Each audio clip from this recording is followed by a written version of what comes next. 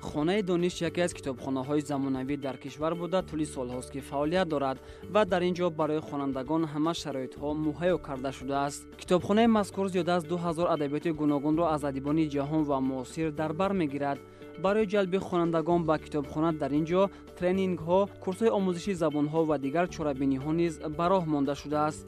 مغزون ظریفова طول یک سال است که در این درگاه علم و معرفت فعالیت دارد و در دسترس نمودن ادبیات ضروری به خوانندگان زیاد کمک می‌رساند. او میگوید خانه دانش این بارگاه علم و معرفت است که در آن خوانندگان از شخصیت‌های بزرگ جهان با خبر گشته در آینده از علم و دانش زمانوی بهره‌ور می‌گردند.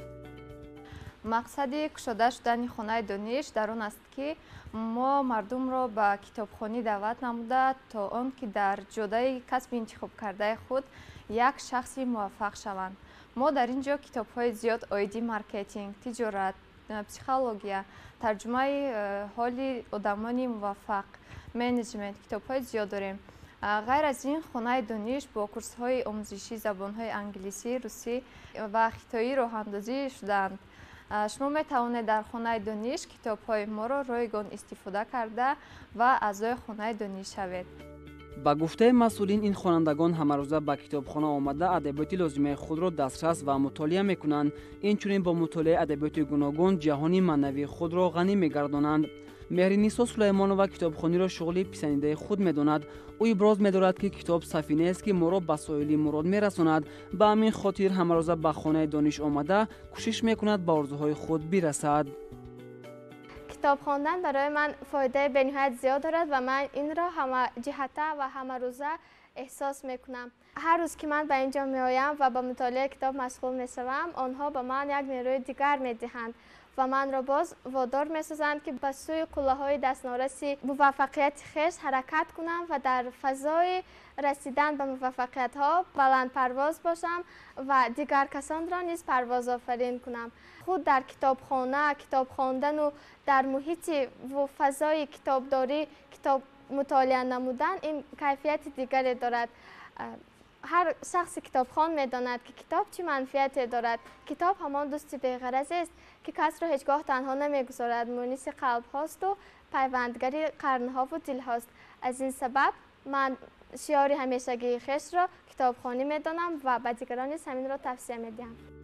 باید گفت که در کتابخانه دانش با مقصد بلند برداشتن سویه دانش و جلب بیشتر خوانندگان با کتاب و کتابخانه همه ادبیات لازمه مهیا و خدمت رسانی در سطح خوب به راه مانده شده است. خوب میشد که خوانندگان وقت خالیگیشان را بیشتر به کتابخانه صرف نمایند و به این وسیله دانش و ملکه خود را رشد دهند.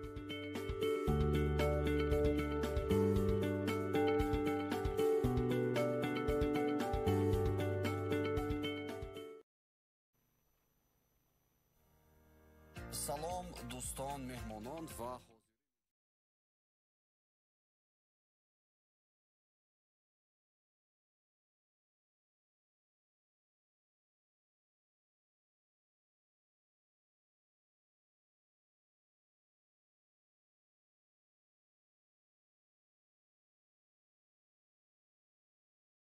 بین المللی استاد سعید می نماییم.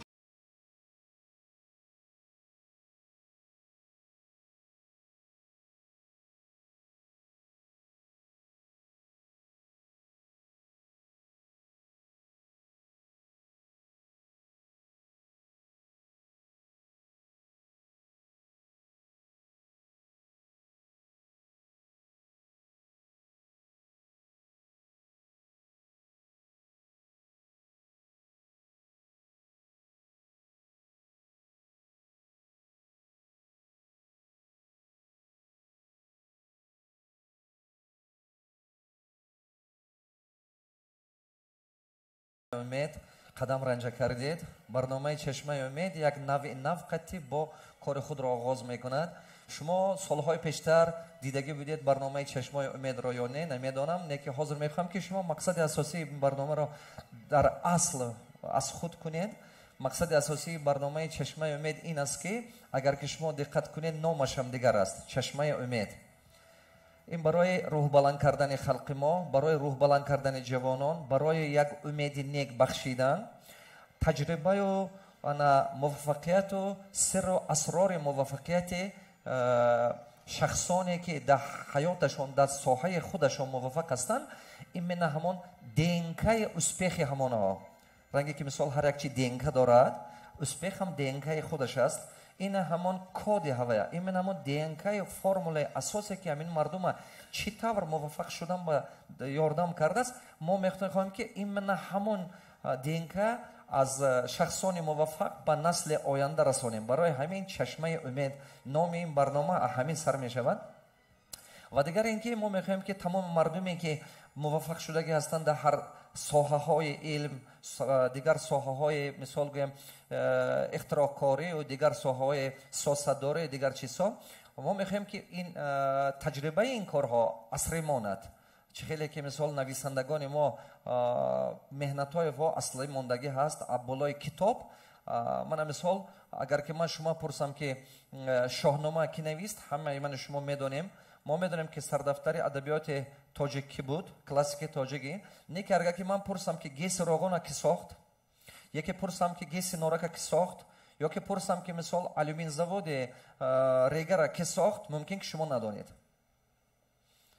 мо мехоҳем ки тамоми мардуме ки имрӯза барои ин ҷамъият хизмат кардагӣ аст вайҳо буданаш дар кор ҷавонои мо бояд ки дарс гирад бояд ки ибрат гирад аз шахсоне ки як ободӣ мекунад аз шахсоне ки як беҳбудӣ мекунад фикронаи мардуми мо бояд бедор шавад мақсади ин барнома яке аз мақсади асосиш ҳамин ки мардуми мо аз ғуломии зеҳнӣ бедор кардан именно аз ғуломии зеҳнӣ тафаккури ин мардума бедор кардан ба илму ба фарҳангу бо илмҳои риёзӣ даъват кардан ки ҳар яки ин шахса шахсияти худаша сохтана ёд гирад аз болои худаш кор кардан шахсияти худаша сохтан ва сифати умри худаша беҳбудӣ кардан ҳар як одам тақдирсози худаш аст ҳар як инсон тақдири худаша именно ҳаёте ки дар рӯи ин замин мебинад худаш сабабгораш ҳаст агар ки шумо сабабгор бошеду ҳаракат кунед ин чи дигаргунӣ мебиёрад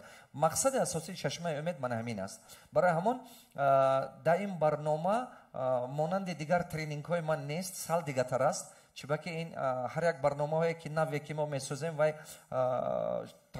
худаша дорад аудитория худаша дорад ин барнома самташ бо кушодтар аст бо бисёртар аст бо кушодтар аст мақсадаш хеле бузург аст барои ҳамин қадар дар муддати ин барнома шумо метавонед ки савол диҳед мо меҳмонҳо даъват мекунем меҳмонҳое ки мо даъват мекунем кадом хел одамоа мо даъват мекунем танҳо ҳамон одамоа мо даъват кардан ба ҳақ дорем дар ин барнома ки якумин одам шуда дари муваффақият дар ҳамон соҳа кушодагӣ ҳастанд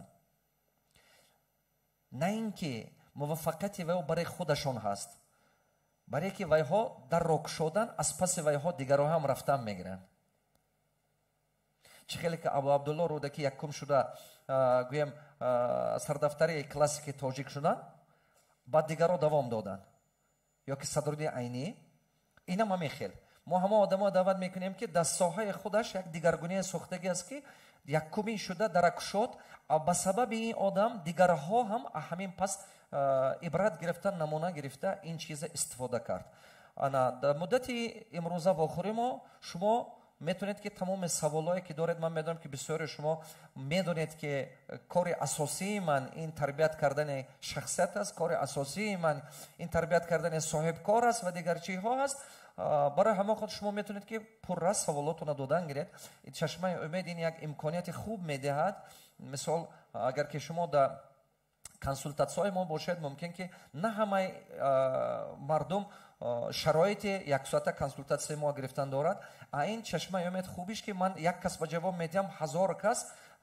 ҷавоби хуб мегирад барои худаш ҳам вай имконият умри ман эконом мешавад умри ман камтар вақт сарф мешавад ҳам шумо бо роҳи дастраст илми беҳтарин мегиред ин хеле хуб мешавад ман хеле хурсандам ки қадар имрӯз одам ҷамъ шудагиаст дар ин зал ман балком нигоҳ кунам пур ин поён пур хеле хуб ин хеле хуб рӯза рӯз бояд ки халқи мо бештартар соҳаи илм ба ҳавас дошта бошад на ин ки фақат тӯй ба рафтан ба вақт ёбад на ин ки фақат улоғкашӣ ба рафта тамошо кардан ба ё футбол ба ё ки дигар чизҳо ба не ки одам бояд ки именно ҳавасу ташаббусаш зиёдтар бошад аз паси илму аз болои худаш кор кардан ба. Вақте ки аз паси худ аз болои худ кор мекунеду аз паси орзуи худатон меравед, пеши шумо ба ҳаёт имкониятҳоя месозад. Не ки вақте ки нарафтед имконият пайдо намешавад. این با مانند چی است؟ با مانند که شما همینجا میخواهید که مسکو سفر کنید، نه که وقتی که ایروپود رفتید میبینید که با بعضا همسفراتون هست. این هم حیات میخیل. وقتی که شما آرزو دارید و از پس مقصدتون میرید، همسفر پیدا میشود. زندگی با مقصد میرسوند همون آدمایی که با وی باوری دارد. چشم آدم همون چیز دیدن میتوند که عقلش رسد. چشم آدم همه چی به باور نمی کند. چشم آدم همون چیز می بیند که وای با باوری دارد. چیزی که در تفکر شما قبول کردگی هستید، شما همون چیز را دیدن میتونید. از تفکر زیاد دیدن نمی شود. برای همون مقصد این برنامه هایی که ما میسازیم، این بلند برداشتن فرهنگ ما که تفکر خلق ما زیاد شود که وای ها امکانات های نو دیدن توانند. امکانات های نو به حد بسیار. دنیا دیگر شده استاد است. دنیا یک دایره در تاجیکستان نیست. اگر که شما توانا باشید، اگر که شما زباندان باشید، اگر که شما هنرمند باشید، دنیا حاضر چی خیلی شدگی؟ یک دنیا، یک بازار. شما میتونید که در همین تاجیکستان شسته در تمام دنیا هنرتون پول کردن گیرید. شما میتونید که در همین شسته اگر که محصولات هنری شما، محصولات عقل شما مثال در بازار تاجیکستان طلباتش نباشد، طلباتش در دیگر دنیا سازید. برای ما یک دنیا، یک بازار. باید که انمی عقیده در فکر تمام مردم ما جا شده ماند که امکانیت هست برای همه انسان ها. چطوری که نردبان آدم بالا میبرد، این برنامه که ما ساختگی هستیم یک سببگار میشود که بالا برد همه انسان هایی که ممکن امکانیت دارن، ممکن امکانیت ندارن. بعضی آدم ها ممکن که طالعش بلند است. بعضی آدم ها ممکن که تولد شدگی هست در عائله‌ای که امکانیت دارد با وی معلومات عالی دادن، امکانیت دارد با وی خواندن، دیگر دولت‌های دنیا نشون دادن. بعضی آدم ها هست که تالنت خوب دارد، نه که امکانیت ندارد. برنامه ما برای همه خیل انسان ها بسیار شرایط خوب میسازد. خب بیاید یک جا پیشواز میگیریم مهمان نوبتی ما را. مهم نظر инак ба саҳна муассис ва мушовири калони маркази тиббии насл меҳмони аввалин барномаи чашмаи умед номзади илмҳои тиб дотсент шамсуддин қурбоновро даъват менамоем. марҳабо.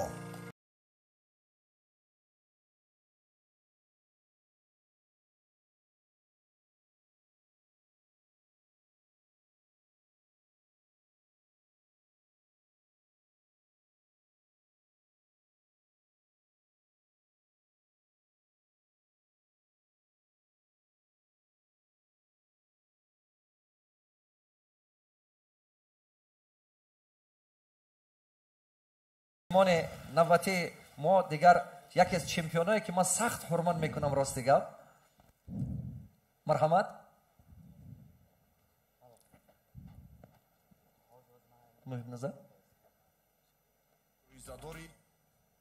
инак ба саҳна чемпиони осиё, ҷоизадори чемпионати ҷаҳон ва ҷоизадори чемпионати олимпӣ оид ба бокс, устоди дараҷаи байналмилалӣ, директори генералии кумитаи миллии олимпии тоҷикистон, меҳмони аввалин барномаи чашмаи умед мавзуна чориева.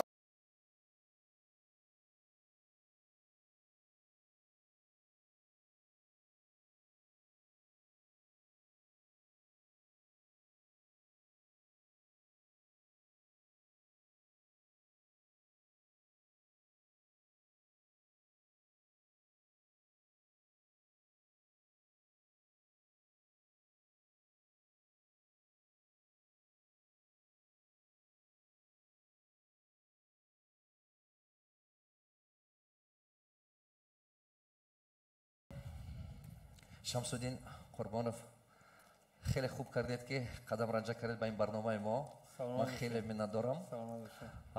نمیدونم شما حاضر از پشت فهمیدید می صحبتایی که من کردم با خلق ما، با این حاضران ممکن شما شنیدید یا نه. در این برنامه ما همون شخصان دعوت میکنیم که اولین باشن، در همون ساحه خودشان یکم شده باشن و یک دیگرگونی نو آوردگی باشن در این جمعیت.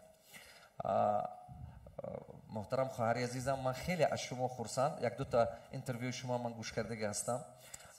چبا موضوع چوری برای من یک نمونه هستند.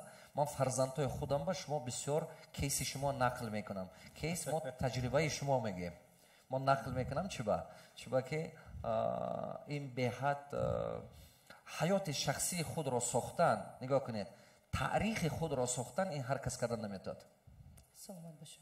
برای ما خوش آمدید، نور دیده. ما خیلی منت دارم از این وقت افتا آمدگیتون، خیلی منت دارم. انا برنامه ما رنگ اینترویو چی نیست. برنامه ما سال دیگه تر است. ممکن که شما اینترویو بسیار دادگی هستید ژورنالیستای دیگر رو با اینجا تماما دیگر چی. من مثال یک تا اینترویو شما گوش کردم که درباره اکو، درباره مثال تیب. انا این برنامه ما درباره مثال تیب نیست. این برنامه ما درباره باکس نیست. ما میخوایم که نشان تیم که پشت موفقیت چی هست، فرمول اساسی که لوبای انسان موفق با موفقیت نزدیک میکند. این من همین چیز ما نشان دادن ما در کار است. همه ساحه ها، چون که ما میخوایم که خلق ما در تمام ساحه ها توانا باشد. خلق ما در تمام ساحه ها ما میخوایم که جوانای ما توانا باشند، خلق ما توانا باشد در تمام ساحه ها. درست؟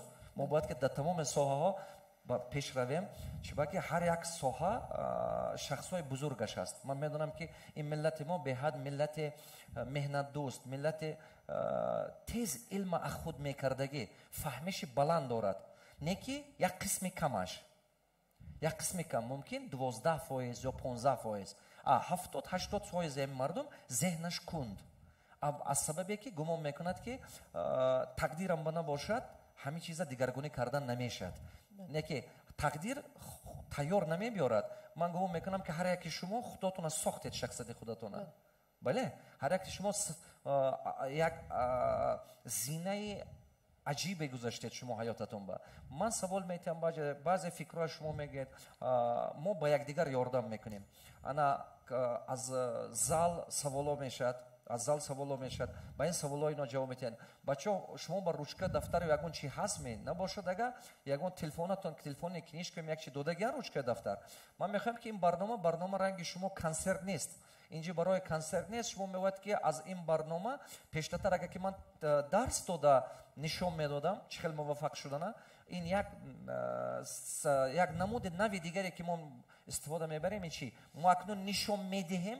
اگر که شما چی فرمولاهای دقت کرده استفاده برید چه خیلی موفق شدن میتوانید. این به حد ضرور است که شما این از خود کنید، به حد ضرور است. خب اکو شما سر میکنیم. محترم شمس‌الدین قربانov، یک چند تا چیزی که مثال میخواستم که از شما پرسم، گمان میکنم که برای بسیار آدما اینترست نمیشود. مثال انتخاب کسب. سلام علیکم. من شمس‌الدین درباره معلومات دادن علاقه. برای چی شمس‌الدین قربانov گینکولوگ شد؟ حاضر من فکرم میگم شما با تو آخره که مثال هر دومو یک فکره باشه. شما طبیبی بهترین. من خواندم شما بسیار ترجمه خوران تو خواندم رومانم دوام دادید وای طبیب بهترین وای صحای گینکولوگش من گفته استودگیم نه. من این من صاحب طبیب بودن طبیب بودن من از دوره صنف 1 تو صنف 4 بودن من یک استاد داشتم اودینایف اسماعیل، مکتب میانه ابتدایی ده میخونده. به خاطر من در همون 3-4 سال اولی که در مکتب ابتدایی من خواندم، ایدئال من هم اودینایف بود.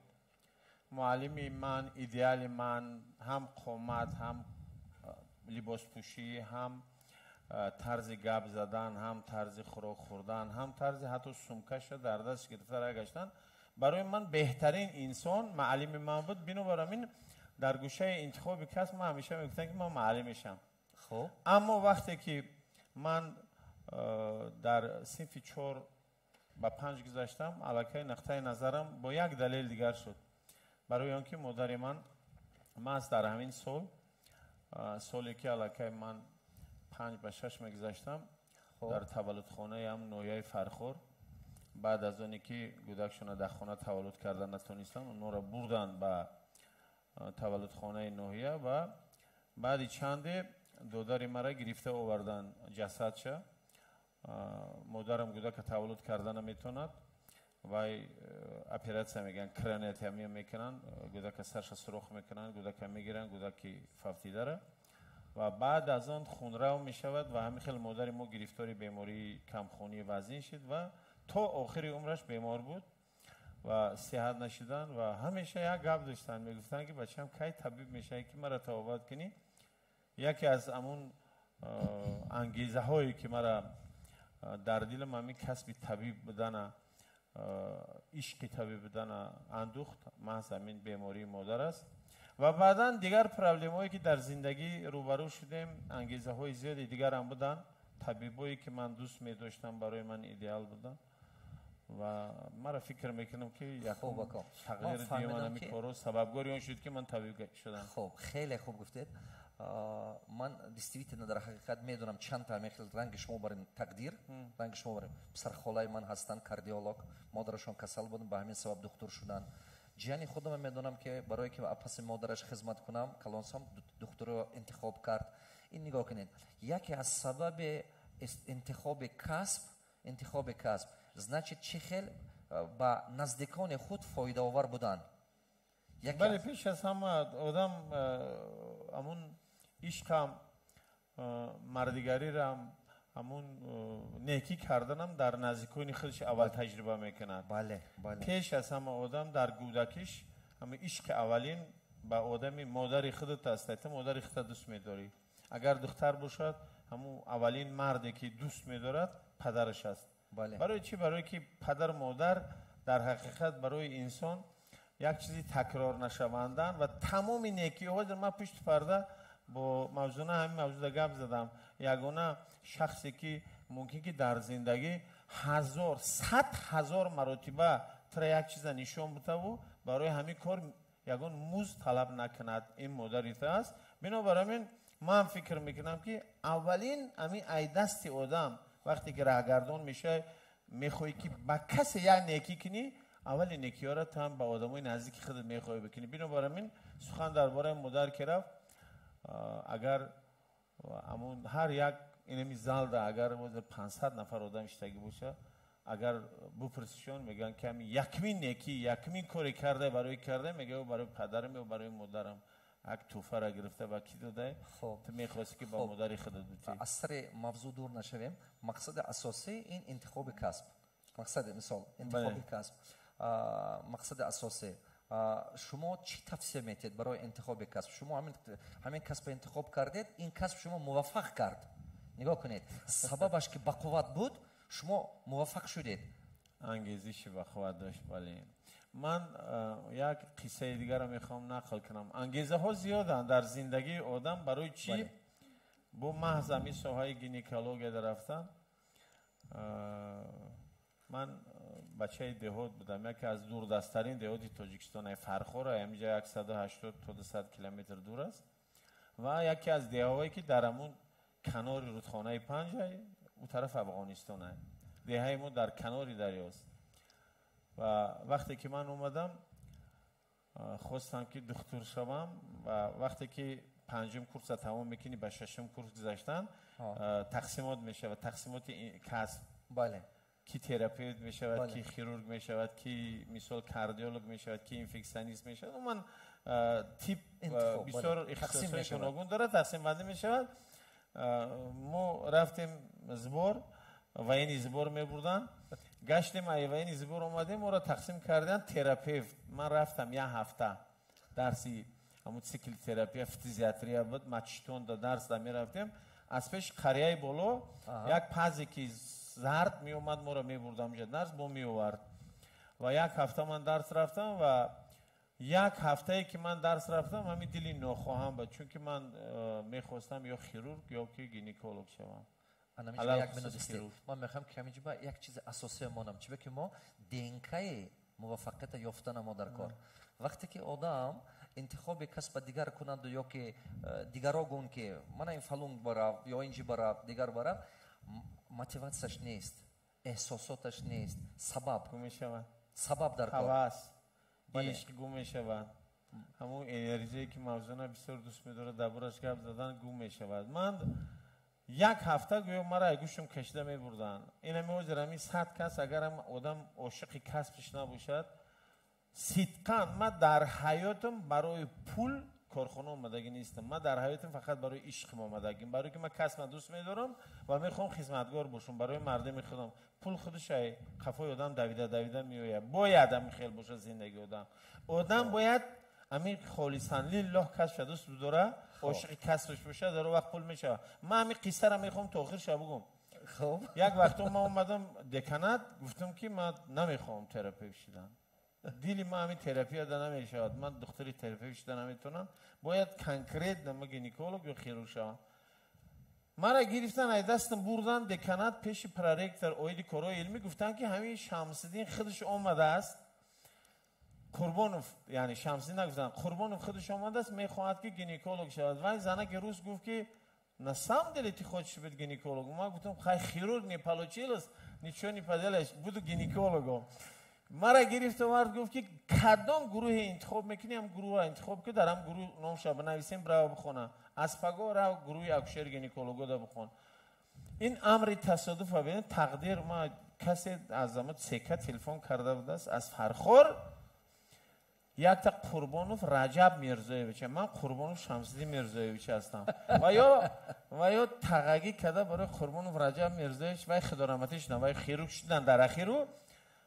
من همچون یک بچه دیگه خونیوی داره گرفتن خیرور کردن خیرور گینیکولوگ کردن به همون دلیلی که از سکه کمپارت تلفن کردن گفتن ای فرخور هم خیلی بچه میا کدام یا خیرورگ میخواهد یا گینیکولوگ میخواهد کدام گروهی دخواهد نامش بنویسین من خودم خواستم که گینیکولوگ شوم من گفتم بعداً میشم خیرورگ شدن مشکل است اول گینیکولوگ میشم بعد خیرورگ میشم لیکن وقتی گینیکولوگ شدم و در فضای گینیکولوگ یا کلون شدم الکی هیچ وقت دیگر نخواستم که خیرورگ شوم من گفتم که همین تو مردن من تو پیشم سفید شدن من تو نفقه برام من گینیکولوگ میستم برای چی برای که این کسب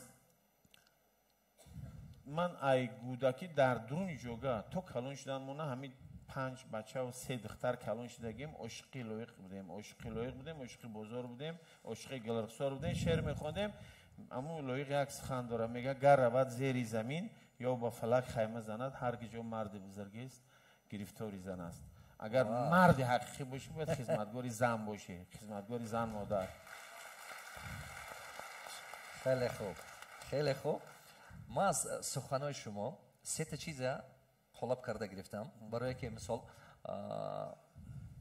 شنوندای ما برای خودشون مختصر کرده گیرن یکم سبب انتخاب کسبتون این مادر شدن مادر که شما دیدید که اگر که همین کسب آموزید خدمت مادر کردن میتونید این نیت خدمت مادر کردن سبب یکم مادر دوم شما گفتید که کسبش رو باید دوست دارد اگر کسبش رو دوست ندارد شما گفتید من عاشق کسب خودم هستم یگان بار از بالای پول کار کردگی نیستم سیوم چیزی که شما گفتید این گفتید که وقتی که یک هفته در دیگه جا من روی کردن تراپیوت نتونستم رفتن چه که اوج همون عشق گم شد همون موتیواسیا گم شد همون انرژی گم شد значит این 3 تا چیزی که ما باید که چotka فهمیم هر یک کس من و شما باید اینا точно داند که با چی سبب‌های هست که آدم موفق کردن میتوند محترم مفضونا چوریeva شما یک особенный آدم تاریخ تاجیکستان با در حقیقت особенный آدم چرا شما فهمیدید برای چی هر دو شما ما ویبر کردم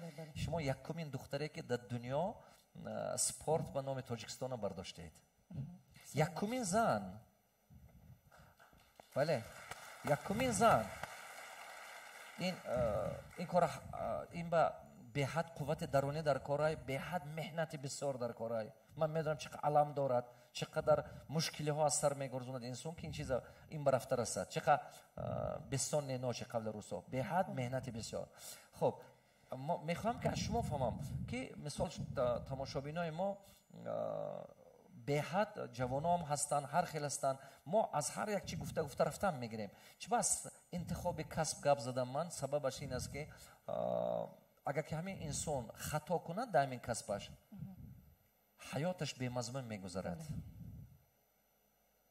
30 сол, 40 сол, 50 сол меҳнат мекунад, баъд яке мефаҳмад ки ҳамин чини ман не. мумкин ки падару модараш гуфтанд ту экономист шав, ё ки ту муаллим шав, ё ки ту як каси дигар шав.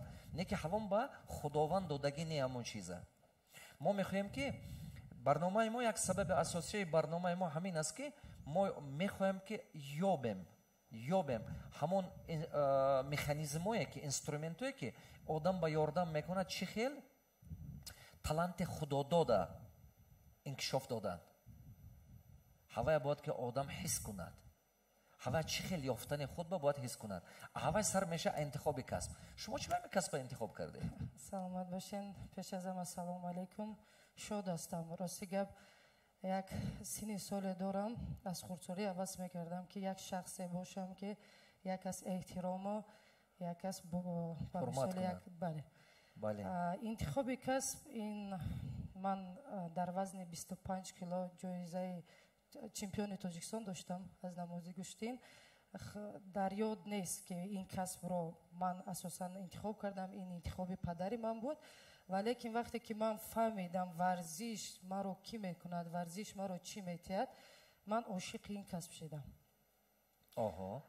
агар мо ози суханро бояд мо сар кунем, аз хурдсолӣ бояд мо волидайн асосан ҳамун фарзандро дар як атрофе калон кунем ки ҳамун кас вай интихоб кунад. аз хурдсолӣ як шавқ дошта бошад. духтаро дар хурдсолӣ бисёртар ба корои духтаро ишғол мешиданд. ман рости гап кӯшиш мекардам ба писарон бошам, бо падар бошам, ҳаракат мекардам. ҳамин чизро падару модари ман дида сатҳи роҳи касби ман нашиданд. ва ё ба кадом мисол бигам, бисёр пастӣ баландӣ буд, рӯзое буданд ки ба даст нишон медоданд, суханҳои қабеҳ мегуфтанд, вале ки падару модар маро аз ин чиз эмин медошт, нигоҳ мекард, дур мекард ки ман ба гапи мардум дилшикаста нашавам, касби худро дар нимаро набонам. барои ки 90% мардуме ки интихоб мекунад касбро бисёртар аз шахсоне ки сухан мешнаванд ба ваё боварӣ надоранд. вақте ки боварӣ намекунанд ва ё дар худашон боварӣ намекунанд, баъд метавонанд ки дигар касбро кунанд. боз аз сари нав ба мисоле ки хонаро сохтан, мо авваз аз фундамент сар мекунем, баъд ба дигар ҷо меравем. ҳамин касб ба мисоли ҳамин аст. вақте ки мо як чизро гирифта то 15 сол фарзанди худро мебарем, дар ними роҳ мешавад ки ба ин намезебад ё ин ки ҳамин чизро то охира бурда наметавонад. валекин вақте ки ман мавзуна чорева шидам, ин 16 солагӣ ман буд. дар 16 солагӣ ман 150 бой, 150 рақобатро ғолиб баромадам. ягонтаи ин духтари тоҷик набуд. 150-та? бале. ҳамин дарони ҳамино ягонта тоҷик набуд? не, ман то ин рӯза як бой бо тоҷикистон бо духтари тоҷик баромадам, валекин хоҳишани набуд. ин ака гуфтанд ки дар дохили тоҷикистон бояд касбро ишон дид. ака мақсади касб интихоб ва оянда инро нигоҳ доштан вобаста ба ҳар як шахс мекунад.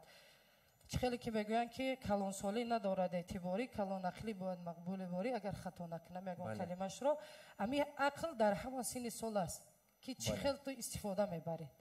ман устодро сухан кардам. вақте ки ман дар толори варзишӣ мерафтам, рости гап мӯи сар надоштам, ба мисоли писар мерафтам ки маро аз толори варзишӣ пеш накунанд. ба ном Чориф Муҳаммад дар мусобиқаҳо иштирок мекардам. ба хотири чӣ? ба хотире ки ман медонистам ки оянда агар ман ҳамин касбро барам, ман бовар дорам ки аз ҳамун занаҳое ки дохили хона ҳастанд, дохиле ки ин касҳо ҳаракат мекунанд, соҳиби як ном шавам, ман тезтарак мешавам.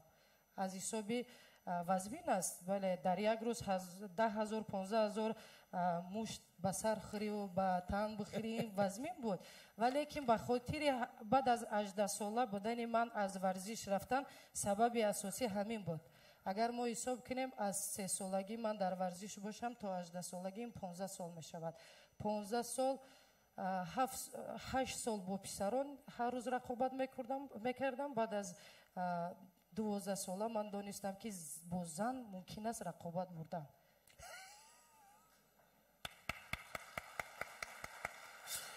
мавзна нигоҳ кунед. вақте ки шумо ман гӯш кардам, ман ҳамчун равоншинос ҳис кардам ки шумо ин интихоба кардед аз сабабе ки муҳите ки шумо будед, муҳите ки мисол ҳамин шумо будед, падаратон ҳамин муҳита сохтан, ҳамин муҳита сохтан.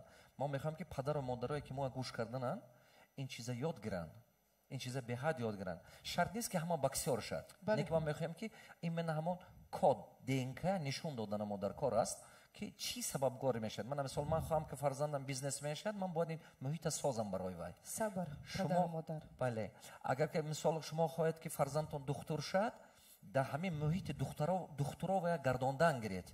агар ки шумо хоҳед ки ман аз таҷрибаи шумо ҳамин чиза фаҳмидам ва бисёр мегардем меомӯзем ки мисол шахсони муваффақа ҳамин чиза ман фаҳмидам ки сабабгори интихоби касби шумо падаратон шуданд ки ҳамин муҳита ба шумо сохтанд. дуруст? вақте ки шумо ин чиза дидед ба ҳамон ҳавас пайдо кардед. ошиқ шудем. бале, аввал мумкин ки аввал худатон намефаҳмедед. нигоҳ кунед, ҷавонӣ ба кӯдак намедонад ки ҳамин чӣ ин барои вай зарур аст ё нозарур аст, ин ояндаи ҳавай ҳаст ё нест. дуруст? ҷавоно намедонад ин чиза, вай фарзанд кӯдак аст намедонад. ман як таҷриба дорам.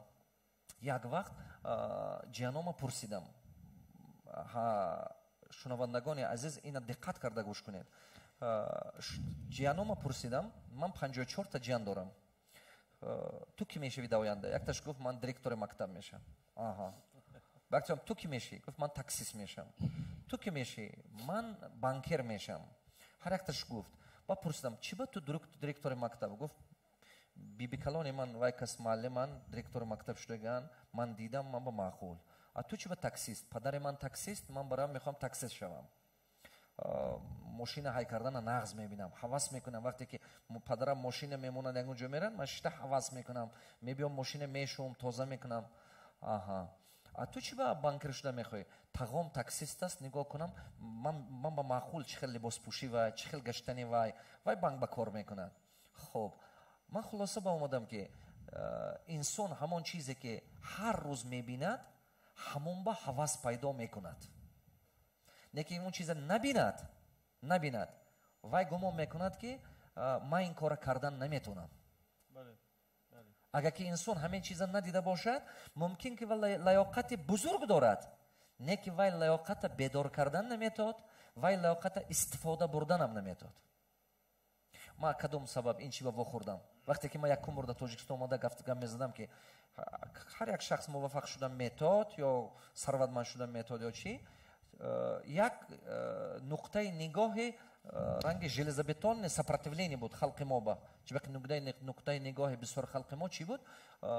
ин ақле не, ҳеҷ мумкин не, худо надода бошад намешад, дар тоҷикистон ҳеҷ мумкин не ин хел шудан, не ки аста дар муддати аз соли 2009 то ба имрӯза 14 сол гап зада мардуме ки китобхония сар кард, мардуме ки мо фаҳмид, уже ва ҳаёташа дигаргунӣ беҳад бисёр кард. хеле ҳаст дар ҳамин залам одамое ки мумкин аз дарсҳои мо баҳра бурда бошаду як дигаргунӣ сохта бо ҳаёташ ба. чиба ки ман фаҳмидам ки манам агар ки ҳамин дар ҳамон қишлоқҷо мемондам, ҳаёти ман дигар намешуд.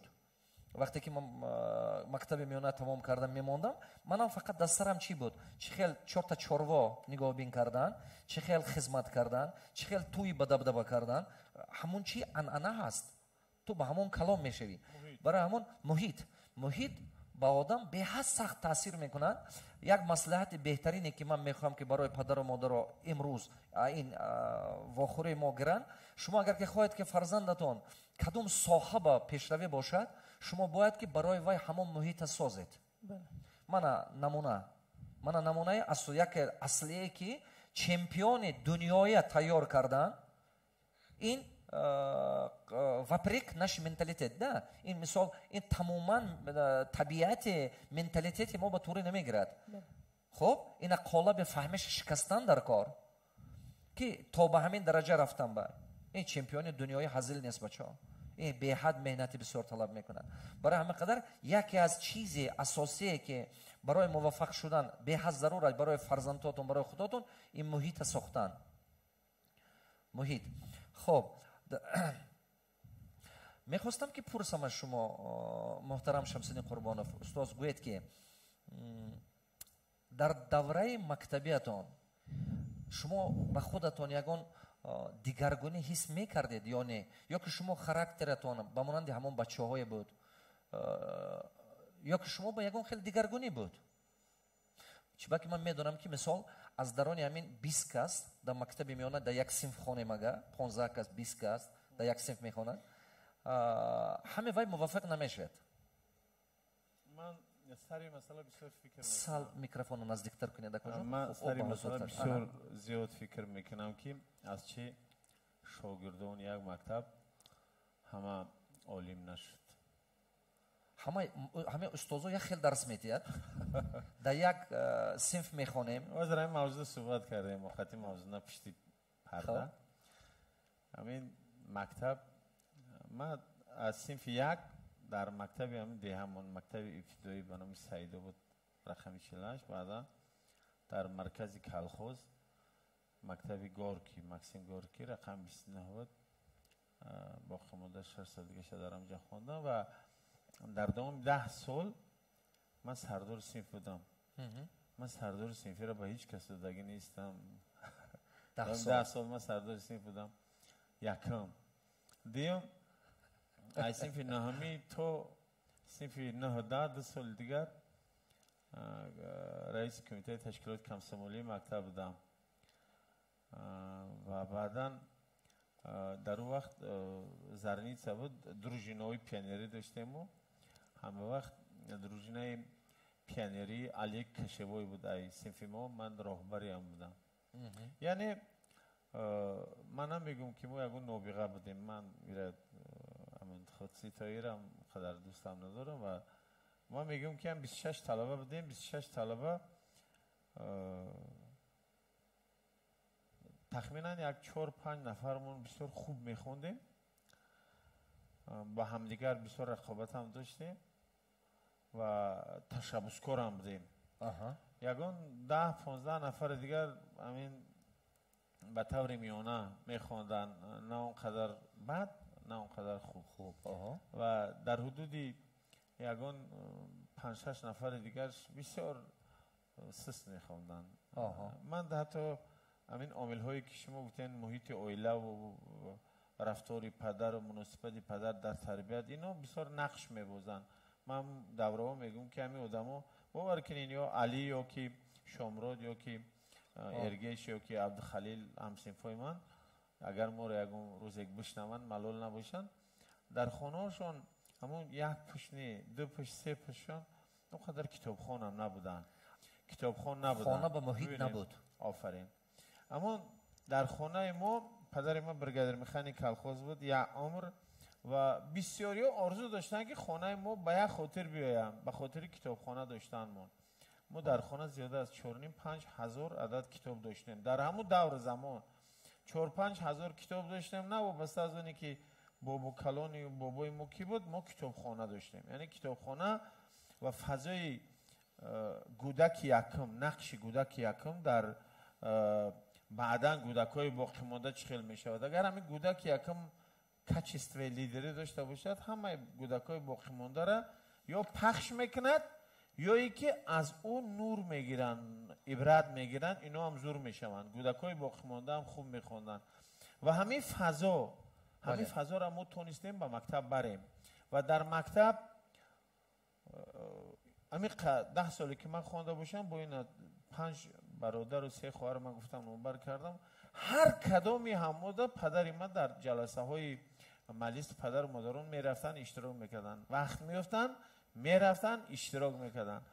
اولین آدمایی که دست مرا گرفته روز کردگان مادر من است. مادر من در 44 سالگیش گذشته شدن. من 3 کورس بودم ملکه و مادر ما خدمت کردن نتونستیم، اما بعد دیگه مادر رو کوشش میکنم خدمت کنم. همین دست روشکه را گرفته هم математика ҳам адабиётай забон ҳам забони тоҷикию ҳам математикау ҳам баъд ботаникау дига фанои мактабҳои аввал ҳамая мерад модари мо хуб медонист аями падару модар савод доштан бисёр нақши калон мебозад яъне ки ин ибрата таҷрибаро ба кӯдакон метиҳанд ва талаб мекунанд якум дуюм муҳити мактаб ман инами то ҳозира дар фикри ҳама ҳастам ки ҳамин маълимое ки ман доштам ва барои ман идеал буданд ин имрӯз дар университетҳои шаҳри Душанбе нестанд ӯ маълимое ки ман доштам чӣ дар либоспӯшӣ чӣ дар рафтор чӣ дар гап задан чӣ дар роҳ гаштан хиромида роҳ гаштан зебо пӯшидан зебо гап задан маҳфилҳое ки мо дар мактаб доштем маҳфилҳои мисол ҳам физикаву ҳам химияу ҳам адабиёту ҳам ботаникаву зоология ҳамин синфҳои ихтисосие ки мо доштем солҳои 80 аст ҳамин фазора як кас намесоза бовар кунед ҳамин гапа як кас намесоза хеле зиёд одамо дар ташаккули ёби як инсон сами хеле зиёд одамо ҳастанд ай оила сар мекунем ай деҳа сар мекунем мерем дар мактаб хеле одамо нақш доранд ки як одам шавад як одам мутахассис шавад ё ки аз миёни ҳаму 26 нафаре ки мо толибилм будем як одам ақаллан бибурояд ки дар сатҳи кишвар ё дар сатҳи миллӣ ба вай дигаргуна созад бинобар ҳамин бо мегӯм ҳеҷ вақт ҳаму одамое ки қисмашон зиндаан қисмашон гузашта шудан қисмашон ягон рӯзе моро мешунаванд ман мегӯм одам шудан инсон шудан як касба интихоб кардан барои худ ризқи рӯзӣ меёбанд аммо агар мо бихоҳем ки муваффақ шавем аз сатҳи миёна боло бале аз ин миён бояд як кас набироя ақаллан ҳамун самаранокӣ ҳамун система ҳамун хеле боша ки ақаллан 15-20% одаморо бирора раҳмати калом муҳтарам духтур раҳмати калом аз суханои шумо ман чӣ кашида гирифтам якуми чизе ки фаҳмидам шумо гуфтед ки ман 10 сол сардори синф будам фикри шумо қати мумкин ки ҳамин сабабгоре шуд ки шумо сардори синф буданатон ба шумо ташкил мекардед ва бачаҳоя вақте ки вай бачаҳо шумо ташкил мекунед организатсиони ҳунари шумо именно кора ташкил кардан организатсиони способности одам сола сол зиёд шуда рафт баъд аз мактаби миёна тамом кардан шумо уже ин характер монд ин шумо ба ёрдам кард бале ин яке ҳунаре ки мисол шумо ба болои вай муҳити будагиш ба бо сахт ёрдам кард дуюм чизе ки шумо гуфтед дар бораи муҳит беҳад хуб бо як чиз дига ҳамин гуфтед ку 20 чанда талаба 26та мехонда 26та 10 сол шумо сардори синф будед инам ягон сабабаш ҳаст барои чи шумо ҳар сол сардори синф мондагишон чунки шумо дидаги тонистаги ҳамин кора ман мақсади гапам чи мақсади гапам ки агар ки шумо фарзандатон ба бачаҳо чандин соло сарфи назар ҳамин кора ҳозир вай метод ё наметод агар ки ҳамон корба аста направит карда сол аз сол дастгирӣ кунед вай ҳамон ҳунар вай ба зиёд шудан мегирад ҳамон ҳунар оянда ба ҳам дар ҳаёташ баъд беҳад дар зиндагиш беҳад ҳозир шумо вақте гуфтед ки 10 сол сардори синф будед манам 10 сол сардори синф будам синфи шумо 26 кас буд мо 25 кас будем ҳамин 10 сол ма умрам хел гузаштагӣ ай ҳамин хурди мо тамоми ҳамин кори мактаб кори синф ҳамин чиза ман худам ташкил мекардам ва ҳамона ташкил кардани кор ин як ҳунари калонтарин ай барои шахсе ки аз норма боло шавад аз норма боло муваффақ бошад вай бояд ки кора ташкил кардан тод ҳар як одам медонад ки дар сатҳи ин сиёсат бошад дар сатҳи ин бизнес бошад дар сатҳи кадом дунёе ки набошад ташкил кардани кор як аз ҳунари асосӣ аст кора организоват кардан кора ташкил кардан мардум қатти муносибат сохтан мардум қатти кор кардан як ҷое ки ба як мақсади калон рафта расе ин кори осон не ин беҳад зарур хуб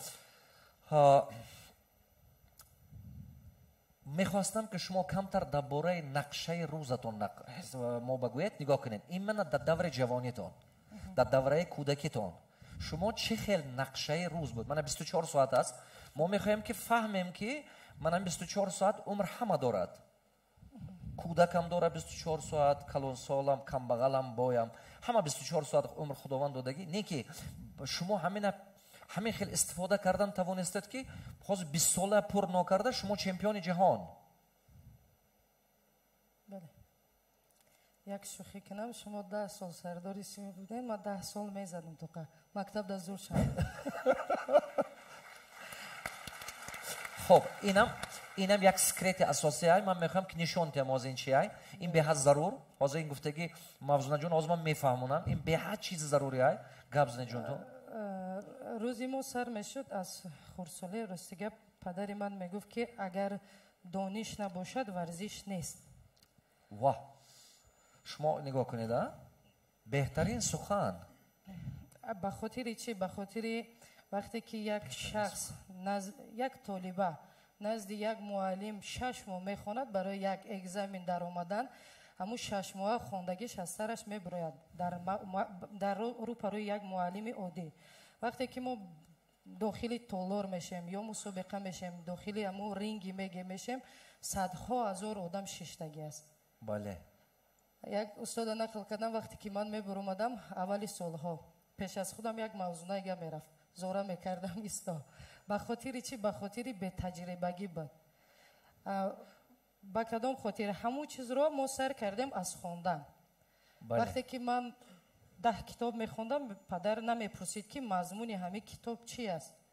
بله بعد سالها گذشت وقتی که من پرسیدم که همون کتابایی که من خوندم و میخواین شنویدن گفت نه بچم در حالتی که من 3 دقیقه تو رقابت میبری 45 ثانیه در تو استراحت میتن در اونجا کپر عوض میکنن شمال میتن مساج میکنن این باز رقابت سر میشود. در این 45 ثانیه باید ما فکر کنیم که تکنیک تاکتیک بوکس ما دیگر کردن این همش خوندن. بله این 45 منوت شما با وقت است برای استراتژی بوی دیگه کردن یا من رقابت برد کردم یا باختم و باید عوض آنالیز کردن. این همش همون سبب خواندن است که من در 45 ثانیه میتونم تاکتیکای بوکس رو دیگر کردم. این یکم بود مکتب من لیکن من هر روز دو میگرفتم. دو میگرفتید؟ من میگم شما با چرا میگم میفهمونم من چرا که گابزنه به خاطر که ویو میگفتن اگر تو در مکتب شینی من از حسابی امی در مبین پسرا بسیار گشتن بسیار معلومه خیال میکردن من رنگی ویو به تربیه هستم برای امی پیش میکردم ولیکن پدر من بعد از درس 5 ساعتی خود رو زیادتر جدا کردم با من درس تیار میکرد. 5 ساعت آن چیزی که معلم میگذشت من این چیز رو در خانه میدونستم ولیکن روزهای بود استاد یک نازکی سالهای ما را نقل کرد که اگر سالهای 92 تا سالهای 2000 بگیم این شخصا غذای خوب نخوردن تعلیم خوب نگرفتن بعد از جنگ استقلالیت خودشون برپا خیست برای همین ما همون فرزندای هستیم که به زدن به یک حرکت داشتن همین جهت بود. بله این اساسی چیزی من بود برای خواندن گویم که من جای تعریف نیست اینجا دا گفتن که آشکار سخن کنیم که من چه زندگی خودم رو بردم ممکن یک کس به همین جهت میتونن صاحبی از ما بالاتر شود ولیکن این یک اصولی درست است که من فهمیدم که در جامعه من چه خود رو گذارم از خواندن من دور بودم ولیکن در خانه تربیت بود. در بعد از این من ساعت 6 زل میرفتم ساعت 8 در مکتب بودم ساعت 11 مشق بودم ساعت از 1 تا 5 استراحت میکردم از 5 تا 7 در تالار ورزشی بودم. یک سوتکه با چند ساعت مشق میکردی؟ 6 ساعت. 6 ساعت این به حد ضرور 6 ساعت نه در خردسالی 4 ساعت بود از روزی که من در سطح بین المللی بودم 6 ساعت مشق میکردم. این بهترین چیزی است که من و شما حاضر باید که اینا خلق بفهمونیم. سبب مکتب به دو گرفتن من میگم موزه چون که من کسب من همین کسب من این است که ایمنا لیاقت فهمش انسان این کسب من هنر من این کار من 20 چند سال کار کردم همین 8 نمود اینتلکت است یک دی هوای فیزیکیسک اینتلکت هوای شما با زیادتر چون که وقتتون کجا با صرف کنید همون اینتلکت زیاد میشد. من مثال هست فیزیک ماتماتیکیسک اینتلکت. من مثال آدم‌ها هست که فیزیک و ماتماتیک به لحکا аз худ мекунад. Любой чизи математика гӯяд, аналитика шишта менависад. Ҳаст пространственный интеллект. Мана дизайнер шудан метод, архитектор шудан метод. Вай ҳам то ҳамиш бидарот сразу мефаҳмад. Мана ин хел не бинур, мана ин зеботар, мана ин хел он хел. Вай ҳамон чиза мефаҳмад масштабна. Неки дига чиз ба ҳавас надорад.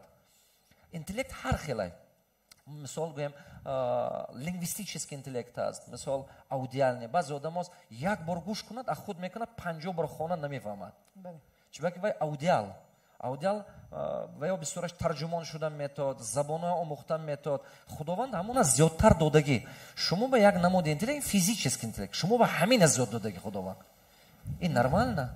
ин мазмуне надорад ки мисол ман ина барои чӣ гуфтанӣ ҳастам? Барои он гуфтанӣ ҳастам ки баъзе падару модара гумон мекунад ки агар ҳамин фарзанди ман баъзе предметоба, баъзе фанҳоба ин қадар сустар бошад, якабе мумкин ки ҳамин бефаҳм аст. Не, вай бефаҳм не. Вай просто соҳи худаш ба туре направит кардан дар кор. Шумо падаратон шахси бузург будагӣ ки шумо ёфтагӣ соҳи худатон ба направит кардана. Агар ки ҳамин падаратон ҳамин ба меҳнат карда направит намекардад, мумкин ки шумо дилхаста мегаштед ҳаёт ба. Мумкин ки ҳозир ин мавзуна чемпион, ин хел чемпион намешуд. ин як чизи асосӣ мана ин. Мо бояд ки фаҳмем. Ман дар китобе ваям ҳаст, кӯдаки нобиғаи ман, ин мой гениальный ребёнок. Вай китоба мехоҳам ки тамом падару модар ёфта хонад. Ман вай ба нишон додагӣ ҳар як направление интеллект чӣ чизҳо ба ҳамин инсон вай дорад. Худо додагӣ таланташ аст. Лучше ҳамон ба направит кунед, азоб надиҳед. Вай мисол шарт нест ки ҳама ягон инсоне нест ки ҳаме чӣ ба муваффақ бошад. Мисол ҳозир шумо бокс ба муваффақ. Шумо наметавонед ки ҳам лижа ба чемпион бошед, ҳам мисол теннис ба чемпион бошед, ҳам бо як 10 намуди спорт ба чемпион бошед. Но ин ақле не ин. Дуруст? ҳамон якташ ба чемпион шудан осонтар, ҳам чӣ гум дастрас аст. Дастрас аст. Сабаби гуфтагӣ ман амин. Сабаби гапи гуфтагӣ ман амин. Хуб, ин хеле хуб. Ин шунавандони азиз, ман гумон мекунам ки шумо барои худатон гирифта истодед ки сабаби асосиш чӣ? Вақте ки шумо мебинед ки ягон фарзандатон ин чӣ ба ҳавас надорад, маҷбур накунед. Мана мисол баъзе мешавад ки фарзандатон забоноя нағз аз худ мекунад, не ки химия ё физика ё дигар фанҳо ишқ надорад, ҳавас надорад, ҳаракаташ сустай, вай доимо ҷанг мекунад, вай худаша неуверенный ҳис мекунад. Шумо бояд ки вай ба боварӣ кунед, шумо ге ки ту зиқ нашав. Вақте ки шумо репетитора наниманд мекунед, вақте ки репетитора химия физика накунед, ҳамон забон бакунед, ҳамон чизе ки вай ба худо додагӣ ҳавая усиливат кунед. мо наоборот кор мекунем. Мо чӣ кор мекунем? Мегӯем мана математика нашудан аст, химия нашудан аст, ту бояд ина потянуться кунӣ, ту бояд ина беҳ кунӣ. Вай ҳамон чӣ ба худованд камтар додагӣ. Шумо бояд ки фарзанда тарбия кардана мо ҳамин хеле зарур аст ки гӯем ки ту математика ба сус бошӣ ҳеҷ гап не. Зато ин ба ту беҳтарини. ҳамона зиёд бабар. Падари ҳамин одам ҳамин чиза фаҳмидагӣ. ин беҳтарин намуна, беҳтарин дарс барои ҳамин мана шумо. Ман мехоҳам ки аз ҳамин вохӯри имрӯза ҳар яки шумо як чӣ баред ҳамроҳатон. 6 соат. медонед формулаи муваффақияте ки ман аз бисёр миллиардерҳо омӯхтам кадом? ҳамин савола 26 та миллиардер ба додам. Якта миллиардер еврей ман ба якта маслиҳат додагӣ. ҳамин маслиҳати аввал ман нигоҳ карда таҷрибаи ҳаётам ба гурзондам. Ман бас беҳад ёрдам кард. Вай ман ба гуфт ки як рӯзба 24 соат аст. ҳамин 24 соат 6 соат хоб кун. барои ҷавоноӣ то 40 солагитона бас аст ҳамин. 6 соат хоб кунед. зиёд хоб накунед. то 40 солагия. гуфт ки 6 соат хоб кун. 6 соати дига кор кун. зиёд кор накун. ҳамон соҳае ки худат бай 6 соат кор кун. Не ки 6 соат ҳами диққатат қатъӣ кор кун. ҳами рӯҳан, ҳами ақлат, ҳами дилат, ҳамата ҳамон ба мон 6 соат. ин хел не ки одамо чӣ хел аст?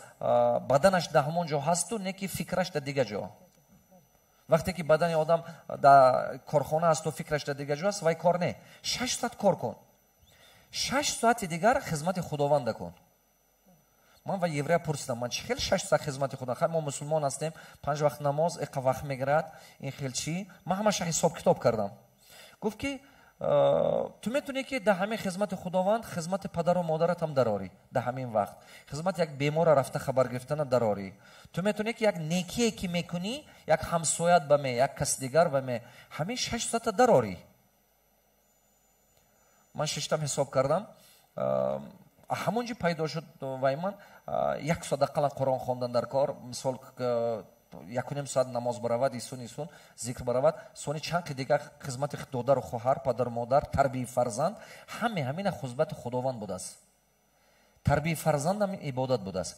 баъд вай гуфт ки 6 соати дигар гуфт аз болои худат кор кун. 6 соат фақат аз болои худат кор кун. علم آموختن، ساحه خودت به موفق شدن، ساحه خودت به خودت بقوت کردن، خودت عبودگیت زیاد کردن. همین فرمولا از 2004 است که من استفاده کرده استادیم. از 2004 تقدیر من تماما دیگر کرد. تماما دیگر کرد تقدیر من. چرا که من باور دارم که آدم هر یک انسان فقط همون شخصی شده میتونه که گوجه وقتش صرف کند. گوجه وقتتون صرف کردید شما همون شدن میتونید. مثلا اگر که آدم همین هر روز 1 ساعت زبان انگلیسی آموزد، یک روز نه یک روز میآموزد، با زبان انگلیسی گپ میزند. درست؟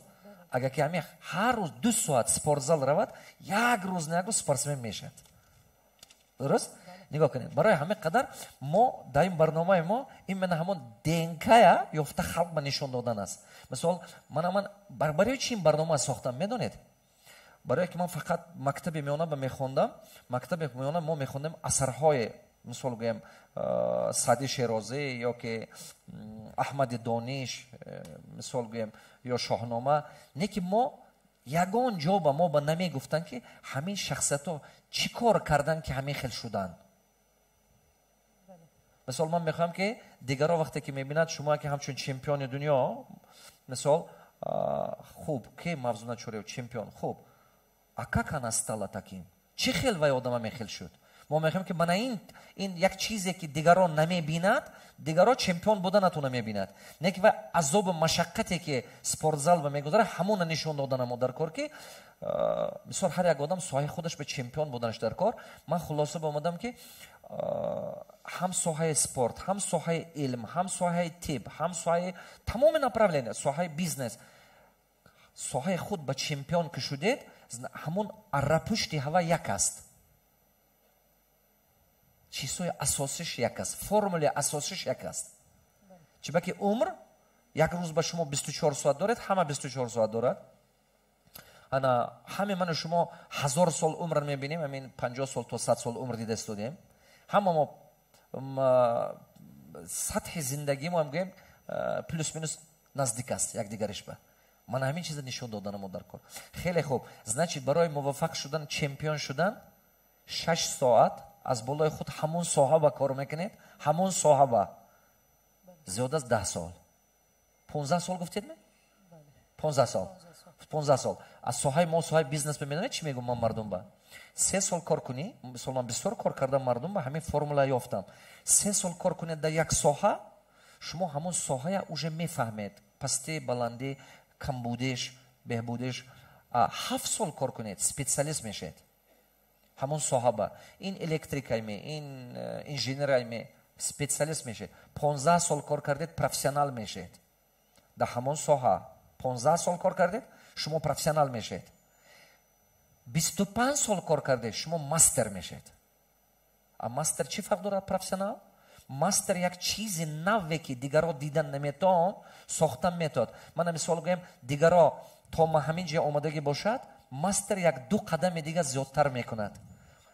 انمون 2 قدم زیادتری که ماستر کردن میتود ساحه خودش با هوای برای نسل نورس، برای جمعیت آینده میراث میموند. من مثال گویم بعضی ها حرف اختراع کردن، حرف دیگران نوشتن، کتاب نوشتن، یا که مثال بعضی ماشین اولی نبینید با ماشین دوم بهتر، با ماشین سوم بهتر. تو است نسل می آمدگی از نقطه اول سر نمی کند و از جایی که دیگران تمام کردن این دوام می دهد. مقصد من همین. خب این خیلی خوب. من گم میکنم که شما این برنامه از صحبت ما یکون چی گرفته استادید؟ خب گرفته استاده؟ خب یا که ما خود وقتا ما؟ خب خب خب سر و اسرار موفقیت شمس الدین قربانov در چی است؟ دو جمله کتی گفتم میتونید نه؟ سه تاشه بگم فقط. اسماعیلش سه تا کتی. همین خیلی گویم که و فهمد. 5 دم گوید مایلش. این همین خیلی که و درست فهمد مردم ما. ما بسیار کوشش میکنم که کوتاه گپ بزنم. ما در حیاتم من کوتاه گپ نزدم. نمیتونم کوتاه گپ بزنم. بسیار میخوام گپ بزنم. لیکن برای چی من شمس الدین شدم، من قربان شدم، دکتر قربان شدم و در تاجیکستان ما را خیلی خوب میدونن. نه تنها تاجیکستان بلکه در بسیار کشورهایی که من تاجیکای خودمون هستم. من قطیبا در روابط هستم و از همینجا ما دویما از طریق تلفن یا واتساپ یا ویدیو باشد یا که باشد خدمتشون میکنم. پیش از همه آدم باید صمیمی باشد، دروغ نگه هیچ وقت، در همین مناسبت به دیگران دروغ نگه. آدم صمیمانه مناسبت کنی، کدام آدم قطعی میفهمد. برای چی؟ برای که فقط در یک عباره، در گپ زدن، در یک حرکت سخن نیست، یا که در جمله هایی که تو میگوی زیبا. آدمایی که همین نمیزال داشتن و یک فعل دارم دویم همین لکسیوی که وقتی میخونم میگم که وقتی که همین یک کس میخیزه ای منبر ای تریبون گپ میزنه و گمان میکنه که در همین زال 400 کس 500 کس 1000 کس شده همشون از عقل مده، عقلشون پایانتر یا کمتره، همون آدم خودش ابله هست. بله و خطا میکنه و سخت بسیار خطا میکنه. بله این همین آدم باید همین خیلی مناسبت کند که بدونه که در رو بروش همتای او ایستادگی با بالاترش هست، شاید بالاتر از او باشم. بنابراین بسیار یکم که صمیمانه مناسبت کنه در کسبش. من در اختصاص گفتم، در زندگی هم میگم صمیمانه بدن. صمیمیت یا صداقت به یک کسب، به یک سمت که ترا میخورانه میپشانه آبرو میته، اما این همی کسب است. همی کسبی که تو یاد گرفته ای، همون آدم به همون کسبش صداقت داشته باشه. من در زندگیم خیلی زیاد کارا را کردم، اما چی کاری کردم؟ همون میدانی که من بازی کردم میدانی تبتیب تندرستی بود. من بیرون نرفتم. من بسیار هنرهای دیگه هم دارم. مثلا من موسیقی هم می نوازم، من این بعضی جمله ها می نویسم، شکاکی نشد شعر نگیم، من می نویسم. من مقاله های خوب می نویسم. در بیان کردن، تصویر کردن هنر دارم. هنری نویسندگی نه، شاعری نه، دعوا نداریم، اما یک گپ خوب میتونم تصویر کنم، با قلم بگیرم تصویری شروع کردم میتونم. بنابر همین نه به صنعت هم نرفتیم، به نویسندگی هم نرفتیم، به ژورنالیستیک هم نرفتیم که هر یک هنر در همین خودم کم کم کم من میبینم، میز میکنم که دارم، اما همین صادق ماندیم در تیب و تندرستی. چند سال بود که شما در همین سال هستید؟ 35 سال. 35 ساله که من در خدمت سالی 88 تمام کردگیم. چند سال میشه؟ 12 سال 23 سال 35 سال میشه. 35 ساله بفکرین 34 ساله که من به صفتی همون تو سطح پروفسوری و که در سنتر رسیدیم یا که عالم شدیم، من از زینه های پایان کار سر کردگیم. این میگه باید فراموش نکنین. آدم تو اگر زینه های پایان در کار نکرده باشه، زینه های بالا در برآمدنش مشکله. نمیفهمم. یعنی زینه به زینه باید آدم بروید در اختصاص به بالا بروه. همین گپ فراموش نکنین.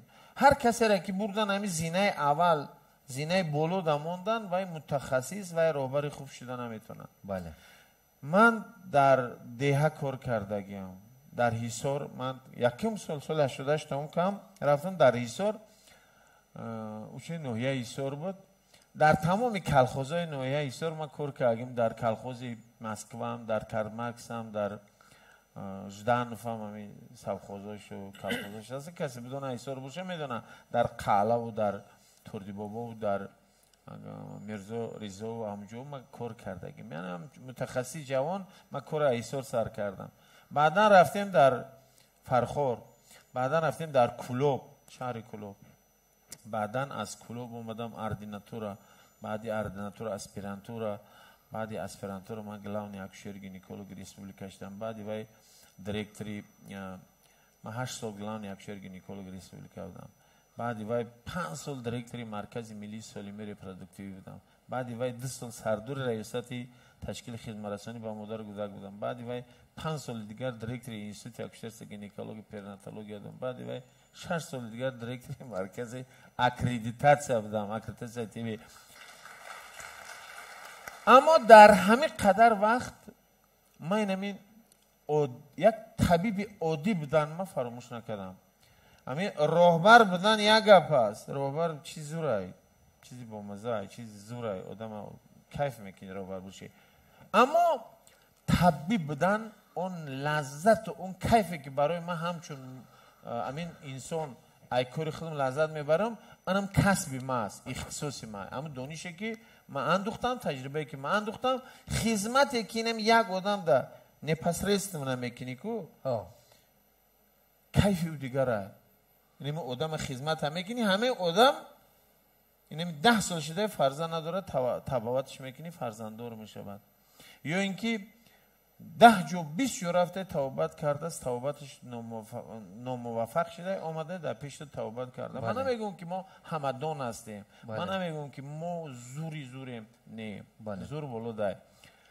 لیکن آدم باید همین 2-3 گپی گفتن که عبارای مختصر قدی بگم. همین آدم صمیمانه باید مناسبت کنه، دیم صداقت داشته باشه، سیم باید به درجه همین خیره باشه در کارش که باید همین هدف اونم جا ایستادگی ای که اونم را تو نره و نگیره که دلش قرار نمیگیره. اونم خیلی طبیعت داشته باشه. بله ما اینا گویم که روسو میگن نستایچیو است. نستایچیو رفتن تا آخر رسیدن. بله. خب با یک چیز خوبی دیگه هم اینجا قید کردید شما از زینه های پایان سر کردن در کار. این به حد ضرور یک چیز اساسی که من از 4 چیزی که شما گفتید، 4 چیزی که گرفتیم از سخن شما گفتگی، من همین چی از زینه‌های پایان برآمدن تو با مقصد نرفتن رسید، نستایچیو رفتن در کار. نگاه کنید هموطنان عزیز، اگر که همین ما آب مانیم برای جوشیدنش، همین چاینک الکتریکی با خوش کنید برای جوشیدنش 90 گرادوس تید و آب جوش نمیشد. 100 گرادوس دادنتون در کار. نه که وقتی که 100 گرادوس دادید و آب نمودش دیگه میشد، بوغ به تبدیل میابد. دیگر آب نیست و بوغ شد. نه که این بوغ لوکوموتیو پویزد کشوله کرده بردم و قوتش میرسد. من چی گفتنی گپم؟ گفتنی که انمون 1 گرادوس آخرون کار اساسی ای. 1 گرادوس آخرون ای که همان موفقیت شما ای. بسیار آدم ها تا 80% تا 80 گرادوس تا 90 گرادوس میبیان، نه که بعد zdواتس میکنن. این چیز نقصتر میدونن چمپیون. حاضر چمپیون میپرسن. او پیش از победа اخیر وقتی که دست و پا قوت نیست، уже تماما درون روحان уже базан сар ба фикри вам мебиёда здаватса. чиба ки як гапи хуб аст ҳамин ки високо соблазн сдаться перед победа. ҳамин ҳама ҳамин хоҳиши рӯҳафтода шуда даст афшондан ин пеш ҳамин вайз пайдо мешавад. беҳад мушкил. ҳамон 1 градуси охирон барои оба буғ ба табдил додан. дар ин масъала чӣ маслиҳат метиҳад? чӣ гуфтани ҳастед? ташаккур зиёд. зиндагии худаш бокс аст. ҳар рӯза рақобат. ман ин хелаш кунед қад мешада, қаду боло мешада. рости гап мо боксда зурем гап задан дастаст. Не, шумо ман ҳавасам омад як ду та интервью шумо гӯш кардам, як ду та интервью ҳавасам омад барои одам ки даҳан мекушод вай пухта будани фикронаш вай маълум ай. Саломат бошен. ҳар як рақобате ки дар зиндагӣ ҳаст, на танҳо дар бокс, дар ҳар як кас ки мо интихоб мекунем, дар он ҷо ҳар рӯза сахт бо баландтараш бардоред, бозам баландтараш кунед. Аҳа. Хоб. Тамом. Ҳо, ана хуб шуд. ҳар рӯза во мехӯрад ки ҳар як ҳодисаҳое мешавад ки инсон мега тамом, хоҳиш нест, наметавонам. дар ин ҷо бояд ҳама вақт як ният бошад, як чӣ бигем, як барои ман азия мир олимпиада ин орзу буд. Хоб. аммо вақте ки барои чи 18 тамом кардам, ман гуфтам дар дунё нест медале ки ман надошта бошам. Аҳа. дар азия 42 давлати осиё буд. дар чемпионати ҷаҳон 205 давлати дунё буд. дар бозиҳои олимпӣ 207 давлат буд. Машаллоҳ.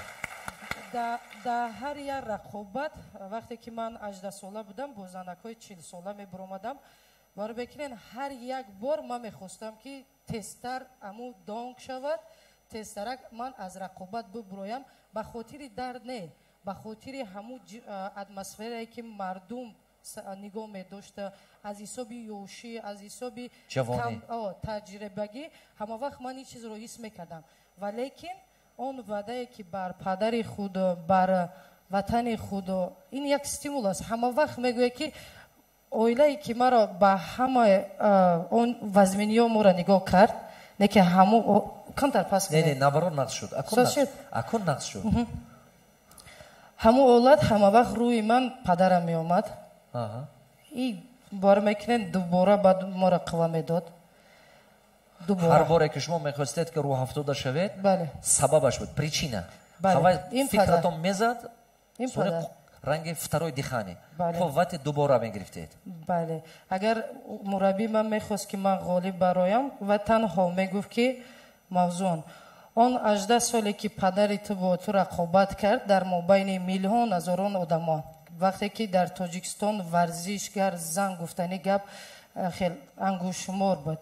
Мардум қабул намекард ховараш варзишгар бошад ё духтараш, ва хело рӯзои сахта падари ман гузарондагӣ буд. Имрӯз ки вай нест, бояд ман ҳар як сухане гӯям, аввал суханро ба номи падар сар кунам, барое ки имрӯз вай шахс дар рӯи касб, аз рӯи касб интихоби дуруст кард, ки имрӯз ман ҷавоне шидам ки ҳам ҷомеа мешиносад, ҳам дунё мешиносад. майли аз ин ҳамас як тараф, ва лекин садсолаҳо мегзарад, мавзӯ намемонад. ин як интихоби буд ки бояд ман ҳама ҳолатҳое ки пеши рӯ меомад, ман мегуфтам бояд ман нишон диҳам ки он интихобе ки падари ман кард дуруст буд. шумо сахт дар дилатон як моина мечем як ответственность, як ҷавобгария сахт ҳис мекардед дар назди падаратон, дар назди меҳри падаратон, боварии падаратон ва боварие ки ин миллат дорад шумо ба. Саломат бошен. ва як нозикиша бигӯм, вақте ки мо ба нокдаун, ба нокаут мерафтем 6 сония аст. Бале. дар 6 сония агар бовар кунед он наркосу ӯ чизое ки мардум истеъмол мекунад аз он вазминтар аст. вале ки мо аз ба поча мехистем, ба хотири чи номус, ба хотири он рӯзои сахт, ба хотире ки ҳамаи ҳамира мо ҷамъ мекардем, дар 6 сония аз ҷо мехистем. ин ҳамаш ба ҳамун сухане ки шумо гуфтем ки чӣ такон медод, ин саҳифаҳои аз хурдсолӣ то ба ҳамуҷа расидан бедор мекард. ина мо мегӯем накопительный эффект метиҳад. ҷамъ шуда қатра ба қатра, қатра ба зарра ба зарра ба зарра даруни одам ба қувват метиҳад ки ту ҳақ надорӣ дигар, фақат пеш. мегӯям ки бокс сахтар аст ё зиндагӣ. мо гуфтем аввал зиндагӣ моро зад, баъд бо боксро мо дар зиндагӣ нишон додем. барои ҳамин ин бокс бовар мекунед, ин танҳо касб аст. ман ҳаррӯза рақобат мебарам. ин ҷомеа ҳаст ки мардум то ҳол ба зан боварӣ надорад. ба он касбе ки занҳои мо лозим интихоб мекунанд, ба он роҳе ки ва ё мехоҳанд озодона нишон додан, мақсад вақте ки ҳозиро лавои ва ё мебинам ки занҳо саҳро медаванд. ҳозир шумо акун боксер ақлитон сар шуд. бале унҷи ба мисол шумо боксе ҷисмонию қуввагӣ нишон медодам. имрӯз чунки ҳама чизи қиинтарин ин қолабшикании фаҳмиши мардума. ман ина бисту чанд сол азобаша кашида дидагӣ. ман нағз мефаҳмам шумо бисту чанд сол боз ҳама кори қиинтарин инсон ба фаҳмондан ки ту лаёқат дорӣ, ту метунӣ ки ҳаётата дига хел гурзонӣ. вай ҳазор як хел оправдане мекунад ки шумо гуд ки не намешавад, мумкин не. ҳазор як хел шумо акун чӣ гум чемпионати бесконечнито нав сар шуд. безардои ба ақл. неки беҳтарин сухан гуфтанд. дар байни 6 сония шумо бояд ки аз нокаут хезед. ин аз наркоз ҳам вазнинтар. ба худ биед. ақлтон кор кунад ки бинед. ҳамин диққататон буданаш дар кор. ана ҳамин ин боксе ки дар ринг бокси ҳаётитон ба мо ина стресс мегӯем. бале ҳар рӯза бокси мани ҳар рӯзае ки мисол ҳамин одамо боксёран ҳар рӯз абболае барои муваффақ шудан барои тақдираша дигар кардан мубориза мебаранд. дуруст?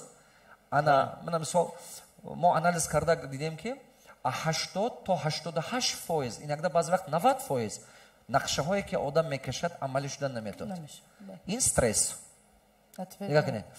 80-90% одамое ки кор ба мегирем мо бизнес ба ажидани мо оправдан намекунад. подводид мекунад. бисёр чизҳои маҳсулото ки мебиёранд ино мехоҳанд ки бизнес созанд ба савдо намерад. тамоми коргараш рафиқаш подводид мекунад. поставщик подводид мекунад. ин доимо барба стресс. ана мо нокдауне ки бокс ба ҳаст инҷи ба монанди ҳамун стрессе ки ҳар рӯз ин мардум аз сар мегурзонад. депрессия, стресс, беҳад чизи мушкил. мо мехоҳам ки бачаҳо ҳамин чиза ману шумо ҳамчун дарс карда гирем ки ҳама мушкил метобад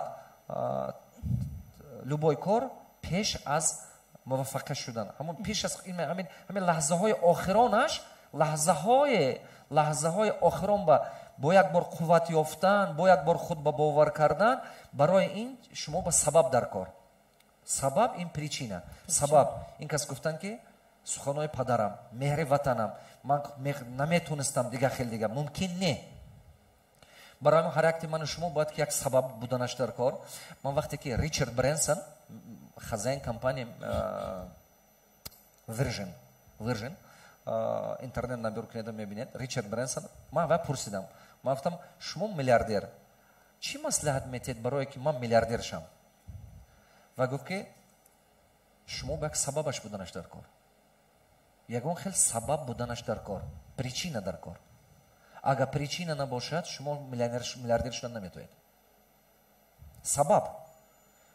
ман фикр кардам, баъд гуфтам ки ман сабаб дорам. гуфт ки насколько ваша причина велика, чтобы вы терпели все припады подъёме. сабабе ки шумо доред, як причине ки шумо доред барои муваффақ шудан, то кадом дараҷа барои шумо арзиш дорад, то кадом дараҷа шумо тайёред ки чизе ки аз саратон биёяд, аз сар гурзондан тайёр бошед. чунки дар ин роҳ бисёр одамо шумо критиковать мекунанд, бисёр номуваффақатиҳо мешавад, бисёр камбудиҳо мешавад. мумкин ки шумо қарздорам мешед, мумкин ки шумо дилшикастаам мешед, мумкин ки баъзе вақт саломатиятон шумо подводид мекунад, мумкин ин рӯзҳоям мешавад. неки то кадом дараҷа шумо ҳамин хел ин муваффақият барои шумо мақсади шумо арзиш дорад ки баҳраш набуред нисфи роҳ ба. бисёр одамо анами чи ба аз баҳраш мебурад, барои муваффақ шудан наметавонад. анамон 6 сонияе ки ҳозир мавзуна гуфтан, ин барои ман менависам китобам дар бораи 6 сония. ин беҳад чизи бақувват, беҳад чизи бақувват ки дар 6 сония шумо бояд ки ба худ биёед. беҳтарин чи? беҳтарин чи?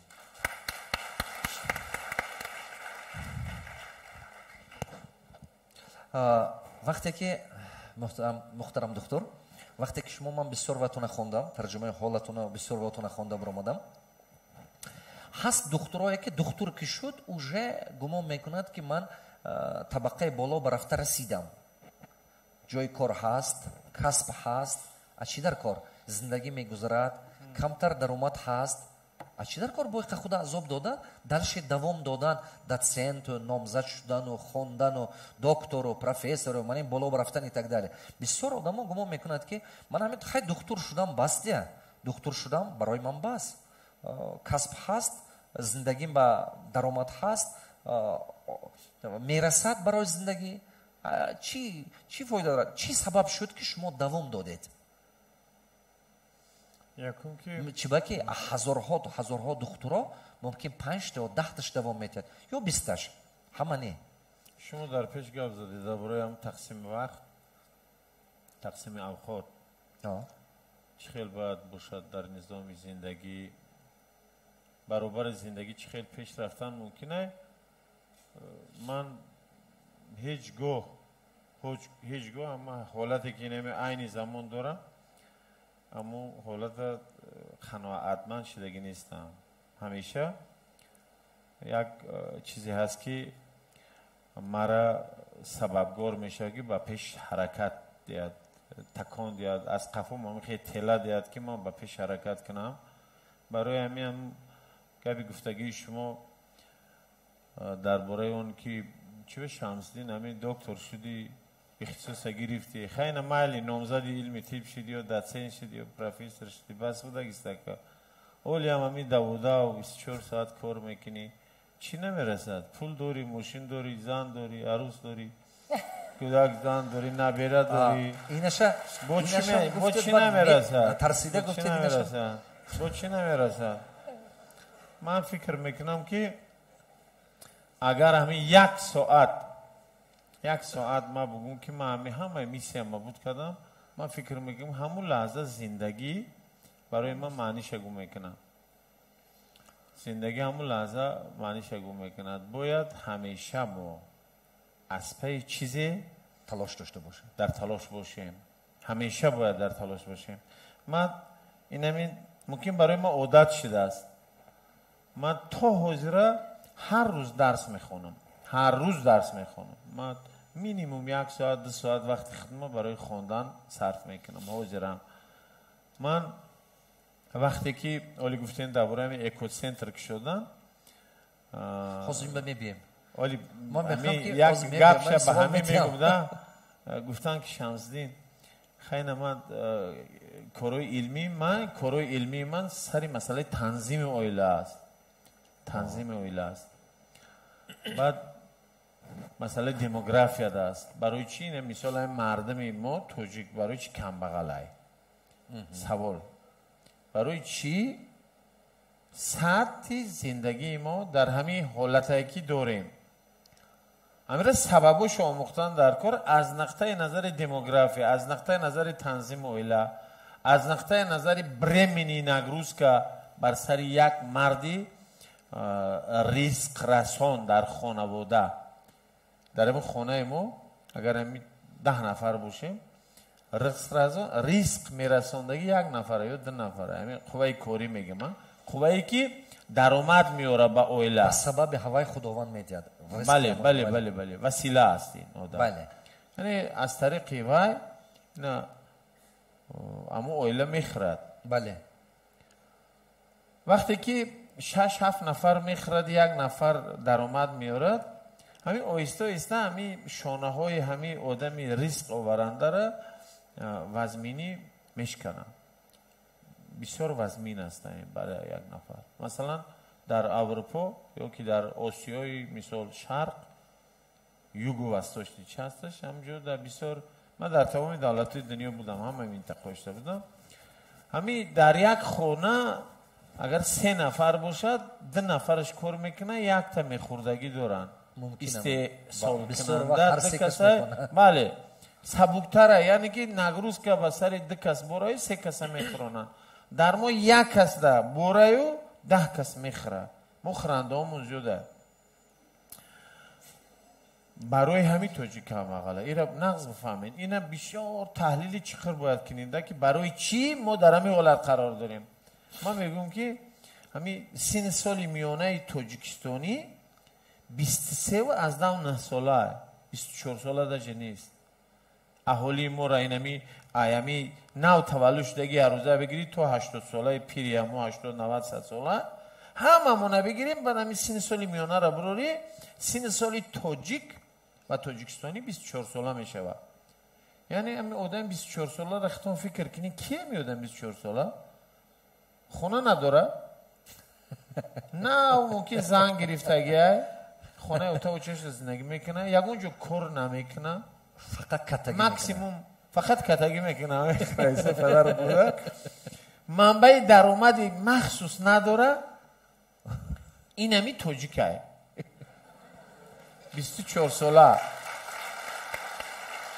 همین وضعیت 40 کده تغییر دادن در کار که تاجیک درآمد یعنی قوه استحصال کنندش زیاد شود. بله ما موضوع کار علمی همین و وقتی که می آموزیم همین سن ساله 24 ساله باشه 24 ساله خیلی تصور کنیم که 24 ساله کسی باشه خودش خچه باید بتا دیگه و آدمو همون خیلی سسترین خیلی نگاهشون کنیم کیه شما 24 ساله این دیم تاجیک بدبختانه امی بعضن او قدر باور نداره بعضن تکیه نمیکنه زنه خوبه استحصال کننده نمیگن زنه میگن زنک باید خونه دا بشینه یا که دخته داری تیری فلخمون نمیگن فلخمون نمیفهمی نه میپرتویش که خیلی میرود سنگه دمش در رشته داره تو میتی میپرتویش اما رو فلخمون میگن زن به همین چیز مانند میکنن میگن که نمیدونی کجا دا میغلطه کجا میره و زنی کی میشه مادری کی میشه نمیدونن این مطلی تاجیکی این نقطه نگاه پیشی که پیش. بود من نگاه کنید حاضر همین به سبب همین برنامه به سبب سخنرانی این گپتون راست من دست نمیکنم همین گپ من بود میکنم حاضر یک لحظه ببینید زن دا او قدر باوری ندارن اعتبار زن او قبلا نیست در نقطه نظری مردی تاجیک من اگه سن سال ما گفتم 24 ساله 50% اهالی تاجیکستانی مردم زنه 50% میفورتون شمورا نمیفورتون شمورا نیمی اهالی تاجیکستان زنه کرد این زنه ما میتونیم بسواد کنیم ما میتونیم انجینیر کنیم ما میتونیم بکسیور کنیم ما میتونیم معلمه کنیم ما میتونیم دختر کنیم ما میتونیم لیوچی کنیم ما میتونیم راننده کنیم این میتونه انا ملت نجات بوده قوه کاری شوه یعنی که از قوه خورنده و استعمال کننده به قوه استحصال کننده مبدل شوه انا می راهی نجاتی ملت ما یعنی زن یک کاری کن در کار که زن از قوه خورنده به قوه استحصال کننده مبدل شوه یک دویم همین سن جای یکان اما 24 ساله گفته بودم 24 بالا بردن در کار 24 اقلا 30 ساله 34 ساله کن در کار چی خیلی را میکنن سطح میانه نه سن سالی میانه را اگر 30 ساله کنیم یا 32 ساله کنیم 40 سالش هم کنی ضرر داره 50 سالش هم کنی ضرر داره باید همین در حدودی 28 تا 35 ساله را نگاه باید بداری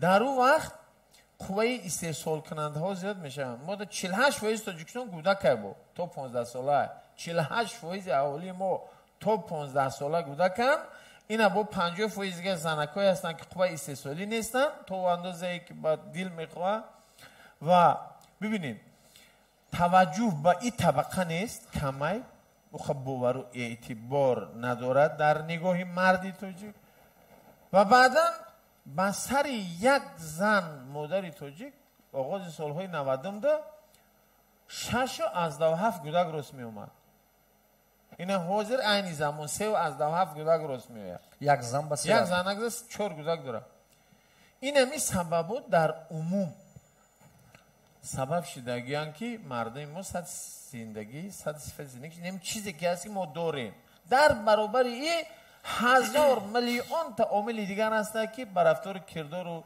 اما ارزش های انسانی و ارزش های اخلاقی و ارزش های زندگی و اعتبار و مقام و مرتبه انسان و همین عزت انسان در این جامعه سببگار شده که ما در همین حالت قرار داریم. بنابر همین ما سوال ایگه پیش ما سر کردیم که مثال شمس‌دین چی تو بس نمیکنی همین جستجو را کورا همین دویم همین پای کور هستی و 24 ساعت کورم نمیکنیم. لیکن ما نگاه کنیم سالی 2019 ما دیرکتر مرکز اکریدیتاسیون تیوی بودم فیروزم که گفتن عرضه تا بنویس ما همین کجای دا کار کردیم فیروزم که عرضه تا بنویس گفتگیم ما عرضه ما نویسنده رفتگیم بحث کردگی نیستم قسم بنامی اولو یکم وظیفه را با یکون چیز نگرفتم فیروزم کردم دعوتم کردم کار کردم عبودی کردم اگه جای رفتگیم کلکتیوم گریه کردگیم ممکن یکون 30-40% شتاهی دروغی باشه چون کلکتیو زنکی هستن ممکن دروغ میگن خیلی ساختکاری کنک شمزین موزیک شده این طرف شده لیکن 30-40-50% خدا بزنم صدقا گریه کردگیم که برای که هم خیلی روبر برای ما رسوده. ببینین من چی گفتنیم من 19 مرکز اکریدیتاسیون کاری دولتی وزیر نمیکنم نگاه کنید امی گفت اوخرا نه میگم تمام شما از بالای مقصد دور نرید نگاه امی سوال دور نمیگم بله بله 19 20 21 22 23 5 سال شده من مؤسسه خصوصی دارم شخصی یعنی کلینیک من شخصی من ساعت 7 کار دارم میرم ساعت 7 میگردم خانه میرم 6 خانه میرم همو رژیم کاری که من دارم اونم را من هیچ وقت خیانت به رژیم کاریم نکردم. من همو اتربوتانی همو زکلکایی که من دارم من همو رژیم دوام میتونم. من فکر میکنم که اولی بعد نفقه بر اومدن من نمیتونم خانه داشته من باید کار کنم من خدمت امی یک روز این همی 24 ساعت تلفن میکنن شب ساعت 12 شب اگر یک کسی ای مسکو ای روسیه ای ترکیه ای تاجیکستان ای مسچو ای فرخوره اگر یگون آدم اینم شما یگون تا تلفن کنیم شمس‌دین ام تاری پرابلم ندارم ساعت 12 شب اگنی میم بری خوب کنی نه تلفن میکنن اگر ما یک لحظه خدمت قطعا آدم نیتو گپ زنم کو ما خدمت نمیبخشم. برای چی؟ برای هیچ کتر طبیب مجبور نکرد بشوی. بله تو طبیب چی دایی؟ وظیفه طبیب خدمت کردن نه برادر بود دروگم اینم ساعت 12 شب تلفن میکنم خدمت کن ساعت 1 شب تلفن میکنم. بله من در دوام 365 روز سال ممکن 20-30 شب شبانه ساعت 1-2-3 شب میرم جراحی میکنم با میگردم میام با سحرم اما ساعت 7 با کارده هستم. بنابراین این همی چیز با آدم فیض برکت میده در زندگیش. رحمت کلان دکتر دلش میریم نگاه کنید سوال با میبیم ده دوباره سوال که میتیم از دور نرید سلیشکم التماس چباکه این به حد ضرور است که از همون چباکه اینجا من سوالم به حد بسیار من شما به حد بسیار چیزای خوب صحبت کردن ما در کارای مالش رحمت کلان. خب من میخواستم فهمم که شما سبب اساسی که نگاه کنید دکتر شدید نه که شما دوام دادید بسیار آدم ها دوام نمیدهد سبب دوام ندادن و چی است بسیار آدم ها یک نقطه به میبرد و به همون میماند عدالش دوام نمیدهد. شما دوام داده نامزد علم ها شدید دکتر شدید استاستا تو پروفسور رفتید استاستا اومده کلینیک شخصی خودتون ساختید. اینا ما میدونید چی میگیم ما اینا میگیم که همین هنر تالنت کپیتال به تبدیل دادن یاد گرفتن در کار. آفرین. کی فهمید؟ با تکرار میکنم دقت کرده گوش کنید. تمام هنری که خدا میتید شما با و هنر کپیتال به تبدیل دادن توانستن در کار. دو تا چیز اساسی که حاضر همین جبه هست شما با محترم دکتر دو تا چیز اساسی. یکم شما دوام دادید بسیار آدم ها همون راه به میستد دوام نمیتید شما دوام دادید با بالای خودتون کار کردید آموختید. دومین چیز اساسی نگاه کنید این تماما همه آدم به نیست این بیزنس مشلینه соҳаи духтурӣ дига аст, соҳаи гӯям муаллимӣ дига аст, соҳаи илм дига. Не ки вақте ки шумо кадом вақт шумо ба сартон ба зад ки ман бояд ки клиники шахси худам акушам. ин беҳад зарур. нигоҳ кунед, ман ҷавона ёд метиҳам, ҷавона мактаби миёна чӣ хел мактаби миёна рафта хондан, кадом фанҳо ба диққат кардан, ба кадом фанҳо чӣ хел нақшаи ҳаётита сохта буромадан, чӣ хел карда чанд сол гуҷо ба кор кардан, баъд чӣ хел карда ҳамин соҳа ба бизнеси худата сохтан. агар не ҳамин хел накунега ту ояндаи худат ба дуруст сохтан наметоӣ. чунки мо 50 сол 20 сол 30 сол оянда нигоҳ карда гам мезанем. мо ки мисол мо шахсе ки мо гӯш мекунанд, мо мегӯем ки вай тайёр шуд барои ҷамъияти оянда. ҷамъияти гузашта ин уже маълум, не ки барои ҷамъияти оянда вай тайёр шудаш дар кор. на ҳамин духтур клиника дорад, на ҳамин духтур давом дода номзади илмҳо мешавад. ана ҳамин дута чизи асосе кадом вақт ба шумо сартон базад ки клиники шахсӣ доштан зарур. ин як. дуюм саволе ки метиҳам, кадом вақт шумо ҳис кардед ки именно обычная клиника не, клиникае ки ҳама ба ҳаст не, очередной клиника дар кор нест, пур клиника мисол не ки шумо гирифтеду як соҳае ки ҳамон чи нест ҳавая овардед. сабабе ба ҳамин барномаи чашмаи умед даъват кардани шумо ҳамин. шумо якумин одаме ки дар Тоҷикистон именно экоя ба ҷо мондед, ба роҳ мондед. ин як қисми мардуми мо акун дига давлатҳо намераду, як қисми мардуми мо бо осонтар шуд. бале. як қисмаш все равно мерад ва мани шумо убедит карда наметоем. як қисмаш все равно мебуравад, як қисми дигаш все равно баҳробир барои вай одамо ин чи дастрас шуд. мо ҳамин барнома мо фақат ҳамо одамо даъват кардан ба ҳақ дорем ки яккумин шуда даракушод барои ин миллат. шумо даракушодетон, баъд аз шумо дигаро ин миллат ба мисол бо ҳамин корак давом дод, хизмат кард, дига чи барои ҳамин қадар. кадом вақт ҳис кардед ки клиника шахсӣ буданаш зарур? ҳазур аҳмад, вақте ки Тоҷикистон соҳиби истиқлол шуд ва бо амри тақдир бошад чӣ бошад, мо омадем аспирантура, ординатура ва аспирантура ва ман главни акушер гинеколог республика шудам бо ҳамин подолги службе бигем. ман аллакай ҳам дар давраи директори институт будан, ҳам дар давраи директори маркази миллӣ будан, ҳам дар давраи директори центри аккредитатсия будан, ҳам сардори асад будан сафарои хизмати хеле зиёд мекардем. ман алалхусус дар Туркияву Испанияву Португалияву Англияву Германияву пасу шӯравии давлатҳоро намегем, то Африкаву дига ҷо ман бисёр ҳавас мекардам. медидам мисол тандурустӣ баъзе технология баъзе ваёра мегуфтам ки чиба ки ҳам чиз дар Тоҷикистон нест. сабабаш ин чӣ гум путешествие, сабабаш ки шумо дар дигар давлатҳо гаштеду дидед, ҳар вақт мегуфте ки чиба ҳамин дар худомо нест. барои чӣ маҳз дар ҳамин шакл дар мо нест. хеле ки ҳаст тандурустии Тоҷикистон бад нест. тандурустии Тоҷикистон инфраструктураи вақфа дорад. дар ҳамин шакле ки организация кардагиан тандурустиро барои чӣ дар ҳамин шакл нест? барои чӣ? и аввал. дуюм ман гуфтам вақте ки ман корои илмим вобаста ба танзим оилаву демографияву фафти модар гудак буд, ман чандин ҳамун корои общенациональни исследования дар овар будам дар сатҳи ҳукумату давлату вазорат тандурустӣ ва ҳифзи иҷтимоӣ ин пажӯҳишҳоро гузарондагӣ будем. мо мегуфтем ки ҳамин тоҷик бисёр таваллуд мекунад, басай ҳамин ҳамаш доранд 4-5 гудаки. баъд дар солҳои 90 як чизои фактори интереснеро бугум барои шумо интересне. ин чизо ҳамин нишондиҳандаи таваллуд дар пасушӯравӣ ҳамин 15 давлат Тоҷикистон ҳама нишондиҳандаи баланди таваллуд дошт ҳамун даври замон оғози солҳои 90.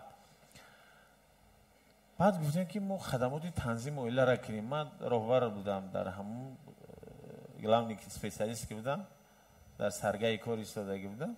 мо хадамото кардем. занакои тоҷик як хелаш дар як сол 2 бор таваллуд мекард, аввали сол охири сол. ҳамин фоизи ин қариб 5-6 фоиз ташкил мекард ки 5-6 фоиз занакои тоҷик дар як сол 2 бор гудак мекунанд. январда мекунад, декабрда 2 бор мешавад.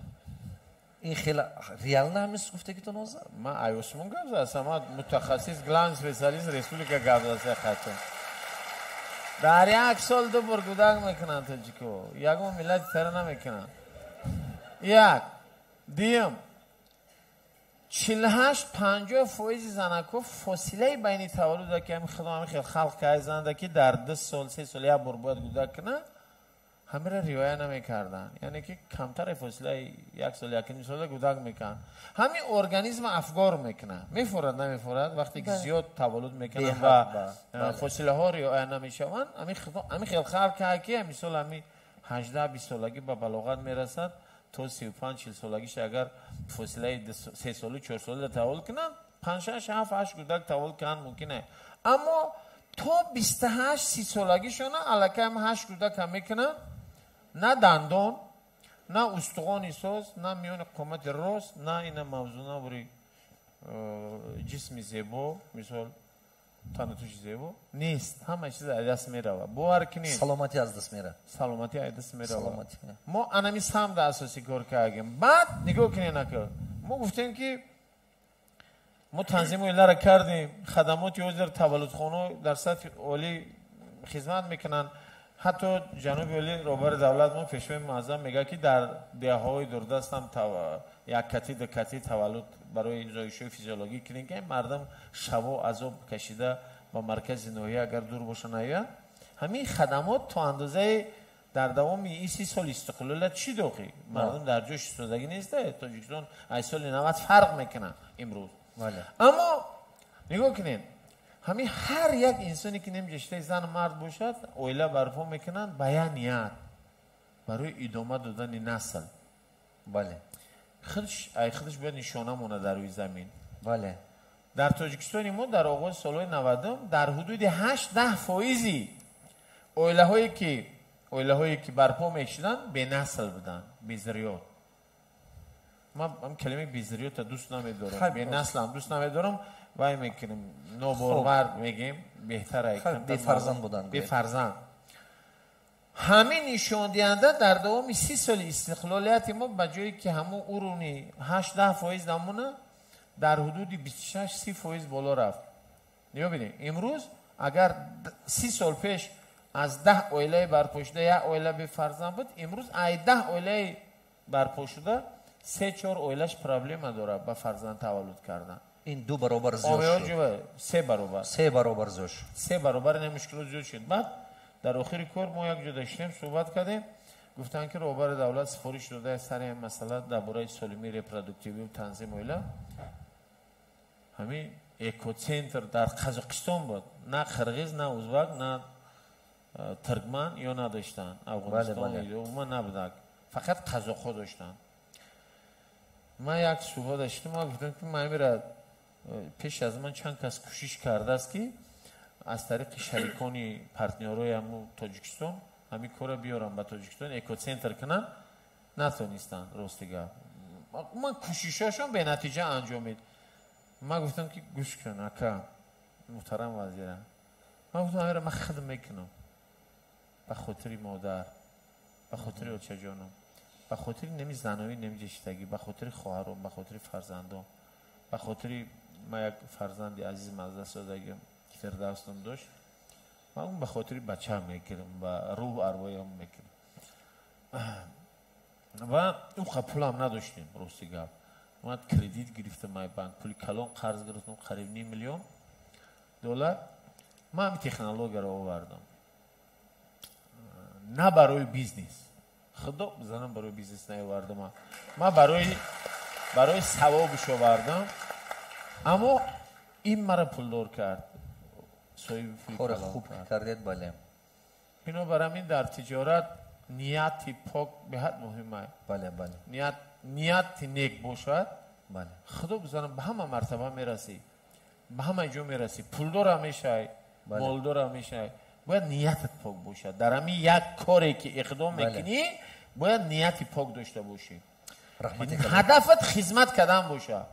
هدفت خدمت کردن باشه. باور کنین همین یک کسون برو، یک چوین چوی، یک کاسه شوربا، یک جای خواب، خانه، گفتی خود یک ماشین. رحمت کلام دکتر. دیگهش باور کنین خدمت کردن نام نیک. номинек мондан. Агар ами ниятат номинек мондан бошад, хизмат кардан бошад, шумо пеш наред. ҳаракат кунед ки ҳама ҳар як савол ба савол набуред. асос шабгем ҳамия баъзе формаи тасодуф сабаб шуд мо гуфтем ки инами чиза мо ами қазоқ ҳеҷ камбуди надорем. барои чи мардимо қазоқистон бираванд? барои чи пулша бирав дар қазоқ сарф кунад, дар россия кунад, гардани каш кунад? мо амира овардем ки мардамон сарсон саргардон дар мамлакатҳои бегона набошанд ва ҳамон пуле ки доранд дар ҳамин тоҷикистони худаш ба табиби худаш масраф кунаду натиҷа бигирад. сабаби кушодани клиники шахсии худотон мо сета чиза кашида гирифтам аз сухани шумо. сета чи. якуми сабаби асосиш шумо дидед ки ҳамин шакл дар тоҷикистон нест. сабаби якум. значи вақте ки шумо меред, як сабаби асосиш ман маслиҳате ки беҳад метиҳам тамоми мардуми тоҷик ба ҳамин дута туй барафтед 5 таш ба нареду ҳамон пулатона ҷамъ кунеду беҳад сафар кунед дунёя бинед ҳамон соҳае ки худатон ҳамкорӣ доред ё ҳамон соҳае ки шумо мутахассис ҳастед ҳамон ҷоҳо ба вақте ки сафар кардед равед ҳамон ҷоам бинед. ин одам ки духтур буданд дигар ҷо рафта клиника дидан. агар шумо гостинса доред рафта гостинса бинед, ресторан доред рафта ресторана бинед. шумо агар ки гӯям сехи дузандагӣ доред рафта сехҳои дигаро бинед. вақте ки шумо имена сафар мекунед ҳамон шаклҳои наве ки дар ватани мо нест шумо албатта якта не якта вом мехӯред. ин шумо ба беҳад эконом мекунад вақта. мисол агар ки худатон як 10-20 сол ба ҳамин фаҳмиш ба меомадед ин шумо ба хеле вақта эконом мекунад. барои ҳамин беҳад ин якумин чизе асроре ки фикронаи шумо бизнес мишления месозад чашматон қатъи дидан аст. рафта диданатон дар кор. дуюмин чиз ҳамон чизе шаклеша биёред ки ҳамон намудеша биёред ки мо ба набошад. мисол дидед ки ҳамин хел кафе ҳаст бо ҳамон хел кафе накунед, ҳамин хел ошхона ҳаст ҳамон хел накунед. як чизи дигаргунӣ буданаш зарур вай чи дигаргунӣ буданаш дар кор. сеюмин чи ҳамон коре ки мекунед, ҳамон коре ки мекунед, бизнесе ки мекушоед баҳри халқ кунед, на ин ки аввал барои даромад. вақте ки шумо аввал фикри ҳамон миҷозҳоя кардед, фикри ҳамон одамое ки ҳамин маҳсулоти шумо мегирад, фақат фикри ҳавай ба банд бошед, хизмати ҳавая кунед, фикри ҳавая кунед. вақте ки вай ҳамон маҳсулоти шумо харида бурд кард, баъд корхонаи шумо муваффақ шудан ба имконият дорад. не ки вақте ки вай бурд накард ва имконият надорад. ин чизи беҳтарин чизе ки ҳозир мисол ҳамаи шумо бисёратон мумкин ки медунеду диққат накардед, не ки мумкин ки баъзатон диққат кардед. анакун чорумин чизе ки аз сухани одам мо гирифтем чи ҳамин чи дар ҳақиқат набуд, ҳамин чи барои халқи мо дар кор буд, ҳамин чи дар ҳақиқат ҳамин шакл қатъи набуд, даже маблағам ки намерасид ин уже барьер шудан натавонист. маблағ набудани маблағ барои бизнеса сар кардан ҳаме одам ҳамин мушкилӣ ба вом мехӯрад. бисёр одамоя аз мақсадашон мегардонад именно ҳамин мушкилӣ. маблағ нест сар кунам, маблағ нест сар кунам. агар ки шумо нақшаи бақувват дошта бошед, командаи бақувват дошта бошед ва чи технологияи бақувват дошта бошед, натарсед, партнёр гиред. ин беҳад зарур. не ки маслиҳати ман ки аввал ба аввал ҳаракат кунед ки қарз қатъи бизнеса сар накунед.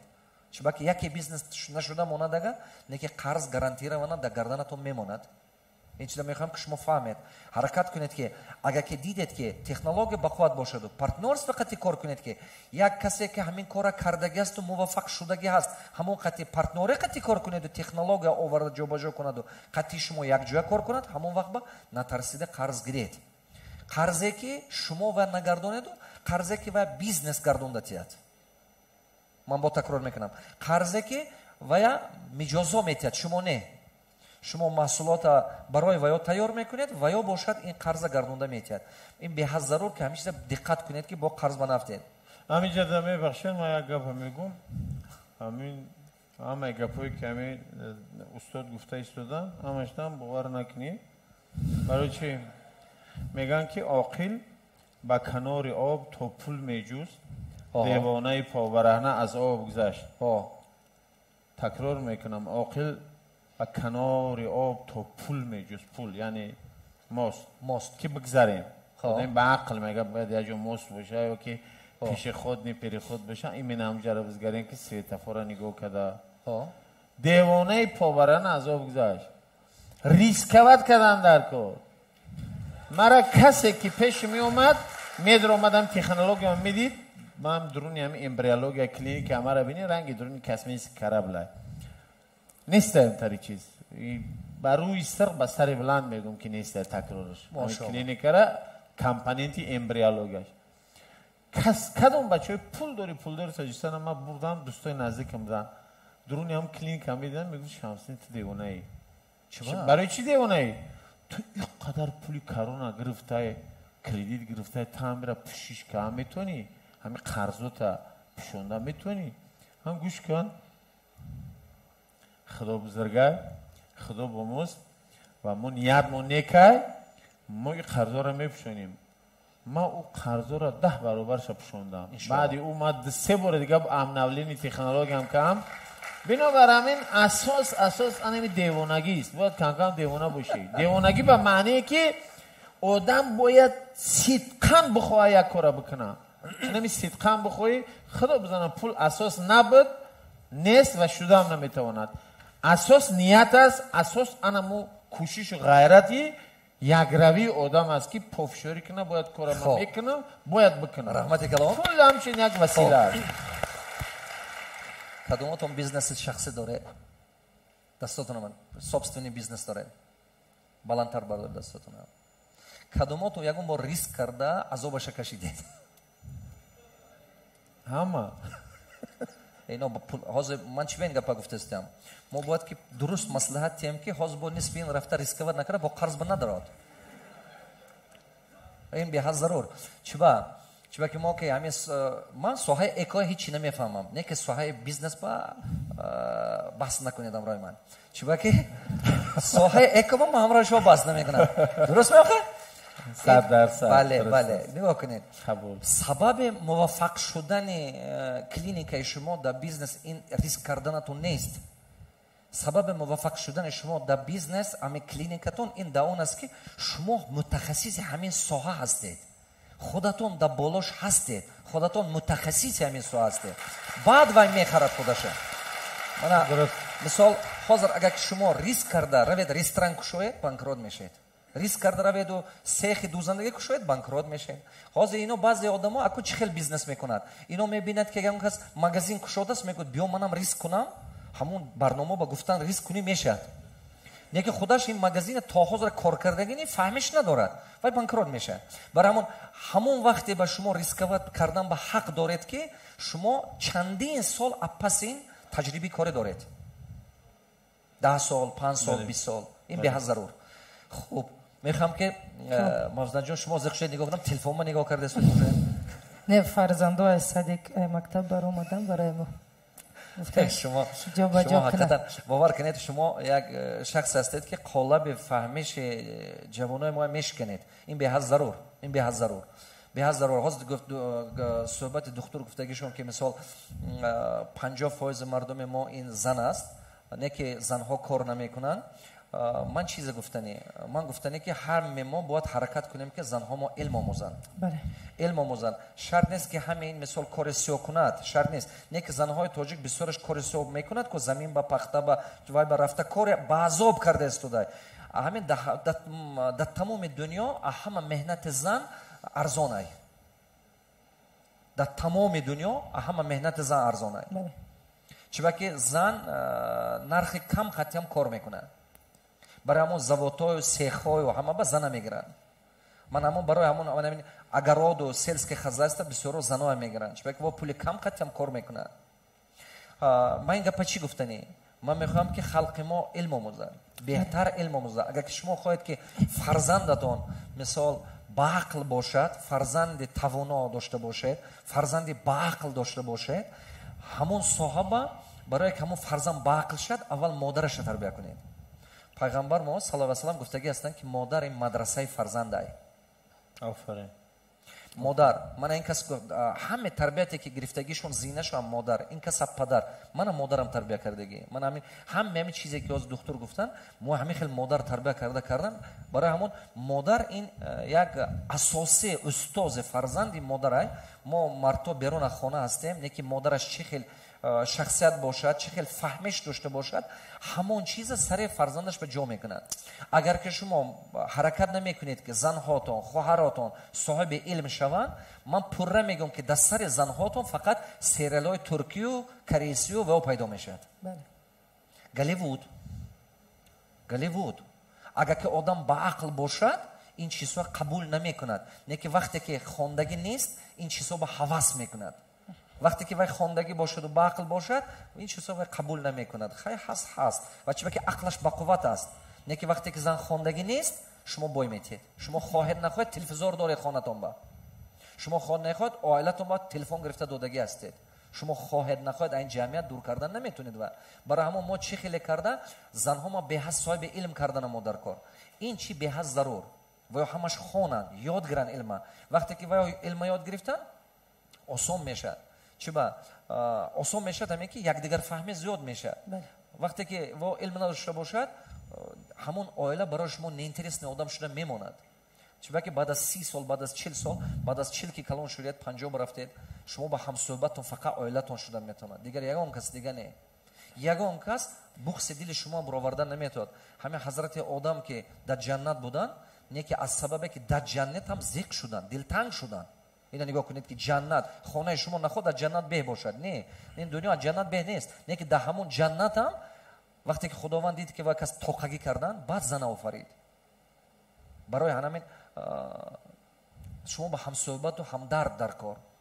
ҳамдард ки дили шумо фаҳмад, ғусси шумо фаҳмад. ин беҳад зарур. хоб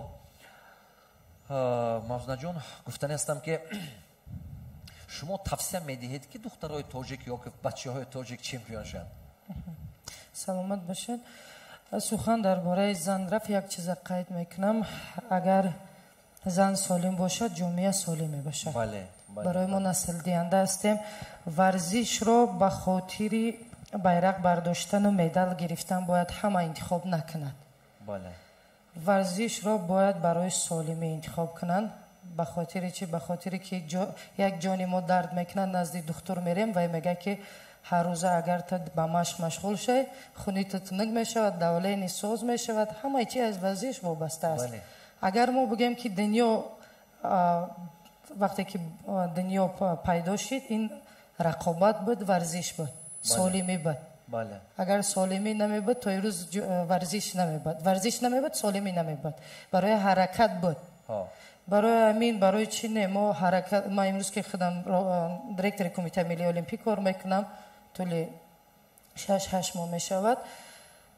нияти асосии мо ҳаст ҳамун варзишгарое ки ва ё фанати кори худ ҳастанд, ҳамун чеҳраҳое ҳастанд ки мо нияти орзуи дорем ки байрақбардор бошанд, болотар аз мавзунаву дилшоду зебунисо бошанд. мо кӯшиш дорем. мо кӯшиш дорем ки натиҷаҳо зиёдтар шавад, валекин дарёфти ҷавонон хело қин шудааст. ози сабабаш роз мегӯям. одамое ки орзу доранд ки чемпион шаванд кам ме. барои чӣ ҳам кам аст, ҳам нест. ҳаст аму варзишгар духтаро или писарое ки пушти парда ҳастанд ва ёро дарёфт кардан хело мушкил аст. имрӯз ки телефон аст, интернет аст, дунё пеш рафтааст, бисёр мо тариқи сайтҳо меёвем, валекин то ваё худашонро ишон натиҳанд ки беҳтарин аст ва ҳамун кори худро хуб мекунанд, барои ваё мо наметонем як маблағи муайян ҷидо кардан, имрӯз ваё барои чемпионати ҷаҳон сафарбар кардан. як барьере ки ҳаст, мумкин ки ҳамонро ба шароит сохтан дар кор. бале, ин ҳамаш аз сар мешавад ки мо бояд якум чӣ хеле ки мо мактабро мехонем, бояд мо мактаби варзишӣ, мо дорем мактаби интернет, аз он ҷо сар кунем, баъд ба мактабҳои варзишии дохилаву маҳаллӣ, баъд аз ин ба федератсияву ба кумитаҳо. як вай корои чандтарафа аст, валекин ман мегӯям ки ҳаст. мо кӯшиш дорем ва дар оянда, дар рӯзои наздик бо мебинем қаҳрамонои нав. иншоалло. бо як чиз дигар шумо пурсани ҳастам ки шумо дар дигар соҳаҳо ҳам ҳавас доред? мисол дузандагӣ, пазандагӣ ё ки фақат бокс? ман чиба ин саволо медиҳам? ҳамон саволе ки дар сари дигар мардуми тамошобинои мани шумо пайдо мешавад. хуб ина гуфтем шута намезани? саломат من бошед. میدانم که شما به حد دختر باخل هست. شما به حد عائله به حرمت سخت حرمت دارید. شوهرتون یک میدونم. سوالی است که مردم همه این سوال رو میتونن. من یک چیز میگم، وقتی که دختر باوری کرد که وی عائله برپا میکند، وی تیار است. بله. با شستشو و اوقات با گپ خسرق شتامانه به خیش تباری شوهر. بله. برای همین من 18 ساله توی برپا زندگی رو برپا کردم. امروز صاحب 3 فرزند هستم. برای همین این کارو برای من راستی گپ یک تنها مدال بازی المپی نه، باید من یکم مدال مادر بدن رو داشته باشم، برای که بعد از من نسل است، فرزندی ما است، آبروی ما است. من امروز مادرم بسیار میخنده، یک وقت آغوش میکنم میگم خیلی بس 10 سال پیش بود، ولی لیکن وی میگه که خدا کند که روزی فرزندی تو این در بلندی ها را رسه، بعد من خنده تو را نبینم. از یمی استاد نقل کردم که فرزندم امروز گرفته، یکم تا ناراحتی کردم دخترچم. من گفتم سبب یا معلمه هست یا سبب فرزند ما است. از من از اینجا میرم این چیز رو میسنجم، ولیکن با کدام خاطر میگم یک فکرات دیگه رفت و اساسا برای مادر بدن گفتن که تمام و دیگر چیزا امی یکم تربیه است، بعد دیگه این نگاه داشتن کاری زنانه بود. این چیزا من آزادی میبرایم. این کسبی اساسی من است. بعد از 2012 کسبی است که شوهر من باید قناعت از زن خود باشه. خیلی خوب، خیلی خوب. برکت بیان. من باوری کامل دارم شما با که شما فرزنداتون هم همه خیلی اگه که رنگ پدرتون همون تکنولوژی که پدرتون استفاده کردن و مثال شما استفاده کنید برای هر یک فرزند راه خودش با این البته وای فرزند موفق میکند. البته موفق، این دیگه وای دیگه ندارد. گفتنی هستم که درس بهترینی که حیات به شما داده است چیه؟ درس بهترین حیات یک مکتب بقوت دارد. یک مکتبی دارد که یگان کس یگان درسش گریختن یا که ناآمدن نمیتوند. درس بهترینی که حیات شما داده چیست؟ این بعد نگاه من است، این انسان ماندن است. انسان ماندن. بله. مدال، آبرو، همه چیز رو خداوند خودش میتید با میتواند که زیادتر گیرد. و وقتی که انسانی و خاکساری و تنها به درون گور رفتن، این وابسته خودت است. شما گفتنید که شما از حیات همین چیز فهمیدید که صرف نظر شما در طبقه پایین، در طبقه بالا هستید، در کجا هستید، در هر لحظه ها انسان بودن. Чингиз Айтматов میگه که всегда и везде оставаться человеком очень тяжело. رنگی میگن که غلطیدن وزمین است همه. بله. این بهترین چیز. محترم دکتر میخواستم که همه سوال شما بتیم. درس بهترینه که حیات شما بداد چیه؟ یک جمله خطی. یک بار دیگه سوال کنم. درس بهترینه که همه حیات شما بداد. که شما سخت میخواستید که همین فرزندتون به همچون میراث گوید. مشکل این سوال جواب دادن. این با یک کلمه هم گفتن نمیشه. حرکت باور کنید با یک کلمه گفتن نمیشه. زندگی سراپا خودش درسه. بله. 1001 پند دارد زندگی. با یک کلمه گپ چخیل میتونی بگویی که من زندگی نمی درس شما اوجه گفتید. شما اوجه گفتید. ممکن که دقت نکردین که شما گفتید زندگی همه وقت خودش این یک مکتب است، همه وقت در پس همین سخن شما ما اوجه فهمیدم فکرانه شما چی بود. شما اوجه گفتید. میدونید چی گفتید شما؟ زندگی که 1001 پهلو دارد و همش پند و نصیب پنده، یک عمر شاگرد ماندن. آفرین. یک عمر همین درس اساسیه که من پس سخن شما اینم قپیده میگیرم. فکرانه شما پدسازنان شما به چی فکر است و چی خیلی ازوچی شده استاده. یک عمر که موندن شاگرد موندن. عالم هم شوید شاگرد بودنتون در کار. عالم هم شوید. یک گپ هست. یعنی کدام نفرایی که شما درباره بزرگای گذشته های ما، همون شاعرای ما و همون شاعرای کلاسیکی ما نابغه های ملت ما گپ زدیم، یادآوری کردیم که مثلا حافظ داریم، خیام داریم، رودکی داریم، بابا جان غفور داریم، امام علی رحمان داریم، دیگر نفرایی که واقعا نابغه هستند در سیمای خودشان، در اساس هم کار کرده خودشان.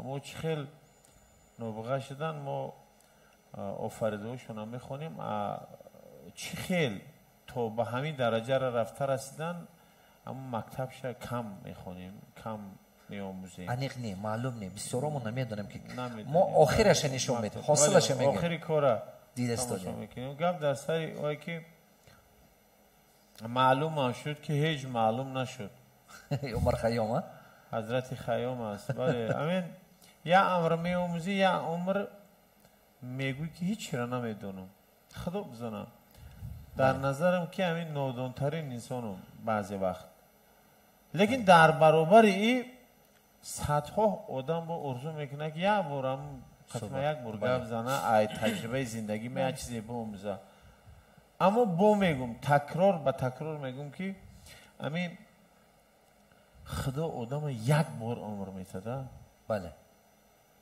یک بار عمر میته آدم باید همین زندگی را دوست داره اینقدر باید زندگی کنی که همین حوض کنند دیگر رو که همین زندگی را همین تا زندگی کن ممکن بوده بله آدم باید این تو مردنش عاشق باشه عاشق کی؟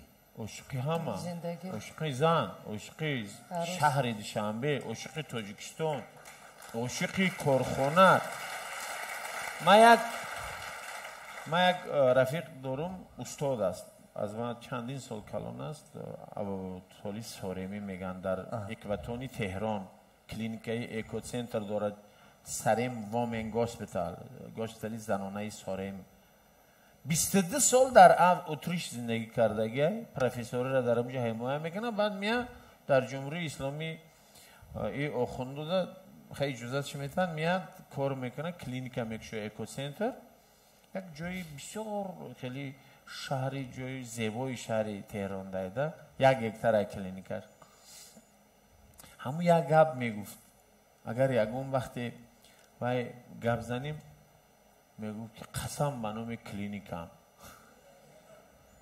استاد مودا قسم به نام اوچای فانکنه ایتاری قسم میخورن به نام خدا قسم میخورن به نام عطا و چش قسم میخورن هیچ که به نام کلینیکش قسم نمیخورن میگفت که گوش کن اینمی تمامی هستی ما به همه کلینیکم بخشیدم عمر ما دادم همه عمر ما دادم که اینمی چیز مونده ای من آفریدم بسیار بعضی به کلینیکش دادم من عاشق کلینیکای او هستم خودی اپراسیونش 15 تا اپراسیونی پشت اپراسیون دم خیلی میره و هر یا اپراسیون دکو همین 15 تا اپراسیون دم ممکن ادنامه نه در 8 تا 10 تا اپراسیون رفت شده خودش میگذارم تا تماشا کردم میروه میدروه فکرشم میگه میبروه با میروه با دیگه اپراسیون میدروه با اوجه فکرشم میگه نگاه که چقدر انسان درست استفاده میبرن عقل انسان دانش انسان این نگاه پیش دارم درمانگاهش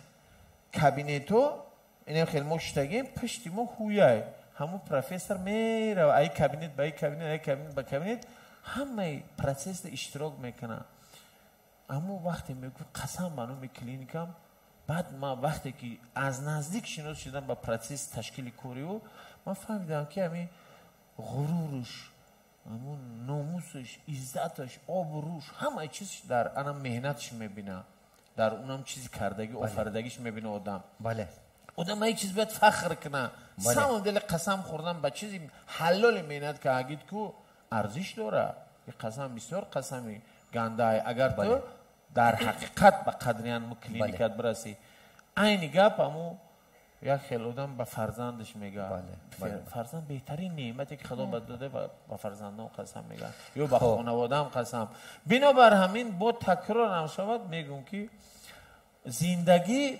سراپا پند است سراپا پند است لیکن یک چیز است همین آدم انسان ای خودش باید چیزی بمونه همین زندگی کردن توشه بردن و آخرت این همی گپایی که تو در نمیجه بین مردم خود در نمی دیاری خود در همین فرخوره که در تاجیکستان که در دوشنبه جان شیرینه این نمیجه چی کردی تو همی بگو برای مرا بگو که تو برای تاجیکستان تا چی کردی ای خوردی رفت لذت بردی یک ساعت رفت چی موندی این مهمه معنی اساسی زندگی را من میگم که مرد نمیرد به مرگ.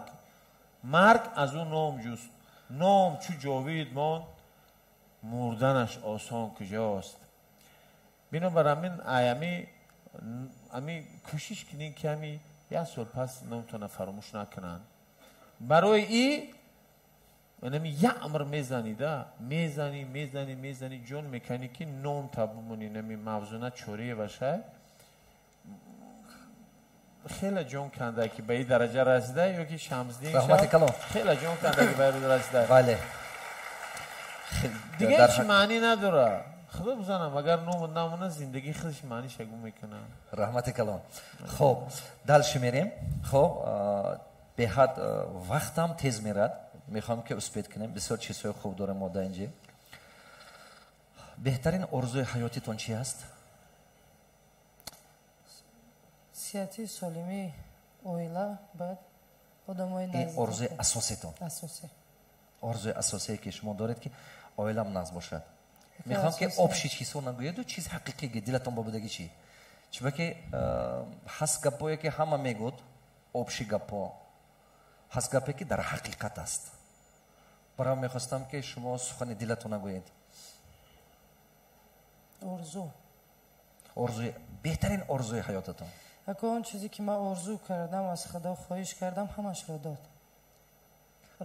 شما آرزویی که بهترین آرزوتون بود که چمپیون شم رسیدم. آینده همین یک مکتبی ما باشد. من ممکن امروز بگم که باز تکرار میکنم که جامعه از زنها وابسته است برای سالمیش. من ممکن پروفسیونال تیار نکنم، ممکن مدالو نباشد، ولیکن برای آینده سلامتی و یا ما یک وای باشد. خیلی خوب. یک چیز دیگه گفتنیم. برای شما همین برای شما تاجیکستان این چیه؟ تاجیکستان این به حد ضرور ده. نگاه کنید شما چمپیونید. من این از همه مثال پرسم هر خلافی میدید نه که برای شما این تاجیکستان چیه؟ تاجیکستان بیا اخی میگم تاجیکستان پیش از همه برای من نام داد. اگر تاجیکستان نمی بود من امروز نمیتونستم چوره و شیده در سطح جهان خدمت نشان دادم. ماشاءالله. تاجیکستان برای ما لبی خنده داد که کلانترهای ما روزای وزمینی ندیدن. تاجیکستان امروز برای فرزند ما بهترین شرایط داد که در وطن آباد و آزاد کلان شده سه. از او با نمیبینم. بله من چی به این سوال میتیم چی که ما یک قسم مردمی که ما تماشا میکنن اینا همزبانان ما تمام دنیا هستن. حاضر ما یوتیوب با پریامو افیر رفته است. تمام دنیا ما تماشا کرده است. از تمام دنیا مردم این به حد ضرور است که هر یک شخصی که مثال در این سرزمین زندگی میکند ما میخوایم که فهمیم برای حیات همین انسان همین تاجیکستان کدوم رول بازی میکنه. این به حد ضرور. هر یک انسان اگر فهمد که تاجیکستان برای وی چی است و چه خیلی میتوند و خودش رو مقصد خودش رو ابراز کردن خیلی خوب میشه. برای من باز تکرار میکنم که وقتی که بیرق برداشته میشود باور میکنین در روز وقتی که کشاده شوی بازی المپیک بود من کرتای چکم ببر کردم. مردم فکر میکنند که کرتای کلوب ما پوشیدم. نه، ما فرهنگ تاجیکستان را نشان داده بودم. ما فرهنگ را نشان دادم که مردم بسیارش خیال میکرد که ما دولت اسلامی هستیم، ظلم دهیم، عذاب دهیم. نه، دیگران هم خیلی تصورات دارند. بله، من نشان دادم که ما زن هستیم، دختر هستیم، آزاد هستیم، در ساحه ورزش مشق میکنیم، در دیگه ساحه آزادانه ما زنها حرکت میکنیم. وقتی که من بوکس میکردم در آنجا ژورنالیست میگفت چه زن تاجیک رقابت میبرد در نمودی بوکس، این من است. ولی که من گفتم که آخه وقتی که بعد از این سوال دادن سبب انتخاب کردن و چه تاجیکستان اجازه داد که در بازی المپیک اشتراک کردن، من گفتم یکم بازی المپیک نیست. تا با بازی المپیک اومدن من 180 رقابت بردم در همه مسابقات دنیا. تاجیکستان همه همین رو برای ما سرپرستی کرد، نشان داد که زنهای ما آزاد هستند. برای همین شما همه وقت حس میکردید هر برآمده که در پشت شما این وطن هست. در پشت شما میدونید یک برنامه‌تون من گوش کردم، بسیار گپ خوب گفتگی است شما که کسی پرسی شما از شما که من فلان ورزشکارا هستند، شما چی فکر دارید هوا پابیدین میکنن یا نه؟ شما گفتید ورزشکار همش ورزشکار است. صرف نظر ما همه وای به باور کردن ما در کار. بله. ما همه وای به پشت وای بستوده و دستگیری کرده باور کردن ما در کار. این بهترین سخن شما بود. بله. در طول که صدها هزار بالچ رقیب من بود، ولیکن من تنها پیش از همه دعای مادر خود را حس میکردم. بعد وطن را که باوری کرد در مابین میتونست دیگه جوان در اون مسابقه اشتراک کند، ولیکن تاجیکستان باوری بر ما کرد. باید من این باوری را وای نمیکردم. من میخوام که هر یک شخصی که من شما گوش میکند یک حس وطن داره، یک قرض وطن داره، یک حس قرض پیش همین ملت با بودگیش حس کند. میدونید چی با این به ضرور هر یک شخص توانای این ملت باید برای این ملت خدمت کند. شما فکر دارید؟ این به ضرور، این به ضرور.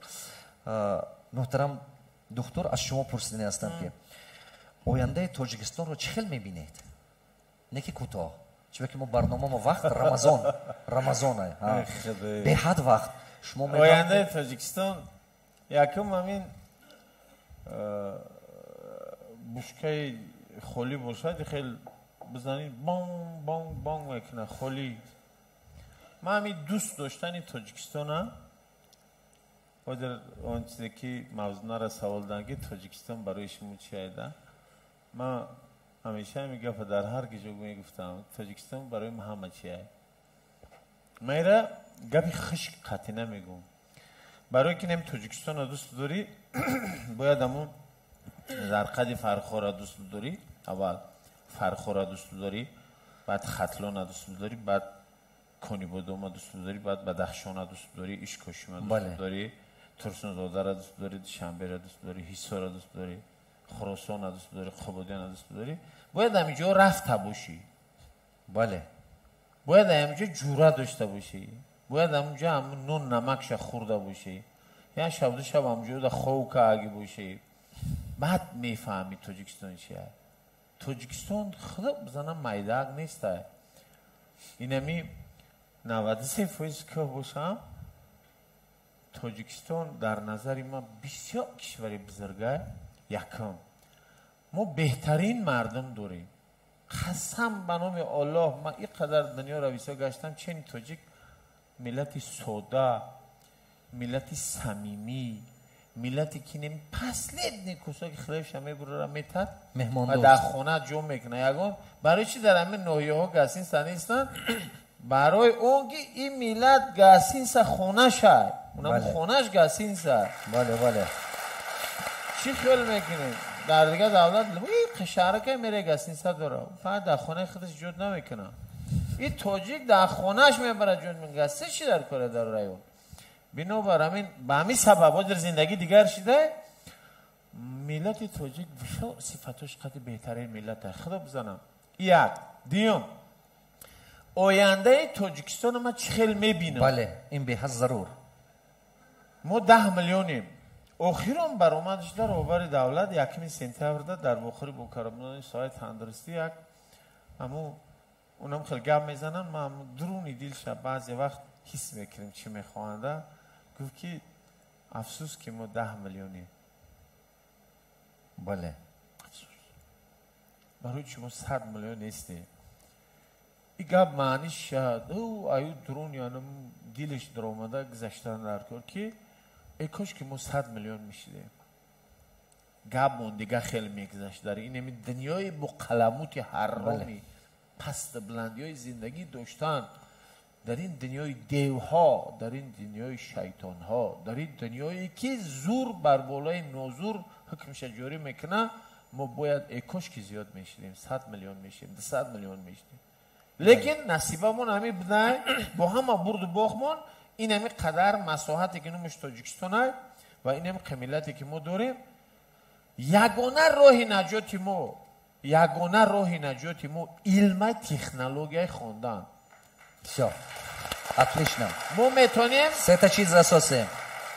علم، ما میتونیم تکنولوژی، اگر این به حساب. باسواد شیم بخونیم معارف زور داشته باشیم تکیه بر جهالت نکنیم تکیه بر تعصب نکنیم اما تکیه بر تکنولوژی کنیم کو بله 10 میلیون ما شفاعت میلیارد میتونه بده بله بله بنابراین همین مهنت دوستش خدا بزنم تمام پول داراییتون به علم بتین به تکنولوژی بتین به نوآوری بتین اینواسیون میشلنی داشته باشین همیشه کوشش کنین که از تمام دنیا چیزای نیک چیزای خوب بکشیم بیاریم تاجیکستان و همون کلتور همون را به جزء فرهنگ خودمون مبادل کنیم همین چیز نیک ای خیتویی ای امریکایی ای نیمس ای ژاپنی که کار از فرقش ما باید بیاریم جزء فرهنگ خودمون کنیم اینم 24 ساعت به همون زندگی کنه میتونیم مثل کامپیوتر مثل تلفن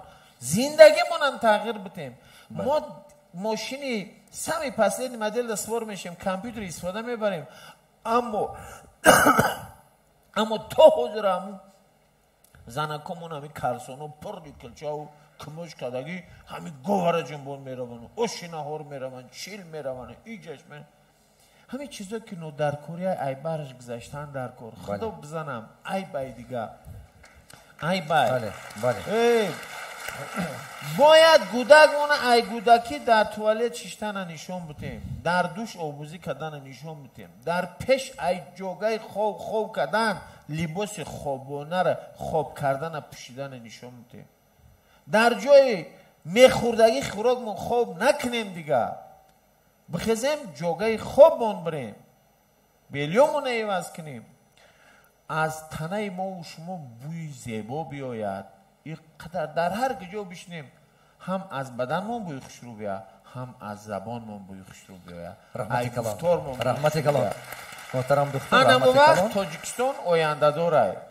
اگر این همی گپای گفتگی من نمیشه یگان آینده نداره یگان آینده نداره سه تا چی گفتگیتون ما فهمیدیم سه تا چی یکم علم دوم تکنولوژی سوم اینواسیون آفرین سه تا چیزی که باید که ما تکیه کنیم چی با که ما خلقمو کم که هست اعصاب کم بودن ما بعد مساحت ما کم هست زمین ما کم هست این سب چیکار کردن در کار است یگانه چیزی ضروریه که هست ما با این چی باید که علم آموخته بازار دنیای استفاده بردن یاد گرفتن در کار دیگه علاج دیگه نه اگه این کارا نکنیم فقط مردی کاری کردن میگردد دادر و خواهرام ما مثال شما که در همین ساحه بسیار کار کرده استاد دکتر یک سوال دیگه میگم بعد دیگر وایب میگذاریم قسم با بسیار عائله ها جدا شده استادیان بسیار عائله مثال نسبت سال 90 بینید یا 2000 بینید این مثال با مثال سال از سال همین شماره زیاد شده رفته استاده شماره جدا شوی عائله ها منتالیته دیگه شده استاده است من فهمش و منتالیته جوانان تماما دیگر شده استاده است استا همین دیگر شده رفتن میگیرن کدوم هم برتری با هم مثبت هم منفی با مثال من میخواستم که ارزشایی که ملت ما با هست و ماند ارزشایی که مثال عائله داری داریم ما حرمت پدر و مادر داریم کلون سالا اینا ما با ماند فرزند تربیه کردن ما مثال رنگ لیچ نشسته میگن امریکانسو وای نشود ما با که مثال это твоя проблема как хочешь так разберись همین چی ما با نبیاد همین چی ما پیدا نشود چرا که ما فرزند داریم ما میخوایم که فرزندام تقدیرش نقض گذاره ما میخوایم که با عائله برپا کنن ما میخوایم که با فرزندای بقوت تربیه کردن تات فکر شما قضیه یک سببی که همین عائله ها به صورت جدا شدن است کوتاه نه که دو تا چیز همین از بی فرزندی هم هست یک از مهاجرتی هم هست یا نه مثال بعضیشون میرد یک سال دو سال سه سال بیچاره نیست همین سبب هم هست یا نه رفتار و کردار هر یک انسان محیطی همون بیت محیط اجتماعی و مقرر بیت یا определяет сознание پیشتر کنید تشان بله اما من فکر میکنم که نکاح و آدم همین عائله برپا میکنن انتخاب میکنن همسر خودشه شما سه کلمه بسیار زیبا گفتین که همین زنی زور اگر در نصیبت باشه کیف میکنی خدا زنم زندگی ده بسیار آسانه زندگی کن زنی خوب داشتن نعمت ایده خدا بزنم. معلوم است که همه آدم حقیقتا همین کسب خودشون در حقیقت دوست می‌دارن. فقط درباره نگاه کنید چی خیلی گفتیم مثال گردونده میبرن درباره زنها، درباره گینکولوژیا، درباره مدیسینا، درباره چی که همین ساحه خودشون هست، همون ساحه با عمرشون است دادن. این درست؟ آدم باید که همون ساحهش نقض بینن. امین. من در زندگی همگی اویلم 3 بار حامله شدگم. چند بار؟ 3 بار. همگی. بود پلان تو مزود بود می؟ نه، یک بار اسقاط حمل کردیم. من تا حدود را پشیمانم که چی کردم. اسقاط حمل دوگانیک بود نموشم. ما حامله داریمون همش دوگانیک بودن. من نمیدونم، من اکوسنتر در کار میکنم، یگان نمودی استیمولاسیون نکردم، یگان کوشش اینترونسیون نکردم که دوگانیک شود. خدا هم خیلی نصیبه ما داد است. یکم پسرم تنها است، 2 تا دیگه‌اش 3 تا حامله داری گفتم همش دوگانیک بودن و دختر پسر هم خیلی یک تاش اسقاط شد و از پسرای دوگانیک هم یک تاش در صنف 10 صدمه غلطیدن گذاشتن. فردوس نام داشت. بسیار خوشرو بود، بسیار زیبا بود، بسیار با عقل انسان بود، ناترس بود، جسور بود، دانا بود، نمازخوان بود. ما اگه میمونه 2 پسر و 2 دختر. من در زندگیم اینوستیسیایی که برای تربیت فرزندم کردم فرقیت نگذاشتم. یعنی من ممکن که دخترام دا زیادتر اینوستیسیا کردم نیجلی پسرام دا برابر کوشش کردم که انکشاف یابن. یعنی شانسی روش کردنشون من یکسان تامین کردگیم و امروز هم 2 تا دختر من طیب هستن، 2 تا پسرم، یکش آیتی تکنولوژی در شهر هوشمند دوشنبه کار میکنه، دیگرش برخ تاجیک در انجینیر است، مدیری بخشی هم لیسانس میتونه چی میتونه همتری کار در سوای برق انجینیر است و بهترین متخصص است در نظر من چون پدر نی دیگران میگن که متخصص خوب هستن. من چی گفتنی هستم برای همین اویله هایی که باید میکنم. همین یگانه چیزی که پروردگار نامطلوب گفته است در دین ما هم همچون عملی نامطلوب اما اجازت دادن. یعنی که در موردی که اویله عاقبت ندارد اجازت است که طلاق بده. لیکن همین نامطلوب ترین عمل ایده وقتی که دختری کسی را میگیری یا خواهری کسی را میگیری، تو در پیش هم جمعیت هم اولادی هم مسئولیت داری که همین خطبه نیکو گوش کاگی نوخی در تمام پستی و بلندی ها گفته است. در تمام پستی و بلندی ها با هم باشه. یعنی همه پستی بلندی ها را با هم پشت سر میکنیم گفته. تو اما آدم همین مسئولیت بدوش قبول میکنی. پس چی میتونی تو با این سادگی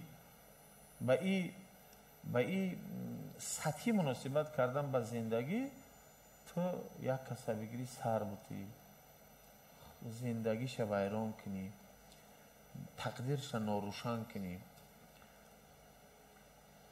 در تاجیکستان ما آیله برپا کردن بسیار آسان است، اما پراکنده شوی آیله ها بسیار یک تمایل بدی که زیاد شده است میگن.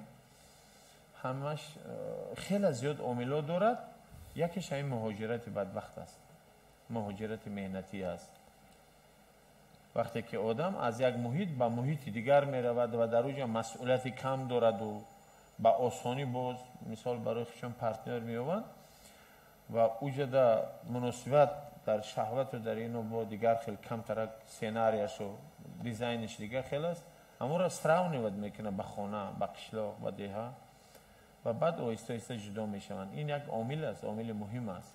زیاده از 1.5 میلیون جوانای ما، جوانو اصلا پیران که نمیروند، کودکان که نمیروند، نسل جوانی خوبای قابل مینند میروند. یک عامل این باشد. یک عامل دیگر موده همین نرخ قلینگ بسیار ارزان بودن است. در نظر ما همین 2,000 20,000 دلار زن میگیری در تاجیکستان. در اگون جای دنیا قزن ارزان نیست.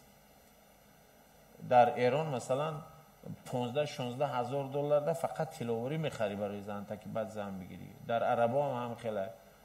در افغانستان حتی اینم همسایه دولت ما که ملت ما هستن 50% 40%ش همونجا زنگیری آسان نیست. همه آسان زنگیری در هم تاجیکستان هست. خدا بزنم $2,000 داشته باشه میره میگریزن $3,000. برای چی کمتره؟ برای که اونم دخترای ما پدر و مادر ما اونم خواهرای ما را اینم خیلی نرخش ارزان کرده گن. اگر در پیش دختر سواد باشه، در پیش دختر نگاه که بود در تویشون یه مورد دیگه برامده چی قزم به سواد باشه هم قطعیز شو میکنه. اینمی نخوندگی زنک نرخ نواش با قیمتره بود دختر خوندگی شو کردن میتونه. این بدبختیه. اینمی ما و شما وابستگی داره. یعنی مردایی که ما در زنی به سواد قد زندگی کن آسان فکر میکنیم. یا یک رسالت عاملا هستن که یک مرد بزنی به سواد بزنی خپ خاموش زندگی کنه اولا میدونه ایزنی با سواد قد زندگی کردن همزیستی کردن با یک زنه اونو بدبختی میدونه. بنابراین اینجا عاملا رو به یک یا دو سوال جواب دادن غیر امکان است. اما من فکر میکنم که چقدر ما بخواهیم که ارزش های سنتی اویله و اویله داری مونه در تاجیکستان رعایت کنیم باید همون سترژن اساسی درخت مونه که کرمش نخره در گیردش اینواتسیا باید کنیم. یعنی با همون معارف با همون اینواتسیا با همون تکنولوژی با همون قوای کاری در مبادل کردن زن اینمی مستقلیت میتبزنیم ما وقتی زن میآموزانیم وقتی زن هنر نشون میتیم و منبع درآمد کیسش پولدار میکنیم که مستقلیت در او پیدا میشه و جدا شویش هم مشکل میشه. یعنی ای حق حلال خودش اگر حمایت کرده بتونه به امیدی من پدرش به امیدی من برادرش نمیشه و خودش قطعی هم شوهرش زندگیش حساب کتابش برابر کرده میتونه. بنابراین ای زنهای ما بسیار وابستگی داره، خواهرای ما بسیار وابستگی داره که سوادشون بالا باشد، شغلشون زیاد باشد، مسئولیتشون به زندگی بای باشد، حقیقتشون از صاحبی کرده بتونه رنگی موضوعنا چوره و او شورا قولشو میکنه من جدا میشوه من چی باید جدا میشوه یکیم که او شو کیف میکنه قدیمه باری زنک زندگی کردن اگر با سواد باشه من دیم قدیم خیلی دختر زندگی کردن خدا بزنم اودم ارزو میکنه حواس میکنه که خیلی زن خیلی مادر داشته باشه. با میگم زنی خوب و با سواد و پارسا داشتن این یک نعمت الهی است به قدر همه چیز برسین. برای ایره پخته رساندن باید او را تربیت کنیم بسازیم هم زنی انم پارسا را که زنی پارسا اینمی مردی میگه مرد گدای پادشاه میکنه بکند پادشاه. بله بنابراین از این بسیار وابستگی رحمت کلام. من چی گفتنی هستم با سبب که بسیار هر یک چیزی که ما میکنیم این مضمون این برنامه خودش برای خدمت ملت که های باید که همه جهت خدمت کنند. برای ما این سوال شما بدادیم چه که شما همین ساحه شما مثال دیگه صاحب میبود ما در این سوال نمیدادیم وقتی که شما در همین ساحه هستید برای همین سوال دادیم. مهاجرت ما از سرم گرزاندگی مردکاری ما از سرم گرزاندگی من میدونم که حیات مهاجر چه خیلی میگذارد. ممکن که بسیار شما یک قسمتون این از سر گرزاندگی باشید یا دادر و خواهراتون گرزاندگی باشد ممکن که شما گرزاندگی نباشید. برای همون وقتی که از سر گرزاندید دیگر خیلی است این سال میخواستم که گم که تمام مردمی که من گوش کردنی در مهاجرت هستید اویله هاتون تنها نمانید. یگان وقت اویلت تنها نمان. من میفهمم که خدمت پدر و مادر کردن در کار من میفهمم که کار کردن ضرور نه که یک مردمی که میبینید یک جای استاده خدمت کنید نه که اویلت مانده رفتی اویلتم خور میشد خودتم خور میشی در مسافری عذاب میکشی اویلتم خور میشد. این به حد ضرور یکی از سبب اساسی که بسیار همین مردم همین خلوت شده است همین سبب علم آموزید اویلاتون که قوتتون باشد این به حد ضرور. من میخوام که در دیگر قسم برنامه گذاریم چون که رمضان است. من میدونم که بسیار شما با سوالاتون قطعی آمادگی هستید 10 تا یا 20 تا سوال با من تیارم جواب دیم. میخوام که محترم دکتر در پهلوی من باشید محترم چمپیون مایلش خب 10 سوال با ما کوتاه اسپید کنیم که گپ زدن چه که رمضان ما شما اسپید کنید رفتنتون با خب میکروفون دسترس کنید هو وای وسوم با خیز جونم که شما بینن آخه که بینن که میکروفون بیارن شما با میکروفون بلندتر گپ زدن گیره تا میکروفون آوردنشون وقت نرد واه نمیفهمیدی میکروفون من گمان کردم که شما میکروفون تیار پایون به نگاه داشت استودیوتون دویم میکروفون یک میکروفون این طرف زلبه برید دویم میکروفون این طرف زلبه خب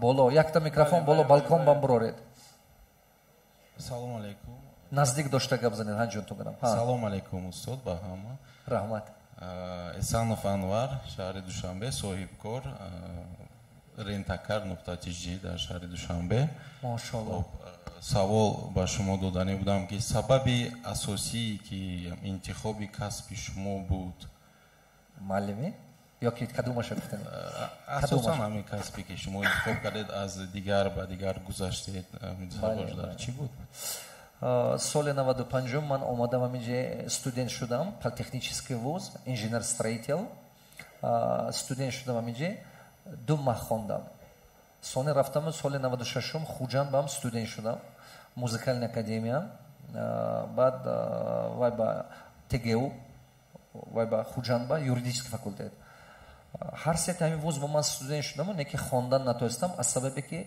пул набуд ки ман дар шаҳр зиндагӣ кунам вақте ки ман қишлоқ омадам ман состоятельный оила калон шудагӣ не ки вақте ки 3 бор пул алӣ шуд 91 92 93 манин ҳамон давраҳо вазминӣ буд ҳамон вақт ман аз ҳамин политехнический садбарг то табачка пиёда рафтагӣ то гипрозен табачка ҳамон вақт ман сахт гира карда худома ман нола карда будам ки парвардигора як рӯзе ман сарватманд мешам як рӯзе ман пулдор мешам ҳамин чиза ман ёд метиҳам тамоми ҳамон шахсое ки ба монанди ман ҳастанд орзу доранд не ки имконият надоранд орзу доранд ҳунар доранд талант доранд не ки имконият надоранд ҳамин мақсади асосӣ ҳамин буд вақте ки ҳамина ман сар кардам камтар ки пулдор шудам вай ман баробар хонда дарс додана сар кардам аз соли 2009 ҳаст ки ман инҷо омада дарс метиҳам ман тамоми дунё дарс метиҳам не ки аз соли 2009 дар тоҷикистон омада дарс метиҳам мана худо ба шукр нигоҳ кунед чӣ қадар халқи мо бедор шуда истодааст аз паси илм рафта истодааст ҳамаотон ҳамин вайба вохӯриба ин мисол ин консерт не ин мисол чӣ не тамошобин омадагитон не шумо ҳамаотон барои илм омадагӣ барое ки якта фикри нав гирифта рафтан соли 2009 вақте ки ман омадам якум бор баромад кардам дар ҳамин маркази журналисто ман ин пешисум 11 кас буд билет 10 сомонӣ буд 10 сомонӣ мо карда будем ки тамоман мардума ёд тем ки илм ба пул додана ёд гирад 10 сомонӣ буд хотирам бааст ки ҳамагӣ 11 кас ё 12 кас омадагӣ будам вохӯриба ҳозир мана нигоҳ кунед алҳамдулилло қадар халқи мо аста аз паси илм шуда истодааст ин хеле беҳудаи ман боварӣ комил дорам ки ҳамин хел баъд аз 2 сол 3 соле ки бо кор кунем мо дар ҳамин дар байни 10 сол мо беҳад бисёр кор кардем ростига беҳад бисёр кор кардем дар дарони ҳамин дили ман як ранги даҳнаи танур барин як чуқурӣ як доғи сиёҳ буд дар дарони ҳамин дили ман як доғи сиёҳ буд ман фақат ҳис мекардам як ҷавобгарӣ дар пеши миллатам дар пеши ватанам ман сахт ҳамина ҳис мекардам чунки ман тамоми дунё дарс медодам ҳис мекардам ки рӯза шавад ки ҳамин хизматама халқам бакунам не ки халқам тайёр набуд ки фаҳмад сухани мана тайёр набуд ранге ки мисол шумо мехоҳед ки фарзандтон бигӯед не ки фарзандтон 2 сола вай тайёр не ко охе ҳамин дар дарони ман ҳамин доғи сиёҳ як алам бар ин буд ранги даҳни танур бар ин как чёрная дыра не ки рӯзе ки ҳамин чашмаи умеда сохтем 1,5 сол 2 сол пеш аз ин 10,500 одама ман бепул дарс додам дар тоҷикистону муҳоҷирои россия ва гашта дар тамоми вилоятҳо ба мактаби оксфорда ки сохтам баъзе мана ин дигар корхона ки сохтам ҳамин яра як 30% қариб ки личение шуд фаҳмиданед сабабе ки ман ин кора кардам ҳамин ватанама тоҷикистон барои ман беҳтарин чизи асосӣ манаи миллатама барои ҳамон ман сахт ҳис мекунам ҳамин чӣ гӯям як ҷавобгарӣ пеши миллатама ما آرزو داریم که این واخورایی که امروزه شده استوده است در یک روز تقدیر آدم دیگه کردن نمیشد. نه که در این یک واخوره شما یک فکر همراهتون گرفته میرید که آینده حیاتتون دیگر میکند. یک فکر شما گرفته میبرید که این فکر تمام عمر شما دیگر میکند. تماما. برای ما سبب اساسی این ملتم. بنابراین خب میکروفون با مرحمت. سلام علیکم استاد. نزدیک داشته بید که آوازتون پر رو برود. سلام علیکم استاد. موضوع امروز که مثال انتخاب معین کردن استعداد خود است. استاد سوالم اینه که خوانندگانی که بعد تمام کردن مکتب میانه یا اینکه آنهایی که میخوان بعداً داخل شوند، خوانندگانی که بعد تمام کردن مکتب میانه میخوان که با مکتب‌های عالی داخل شوند و هنگام انتخاب کسب چی طور استعداد خداوند دادگی را، تالنت خداوند دادگی را معین کنند و وابسته به همان تالنت کسب خود را انتخاب کنند تا که در حیات پیشروی کنند، میسیای زندگی خود را معین کنند تا که همه کوشش حرکتشون برای همون باشد. بله بعد از 40 برفتن و 50 برفتن بعد فهمیده خیلی уже опоздат کرد، уже و حیات دیگر کردن نمیتوند، یگان خیلی دیگر گونه ساختن نمیتوند، уже و عمرش گذشت. برای ما این بهترین گفتگیتون است. اگر که ما حاضر که گپ درباره شخصای میرد که مکتب میانه خواندن و انتخاب کسب کردنشون در کار است، من گفتنی هستم که شما باید که اول یکم کاری که کنید ساخت اینتلکت خودتون یابید. از من گفتم که 8 وید اینتلکت شما باید ساخت خداوند اینتلکت شما دادگی یابید. من این نداجه مانند کردگی هستم در کتاب کودک نابغه من مانند کردم با مانند رزمیر لباس. من مثال رزمیر لباس خودتون پوشید شما کامفورت نس میکنید، خوشرو اس میکنید. اگر کلانی اومده پوشیدید و خودتون دیگه خلاص میکنید. اینم همون خیلی است. اگر که شما همون یکم چیزی که میخوام باید که ما 8 نمود اینتلکت که علما اوج اختراع کردگی هستند، انسان باید که فهمد که کدام اینتلکتی هوای برجستگی دارد. هوا فهمد. مثال برای این فهمیدن دوم کار کردن در کار. دوم کار کردن چی؟ همون فنایی که در مکتب میخوند بیند که کدام همین فن آسان عهده‌برا هست. کدام همین فنا به حد آسانه برای وای. مثال برای دیگه کس ممکن خیمیا مشکل است. نه که برای وای آسان.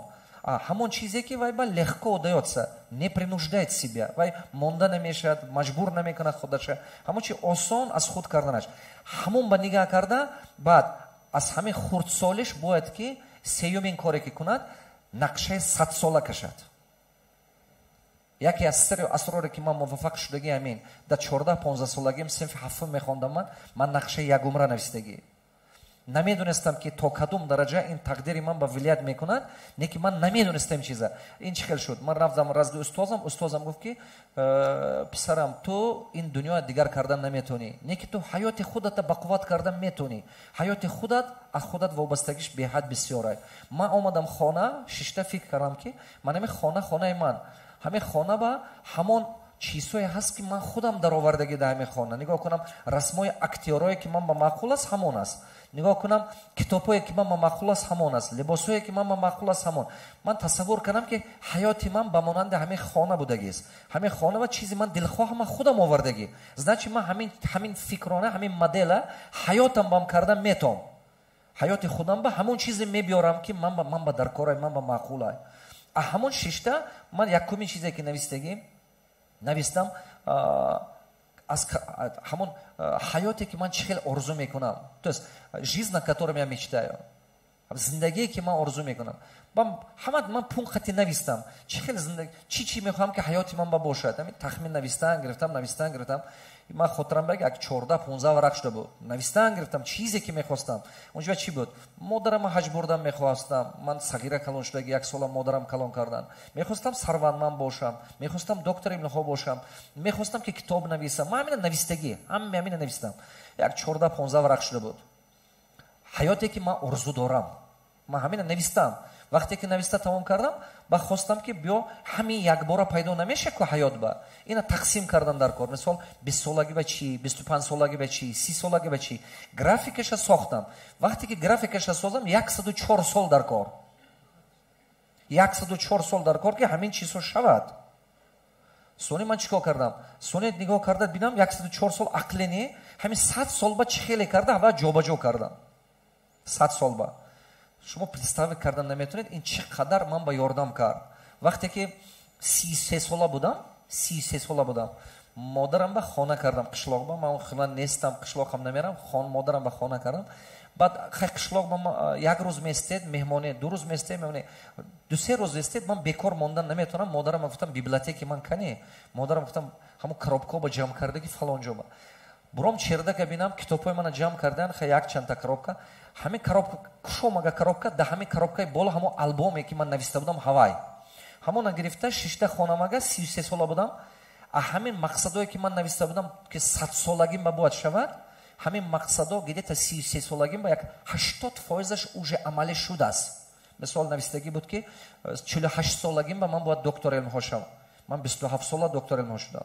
نوشتگی بود که یگان 50 سالگیم با مادرم حج میبرم 28 سالگیم با بردم هم تو شده حیران شدم این برای من یک открытие بود یک реальное открытие بود که اگر که آدم در کاغذ نقشه کشیده نویسد ارزوشه هوای عملی میشه این در حقیقت میخیل شما خواهد نخواهد میشه انا کن امروزه عقل امروزم با من فهمیدم که برای چی ما با مثال قرآن همه جا میگم که اولین خداوند قلم ساخت قلم یکمین خداوند قلم ساخت بس انا قلم خطی دیگه همه چی این مضمون اون دارد که هر یک شما تقدیر خودتون و دیگرگونی در آوردن میتونید به سبب قلم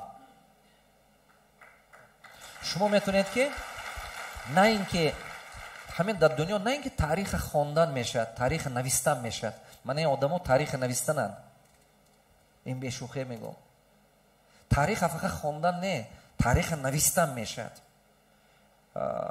بسیار گپ خوب گفتن محترم دکتر اجل در نزد انسان عاجز است کدام وقت با همان وقتی با که آدم یک چیز ساخت که اجل اول گرفتن نتاد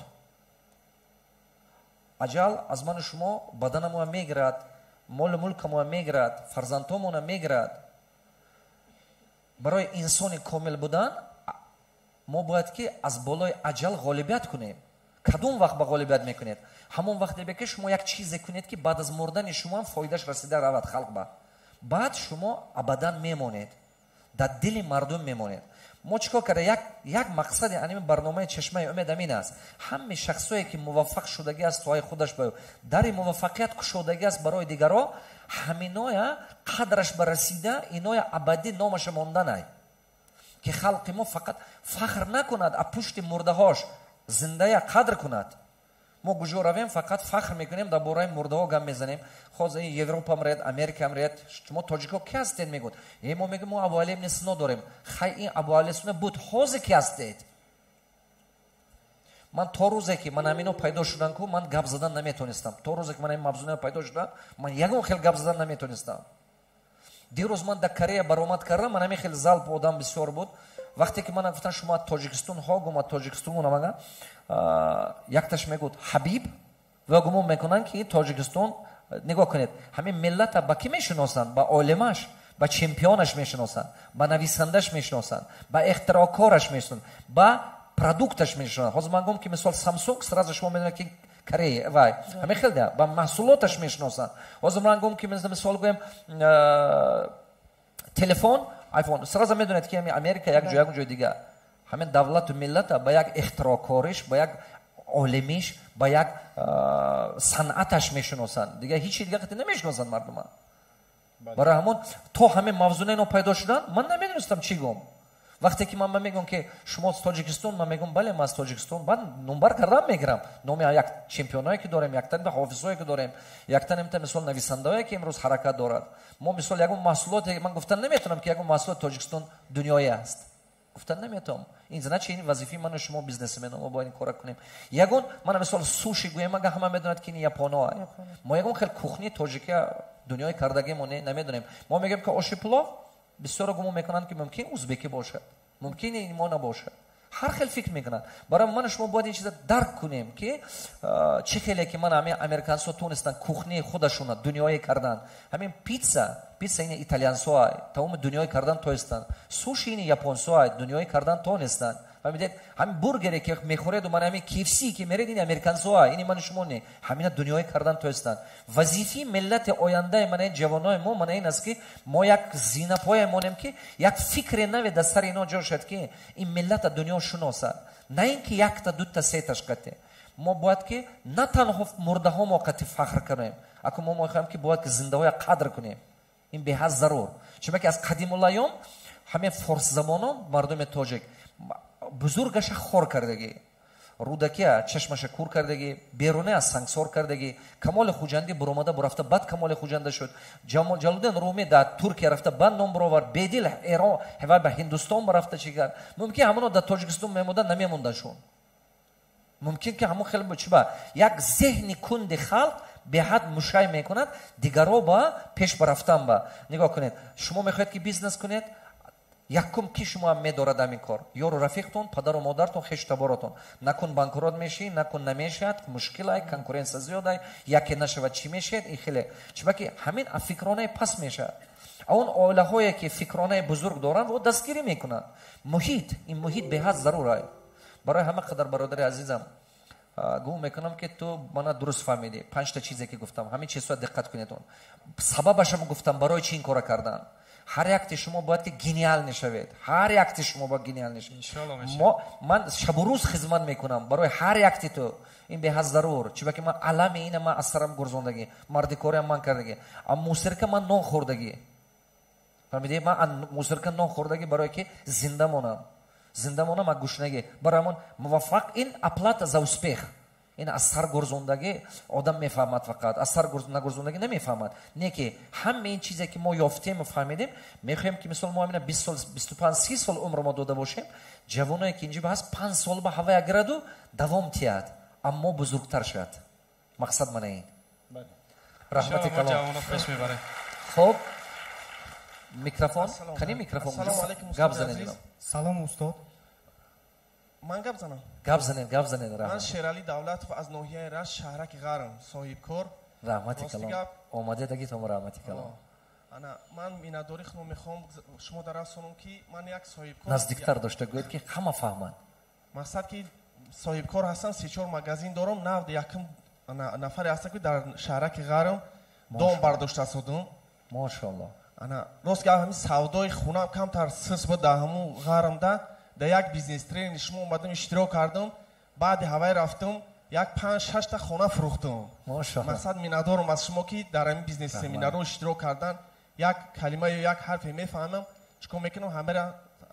استفاده کردم میندارم سوال من همین استاد که مقصد دلشی ایهوده همین کارو میبرم مقصد یک با چند تا هدفم رسیدگیم زندگیم الحمدلله 100% نه که میخوام با دلش کار کنم زندگیم خوبتر کنیم با چند کس کمک کنیم بله مقصد خیلی توارای هسته که یا که نزدیکای دوستام هسته که میگه بس که مقصد چی دا کار اجاره میگیری اجاره میگیری دیدن گفتگی ما همین پیشیره هم گرفته شده مقصد دلش دوام کنیم که میگم برادر عزیزم میگم شما با سقراط نگاه کنید سقراط میگوید که سقراط یک философия бузургтарная میگوید лентяй не тот кто ничего не делает лентяй тот кто делает меньше по сравнению к чему он способен این چی گفته گپ تنبل اون آدمی نیست که یگون کار نمیکند تنبل اون آدمی است که کم میکند نسبت اونی که کردن میتوانی است ملت ما این وطن حاضر همه برایش من بسیارتر صاحب کارا تربیه میکنم چون که صاحب کارا این یک راه نجات اقتصادی وطن ما است چون که چقدر صاحب کارا ما بسیار شود در همین سرزمین جای کار بسیار میشه جای کار بسیار شد زندگی آسان میشه این به حد ضرور این امروزه هر یک صاحب کار ممکن که 2 تا 3 تا 5 تا دختر و معلم و اویله کشه داده استاده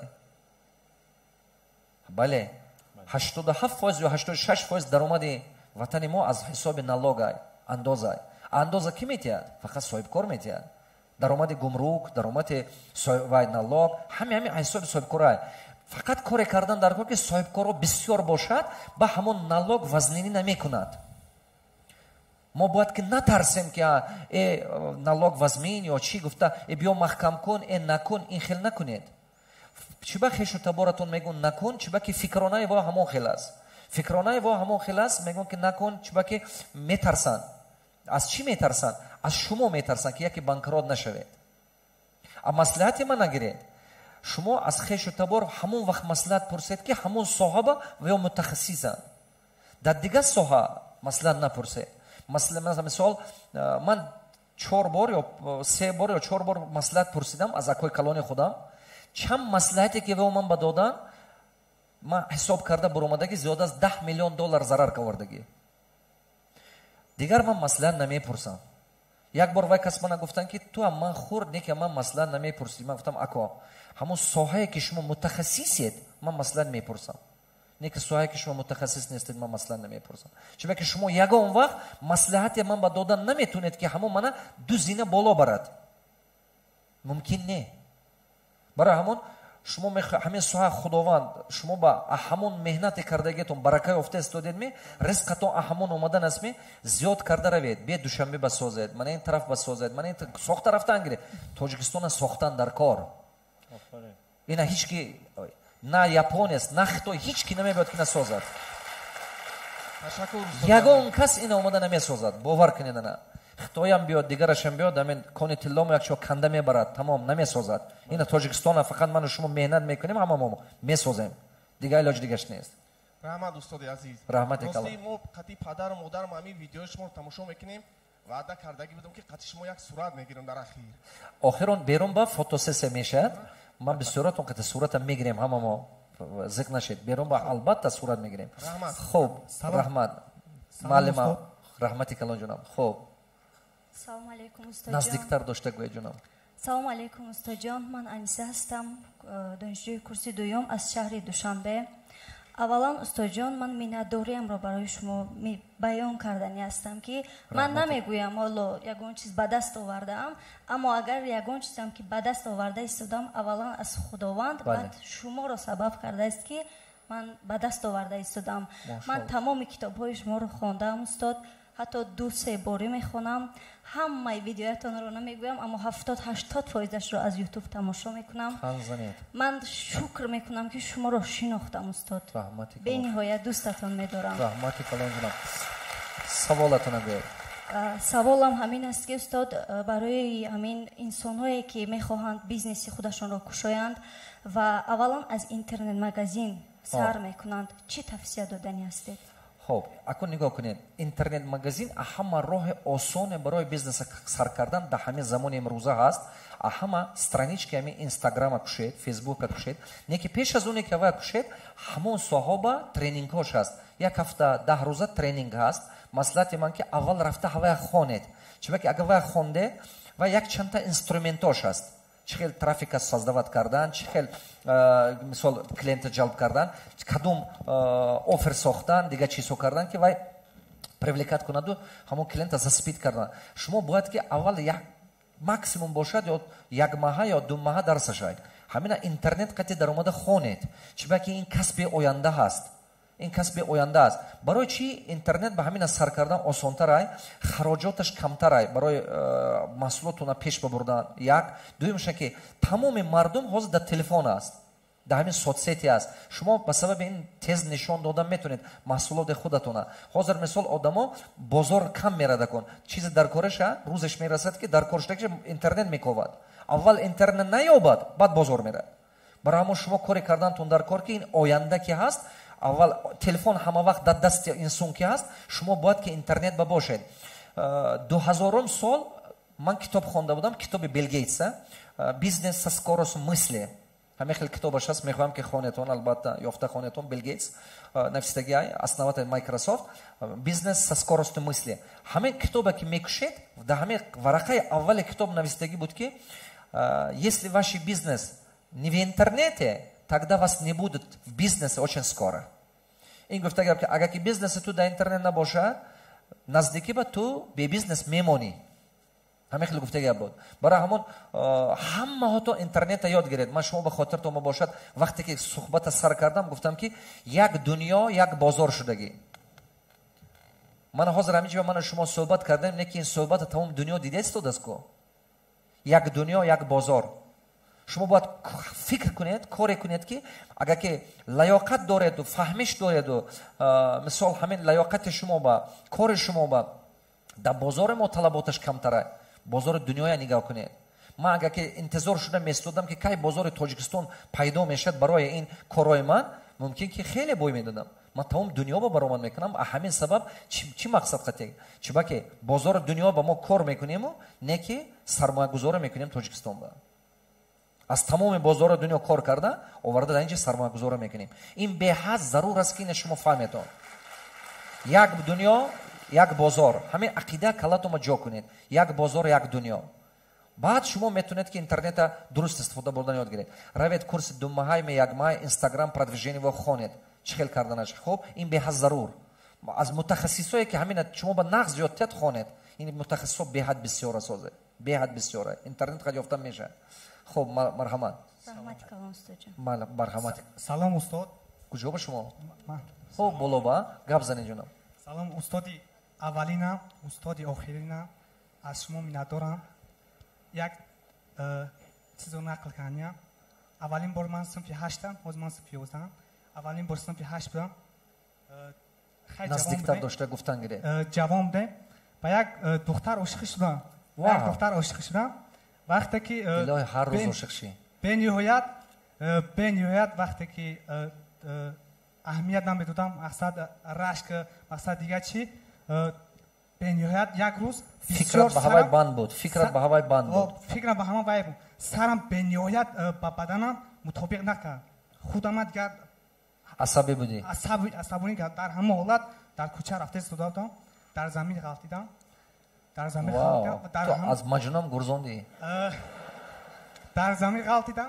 بعد از سخت دعا کردم که پروردگارو من دیگر خیلی حالت نمیخوام مقصد با من عقل ده علم ده بله همین رو حل کنم پس اون شب تا سحر در بالای جای نماز من خدا رو زوره کردم بله سحر نماز خوندم و بعد خواب رفتم خواب میبینم که در حولیمان شما در بالای یک استاد ایستادگی یکم بار شما من در خوابم دیدگیم اولین بار در خواب ماشاءالله من خداوند برای هم ملت رای کردگی است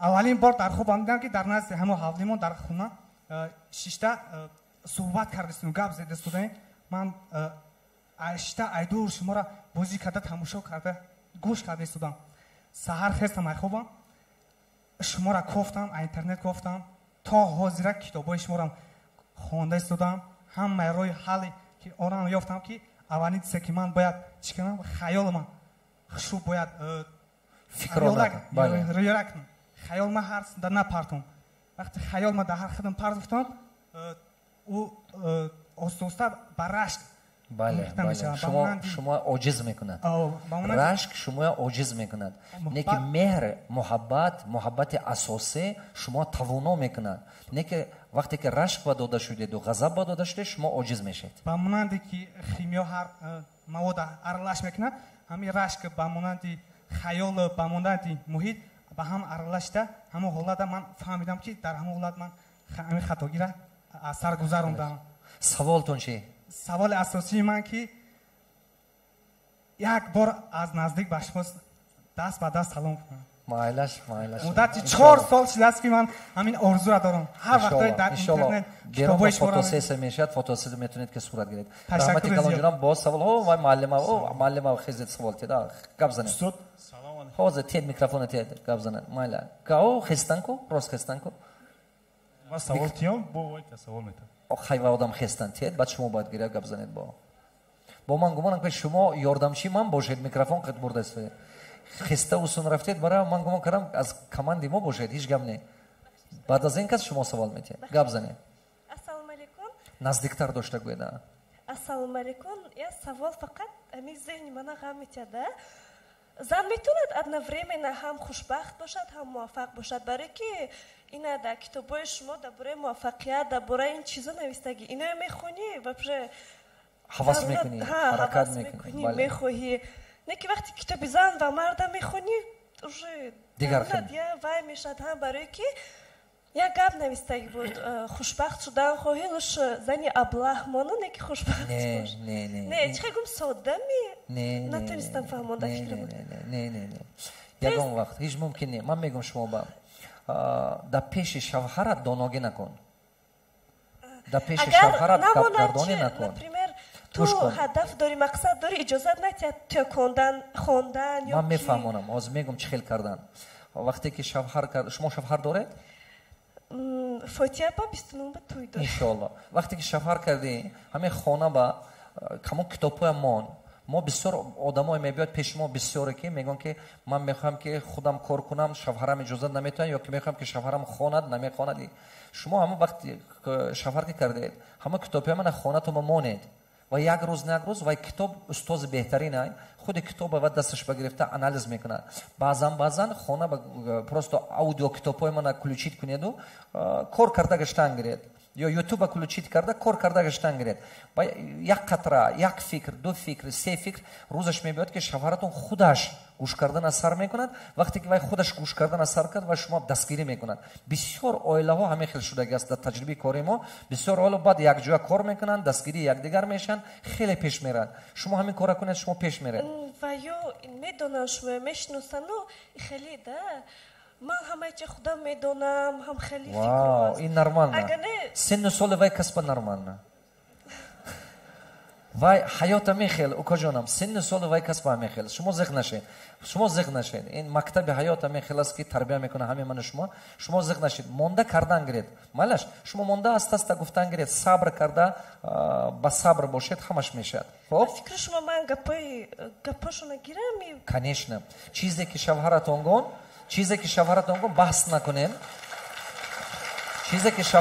баҳс накунед не ки вақте ки фикри шумо ки пурра ҳасту зеҳни шумо пурра ҳаст ҳамчун прилагательна китоби муҳаббата хонда бошед ягон вақт мард қати баҳс кардан мумкин нест фақат хуб гуфта аввал гӯш кардан дар кор баъд пешниҳод кардан дар кор мард ба фақат пешниҳод мана ин хел майлаш азизи дилам майлаш ҷони ширинам агар фикри мана як пешниҳодам аст ҳамин хел кунем фикри шумо чӣ ҳамин чӣ хеле ки шумо гӯед ҳамон хел мекунем не ки фикри шумо чӣ ман ҳамин хел пешниҳод кун вай одам хона биромад сараш ба ҳамон тухми ҳамин фикр афтид ба аста вай фикр ба мекарда мебиёд баъд худаш хулоса ба мебиёд ки дар ҳамин бора қати ту суҳбат кунад вақт дар кор барои ҳамон ин беҳад зарур аст ки зану мард якдигараша дастгирӣ карда оила созад так что суҳбате ягон вақт баҳс накунед гапашона гиред чиба ки вақте ки баҳс кардед мард як ғурур дорад ҳамин ғурураш беҳад кибраш баланд аст марда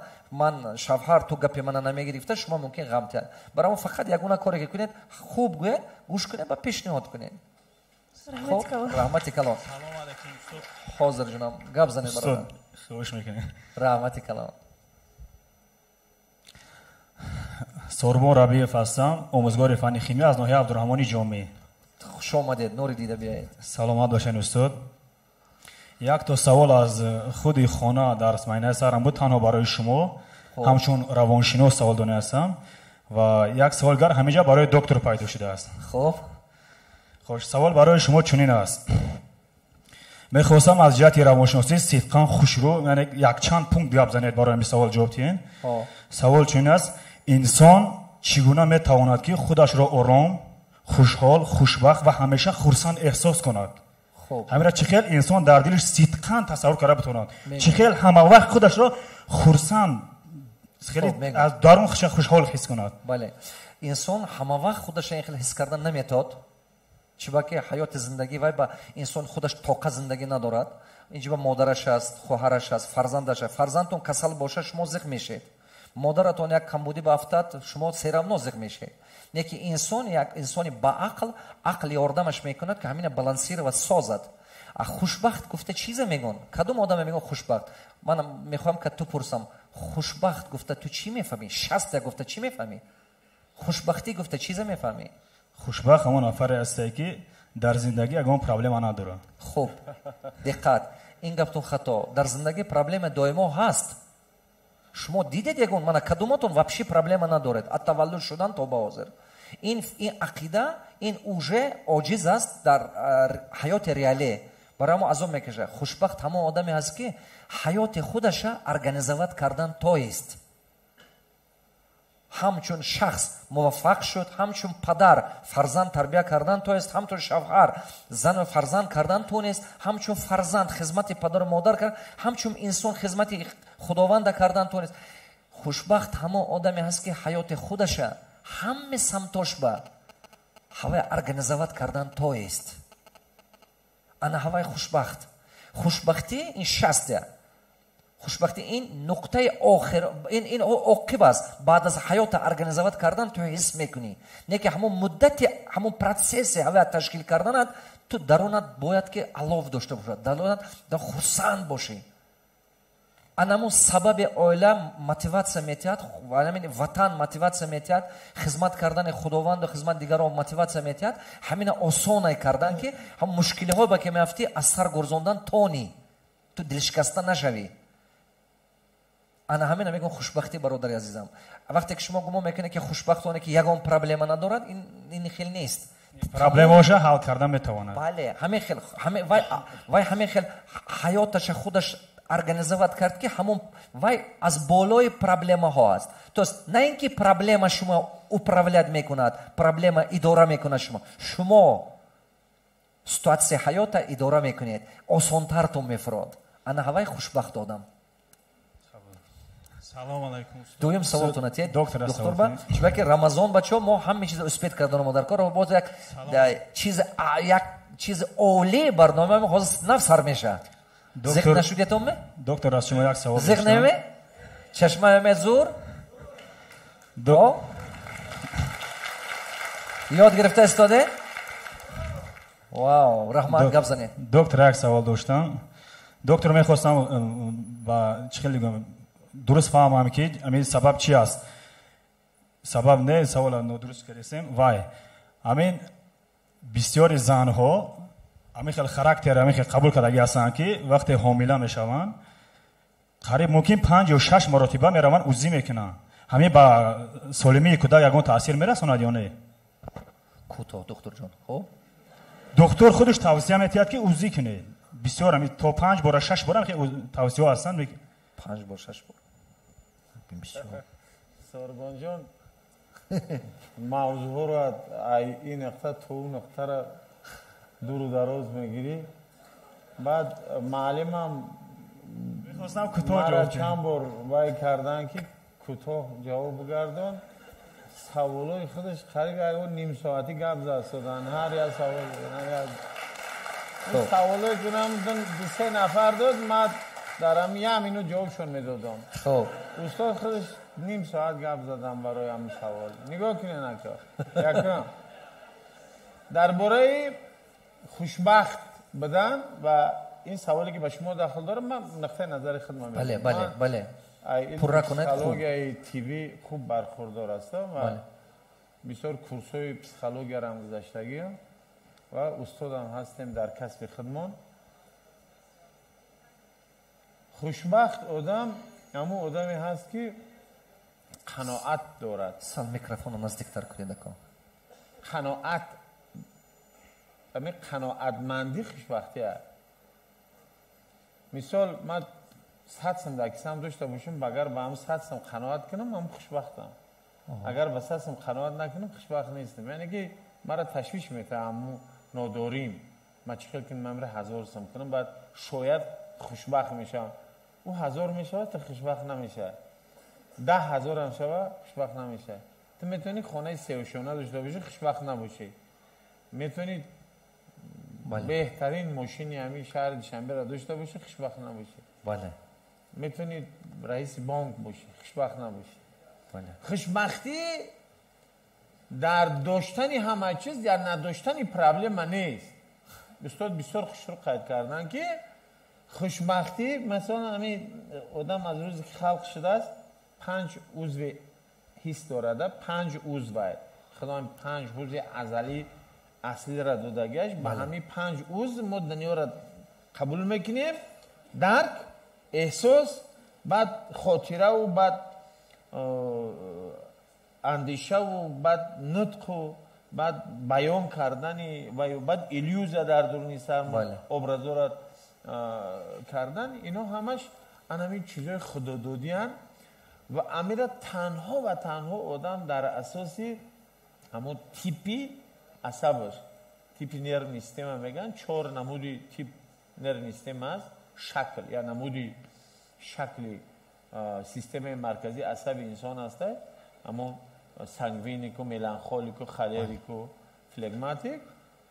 این همی خدا چخیل خلقت که باشه، همون تیپ فلگماتیک باشی یا که سانگوینیک باشی یا خالریک باشی، همین دنیا رو هم خیلی قبول میکنی، همچون خالریک، یعنی تست قرار قبول میکنی، تست با احساسات داده میشه، با تست خنک میشه و دیل اگر گفتگی پشیمان میشه، یعنی که خدا چخیل تر خلق کرده است، کدام تیپ است. اما باور کنین، من اینه میره 100% باور دارم به گپ، اعتقاد دارم که اگر همین آدم با آموزه دانش اندوخته بتونه، معرفت داشته باشه، سواد داشته باشه، آهسته آهسته انمو چیزی که می آموزد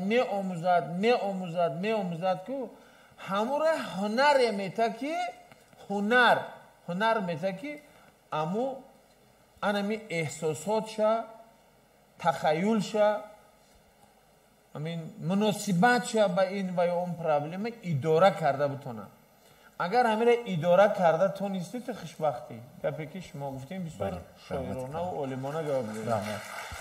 سلام علیکم. گپی سوربون جان سری مسئله اوزی کردن. تو این امروز این نقطه نظر من همیشه وقتی گپ میزنم در ما بسیار توجیک طبیعتش یعنی خیلی پروتستانت است که ناتورا داره توجیک. من میرم همچنین فرزندی توجیک میگم. من خودم بسیار وقت همین خوردگیری میکنم با بعضی رفتار و ارزش‌های انسانی توجیک‌های خودم، نه به آن معنی است که من مثال بد میبینم یا شو میبینم یا که من پس میزنم، نه، من به خاطری که من یکی از فرزندای سرسپرده این ملتم، من دیلم به خودم به ملت به خلق میسوزه که چی با ما همه رفتاری نوسازور داریم، همه کاری نوسازور میکنیم یا که نمی عرف و عادت نوسازور اجرا میکنیم. برای چی همه خیلی گفته سوال میتونم خودم ده همین علم میگه که اولترازوک زوک هایی صدا اولترازوک تو این امروز نقطه نظر علم یگون کس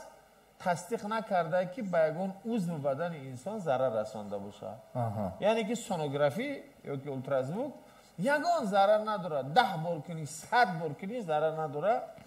در پروتکل‌های ملی که زن از لحظه حامله‌داری که به قید گرفته میشه در همون مؤسسه‌های تندرستی تا لحظه تولد کردنش نه کمتر از 4 تا 6 مرتبه باید سونوگرافی بگذره. یعنی در مهلت هم رفته باری اول وای کردن، دوم بار در مهلت 24 ندیله به خاطر اما یگون پروک رزویتر وای کردن، بعد 28 ندیله الکی عضوهای انسان گودک تشکلی افته است. همین 4 بار بسنده است.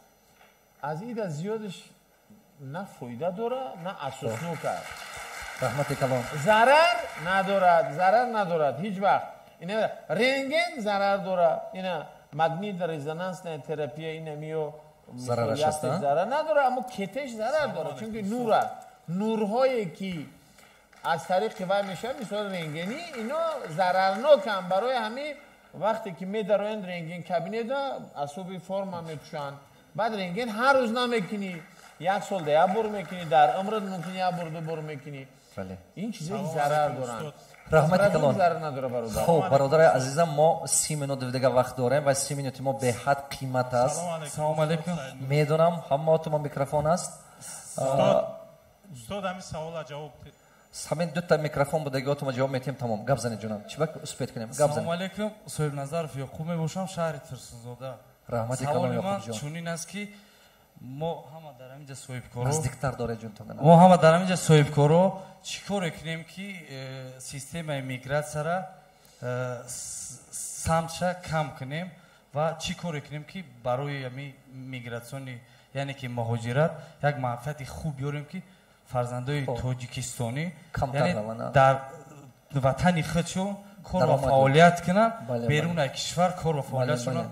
میگم سراز میگم 4 تا چیم.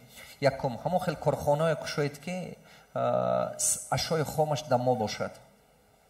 ашои хомаш агар яъне дамо ки бошад соҳибкоро созанд соҳибкоро созанд чиба ки дигараш кушода банкрошнаш мумкин я ҳамон корхонаи кушед ки ё ашои хомаш дар инҷо бошад ё бозораш бошад якташ буданаш дар кор ё бозораш ё ашои хомаш ин беҳад зарур якташ буданаш зарура ин якум дуюм ҳамон корхонае кушед ки бисёртар ҷои кор месозад чиба дал немамент агар нигоҳ кунед ман магазин накушодиам дар тоҷикистон домсозӣ накарданам магазини супермаркет кушода ман метавонам ман шогирдҳои ман пур аст ки ба маслиҳатҳои ман кушодагӣ не ки ман ин кора намекунам дар тоҷикистон ба кадом сабаб бисёртар хоҷагаи кишоварзию дигар чизҳо ба кор карданам чиба ки ҳамон соҳаба халқи бисёртара ҷои кор таъмин кардан осон халқи моя мисол замин ба кор кардан ёд додан осонтар ҳозир тез ёд мегирад якаш ин дуюмаш ин ки маҳсулоти тоҷикистона ҳамчун маҳсулоти натурални продуксия гуфта буроварданам содирот ба осон ин беҳад зарур баъд хубиш ин ки тамоми халқи тоҷик агар ки ҳар як оила ҳамон камакак заминаш ба чиаш ба правилно кор кунад фақат аболои илм гирифта баъд кор кунад ҳавай аз 2 сотиқ мисол 1 тон не 3 тон 5 тон бор гирад вай 5 тон 7 тони вай соҳибкор гирифта коркард кунад ин соҳиба кор кунед барои ҳамон истеҳсолот бошад ҳамон корое кунед ки сирё бошад ахтомо ин беҳад зарур дуюм ҳамон кор бизнесое кунед ки ҷои кор 2 кас не 50 кас ба ҷои кор шавад сеюм ҳамон бизнесое кунед ки аз инҷи шиста дунё ба кор кардан шавад IT система ба кор кунед IT система ба инҷи шиста тамом дунё ба ваятона фурӯхтан метавонед маҳсулоти коратона дизайн маркетинг мисол мана ин архитектурни вишо тамоми ҳамин чизҳо ба ҳамин ҷишта кор кардан мешавад агар одам салака фаҳмишаш бошад агар ки интернеттон пастӣ кунад вай биёред ҳамон вайша гузаред чӣ буд ин хел вайфай не вайша гузаронед ки интернетон баландӣ кунад ки ҳамин ҷишта кор кардан тоед ҳаст ҳамин хел услуга ҳаст ҳамин сотови аппаратҳои хутумоба ҳаст мана мо прямой эфир карданем ҳамина мо пулаша додем пулаша тиеду кунетон ҳозир ҳамин прямой эфир рафтан аст дар тамоми дунё ин беҳад зарура ин чизҳо кардантон дар кор ин як 10 соли оянда ба тоҷикистон тамоман дига мешавад ман гуфтам тамоман дига мешавад агар кунем хеле хуб мешавад маълима гап занед саволи ахирон шумо чӣ гуфтанӣ доред илтимос чӣ гуфтанӣ доред нисбати ҳамон муҳоҷирое ки берун аз кишвар ҳастанд ва дуруст метиҳад тавсияи нодуруст метиҳад ки дар тоҷикистон ягон фаъолияти бизнесӣ ғайри мақсад чӣ аст ғайри оддӣ аст ки дар инҷа мумкин яъне ки карданаш дар қин аст номумкин аст чӣ гуфтанӣ донед раҳмати калон мегӯм бародари азизам ман худам ки дар берунҳо бизнесом аст 27 компаниям аст мана худо ба шукр бизнесом ки дар дигар давлатҳо ҳаст ман медонам фарқияти бозори тоҷикистон чӣ ай мисол қонунгузории тоҷикистон чӣ хел фарқияти дигар давлатҳо чӣ хел аст ман ин аз сарам гурзондагӣ ки ҳастам дида истодам худам карда истодам худам дасти худам хати ки месупорам налогу дигар чӣ ман медонам барои ҳамон шахсое ки мегӯяд ки дар тоҷикистон рафта бизнес накунед барои вай значи ҳамин ватан арзиш надорад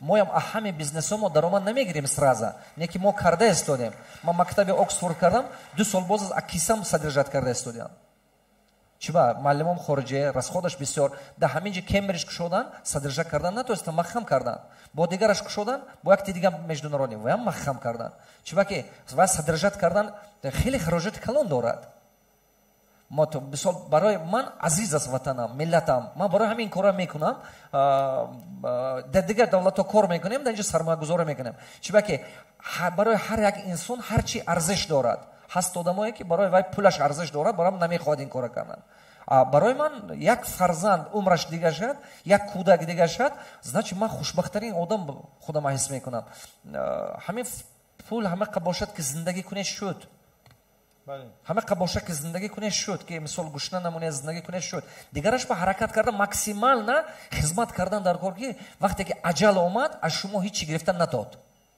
то аҷал омадана ҳамаша максимально истифода баред маълима Добрый вечер, Сайдмунтаз Раджабович. Рахмати калом. Меня зовут Зильбар.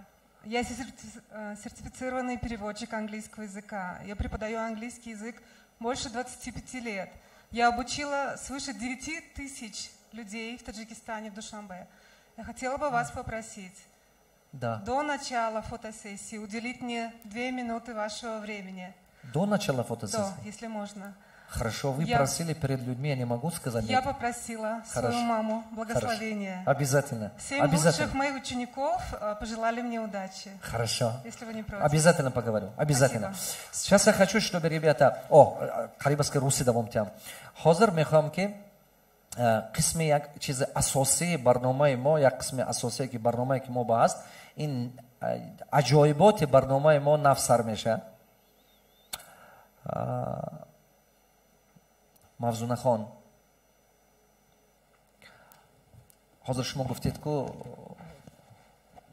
беҳад қин аст шогирди беҳтарина ёфтан. барномаи чашмаи умед агар бинед дар ҳамин логотипашам дидед дукаса ҳаст. Дидед дукаса аст. Якташ майдатар аст, якташ калонтар. мо апрос гурзондем дар байни якчанда ятимхонаҳо. мо ёфтем духтаре ки ҳамин хел орзу дорад шумо ба монанд бошад, орзу дорад ки ҳавас дорад ки шумо ба наздик бошад. лекин имконият надорад, аз сабабе ки ваё дар сағирахонаҳо ҳастанд. барои ҳамон ба мо документошам роҳӣ кардаган. ман ҳар як чиза беҳад одаме ҳастам ки беҳад документална кор мекунам. ин чӣ гуфтани гапам? мо мехоҳем ки маликаи нурулло ба дасти шумо диҳем ҳамчун устоз.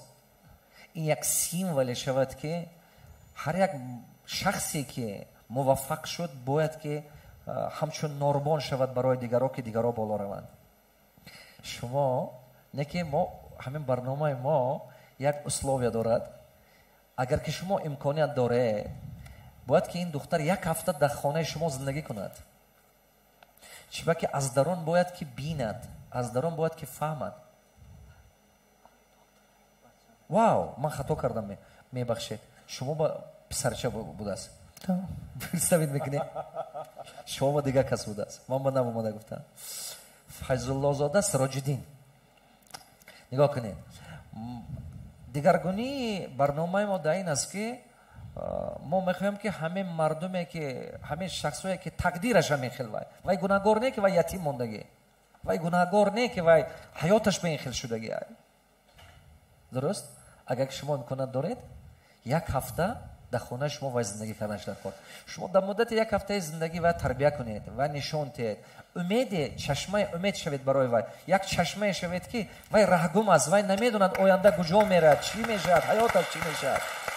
вай намедонад ман оқубатам чӣ мешавад, ин ҷи тамом мекунам, хаяк чӣ мешудагист мегӯд. не ки вақте ки шумо ранги падаратон шумо ба кардан. агар ки имконият доред дар оянда направид кунед. не ки рӯзе шаваду. мо чашмаи умеди мо барнома ҳамин хел сохтагӣ ҳастем ки рӯзи шаваду шахсое ки мо ҳамчун устоз интихоб кардем, шумо мисол доред ки шумо ҳамчун устоз интихоб мекунед, рӯзи шаваду шумо ҳамчун устоз агар ки ҳамин одама тавсия кунед, фонди благотворение, фонди чашмаи умед ҳамина дастгирӣ мекунад то ба мақсад рафта расида нашад. ин фонда ман сохтагӣ. ҳамон бачае ки мисол соҳаи илм ба мерад, соҳаи чӣ ба мерад, не ки имконият надорад вай бечора муваффақ шудан ба вай мумкин ки ҳаёт барои баъзе одамо шансҳои хуб метиҳад, толеаш баланда. не ки барои баъзе одамо маҷбур аст ки худаша созад. мисол ман чизе гуфтани, баъзе одамо таваллуд шудааст фарзанди ягон сарватманд, таваллуд шудааст просто ҷияни кадом одами калоншав, вай ба карьера сохтан осон, чӣ кардан осон. не ки баъзе одамо таланта худо додааст, ҳама чиза додааст, не ки вай ҳамун шароит вай ба нест. аману шумо бояд ҳамуно ба шанс диҳем. мо тайёр ҳастем. агар иҷозат бошад ифтория ҷоя мерем истад. Файзуллозода Сироҷиддин гӯед назди мо ба.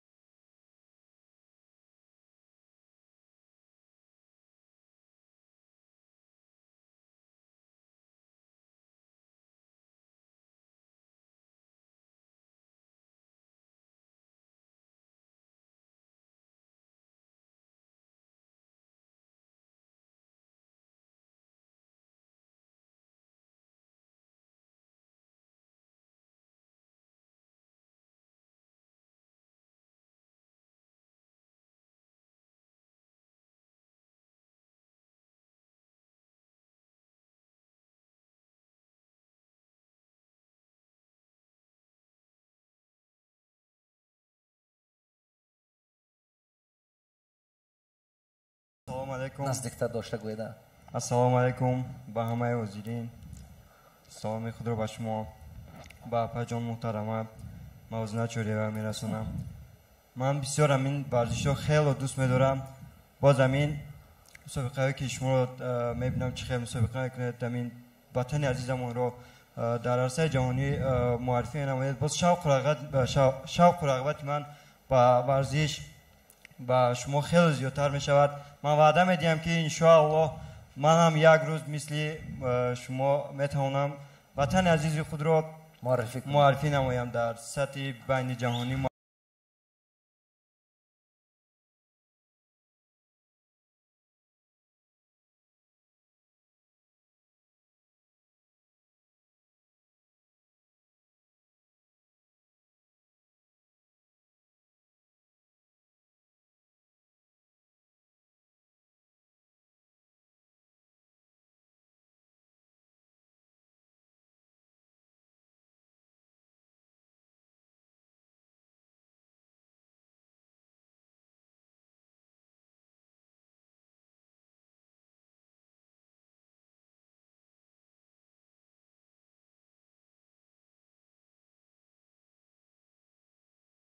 حصه گذاری کرده، دستگیری کرده، چی چیزی که علمی که شما دارید معنی سر همینا با جا کنید. عجب دلتون با گرمی انداخت؟ انشالله. چرا نه؟ اینجا بیا پیش ما بیا کن. برای اینا همشون اینش هم صنف نو، اینش هم صنف نو. همشون فرزند تربیت کردن در کار. انا فامیلیا چیه؟ ملکه نورالله. ملکه شمس‌دین میشوید ملکه شمس‌دین. انا چی آرزو داری؟ من آرزو دارم نزدیکتر داشته گوید که هم آرزو دارم در آینده به مثل شما نامبردار تاجیکستان شوم. انشالله ما هم باور داریم. باور کنیم وابسته نیست کدام کسب انتخاب میکنن. هر وقت ما همدیگر خوب نمیشناسیم وابسته نیست کدام کسب انتخاب میکنن. در هر کسبی باشد حتی این راننده ترالیبوس باشه که باید عاشق همون کسب باشه یا که معلم باشه یا که در فیزیکولتور یا که مثال سپورت و ورزش باشه یا که من نمیدونم دهقان باشه باغبان باشه. همون کسب خود صدقاً دوست داری من میخوام که همون سمت خودش انتخاب کنه. هیچ وقت ما مجبوری و نکنیم فقط دستش بگیریم و خودش به قوت حس کند. انمی دلپور باشد. دلپور همین گپی که شما گفتین که صدها آرزوها هستن که همون خیلی آرزو میمونن عملی نمیشوند. واقعا همین خیلی زندگی بسیار مشکله. باور کنیم ساده نیست اما ما باید صحبت میکنیم هم صحبت میشویم درد دل یارو گوش میکنیم. اینو هم با ما با عائله ما با نزدیکان من با نزدیکتر میشوند. محترم دکتر حاضر محیطی که گفتیم که محیط و این محیط برای این فرزندها ساختن در کار. وقتی که اینا چشمش قطع دید دکتر چه خیلی است. وقتی که دید چه گرد و اطراف شما اینا یک هفته شما همراهتون هم خانه بتونید برید حد نتونید امکانیت نباشه هیچ گمنی انا روزانه با از سحر تا بگه قوتتون باشد جای کارتون با بیند که آرزو کند. وقتی که آدم دید سخت بیدار میشد و خودش با باورش زیاد میشد. هر دو این کسا ما از پرسش کرده آوردگی تو چی آرزو داری چی شدن میخواهی چه خیل اینو با درس نمیخونن درس یک هفته هیچ گپ نه هیچ کار نمیکنه. یک هفته درسی که شما میتید این ضرورتر است چیم لوبوی درسی که دیگه جا میگیرید. هر بارم درس داو بعد درس بگیرم با هیچ خیلی یک با مصلحتش شما میکنید مصلحتش خودتون میکنید. شما درس نمونید من خونه قربونو برم ما ای درس مون جوی کوری ما پروا نکنید. صنف چند میخونن؟ صنف نو صاحب علم شود. سهم گلاونی صاحب علم شود. نه اگه من فکر میکنم که قسم بنام الله اینم پیامبر خوکیم این بهترین دخترک میشوه انشالله. دیم معلومات میگیره همون سمت که خودش دوست میداره همون سمت وای میکنه همون روبر دولتمون ما бисёр дуст медорам суҳбатҳои роҳбари давлата дар ҷои брава албатта ҳами ягон духтарака дастгирӣ мекунам мега ки духтарам агар дар ҳамиҷа оли ягон нақшаи вай надошти биё душанбе бибарам дар душанбе тарбият кунем барои чи барои ки пойтахт имкониятош дигар бовар кунем пойтахт пойтахта инами ҳатто шаҳрҳои калонтарин тоҷикистон имкониятҳое ки дар уҷа ҳамин насли мо дорад насли наврас дорад дар деҳот ҳамонро надоранд 70% тоҷикистон дар деҳот зиндагӣ мекунад ки имкониятҳо дар он шакле ки барои мо як чизи оддӣ шудагӣ барои ӯ одамон дастрас нест. мехоҳам ки ту пурсам коҷонам ту духтур шудан интихоб кардӣ чӣ ба наздиктар доштагу ман ин хел доштагу бошам ана мехелам ки баланд барое ки ба ватанам содиқона хизмат намоям. این آرزوی دلی تو یا که تو به معلمات یاد دادن اون کسی یاد داد که نه آرزوی دلی خود نه این به حد ضرور چون که وقتی که بعد از خود شب یک هفته گذشت ما انکیت میتیم استاداتون با استاداتون انکیت میتیم من با ما مینویسیم مثلا من با نوشته میتیم که من این فن اینش میشودگی اینش نمیشودگی من اینش تربیت کردن در کار اینش این خیلی نقص کنی حرکت کنی همه استادها شما دستگیری میکنن با وقتایی که مثال یک هفته نه 2 ماه پسم 1 سال پسم مصلحت میتین راه نشون کنی میکنن شما نشون میتین چه رفته نشه نه که اگه که همینو بیانم من با تفسیراتیان که همین دختر جانم همین در حقیقت دختر بهترین میشه حساب فوند من تو رفته تمام دنیا کجا باشد انتخاب میکنی امریکا می گرمانی می روسیه می کجا رفته میخونی حساب فوند من دختر بهترین شما در همین خلق خدمت میکنی ما با همین مقصد این برنامه ساخته استادیم که این برنامه خدمت این خلق کنند مالش کجانم رحمتی کدار حاضر ما میبریم بیرون با فوتوسسیه با بیرون با آفرین بهترین اقدام بهترین اقدام رحمت برکت خب مالش بیرون با میبریم یعنی گفتنی هسته واو همین من ورزش رو انتخاب کردم 2 مقصدی اساسی دارم یکم مقصدم این که میخواهم تاجیکستان رو در عرصه جهانی معرفی نمایم و افتخاری زیاده میکنم که پرچم دولتی خودمان رو بالا بردارم و مقصدی دوم این که میخواهم مادرم و معلمه عزیزمان محترمه سفر و شیرین رو که این حال در همینجا اشتراک دارن میخوام آنها رو با تمامی آرزوهایشون چیزی که هست چه آرزویی که دارم با آرزوهایشون رسونم و میخوام آنها رو با بعدی نصیب اگر محترم و اپای عزیز مرا خیلی ورزشکاری خوب نامی نمایند میخوام که آنها رو نگاه بی نمایم و با همه آرزوهایشون رسونم چون انشاءالله که محترم و اپای عزیز موضوع نچوریه و ما رو ناامید نمیکنن و ما کمک میکنن یاری میرسونن و ما رو با آرزوهایمان با مقصدهایمان میرسونن رحمت کلام محمد کلام خوشانم میخوام که با همه شما یک چیز اساسی گفته گذارم مرحمت ما میخوام که شما استاد برای نسل آینده یک شخصی که در امید کشودید برای شخصی که در آینده میبیاد برای همون محترم شمس‌الدین قربانов قبول کنید این دیپلم ما در همین کابینتتون مونید با چیزی که با ما سلامت باشین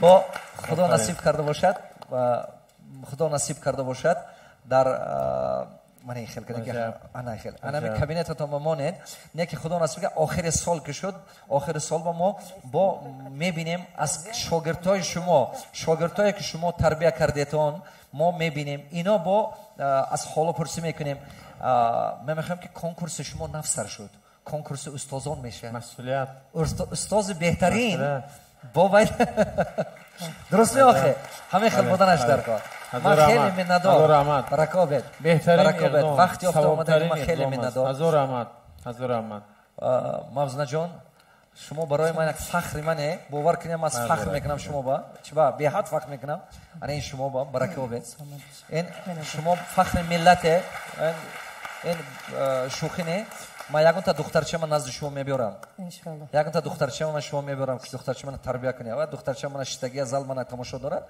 من شما شناس میکنم و به حد آرزو دارد چون که بسیار چیزا بقوت است وای خب هموطنان عزیز گرامی بار دیگر همه شما با رحمت کلام میگم خوش آمدید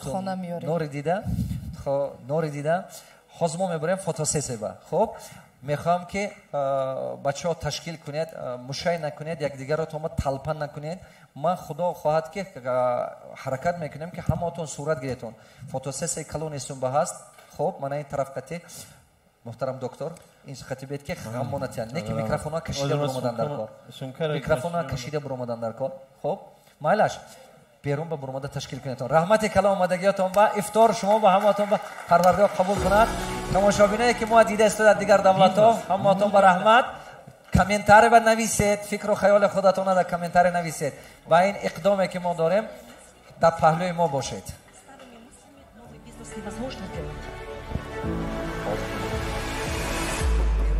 Саидмурод Давлатов. Потолок, который вы имеете, это всего лишь чей-то поле. Бизнес никогда не станет лучше, чем вы. Вы самый главный газ вашего бизнеса, вы самый главный тормоз вашего бизнеса. Старые мысли – старый бизнес. Старыми мыслями новый бизнес невозможно делать. Саидмурод Давлатов. Потолок, который вы имеете, это всего лишь чей-то поле. Испытывайте себя максимум. Мы достигаем только те цели, которые считаем для себя реальными. Спустя 2 года я начала... В эти финансовые 10% $1000. В 2017 году 49 миллионов. Самая главная инвестиция, которую вы должны делать, это не биткоин. Это не эфириум, это не USDT. Вкладывайте свою...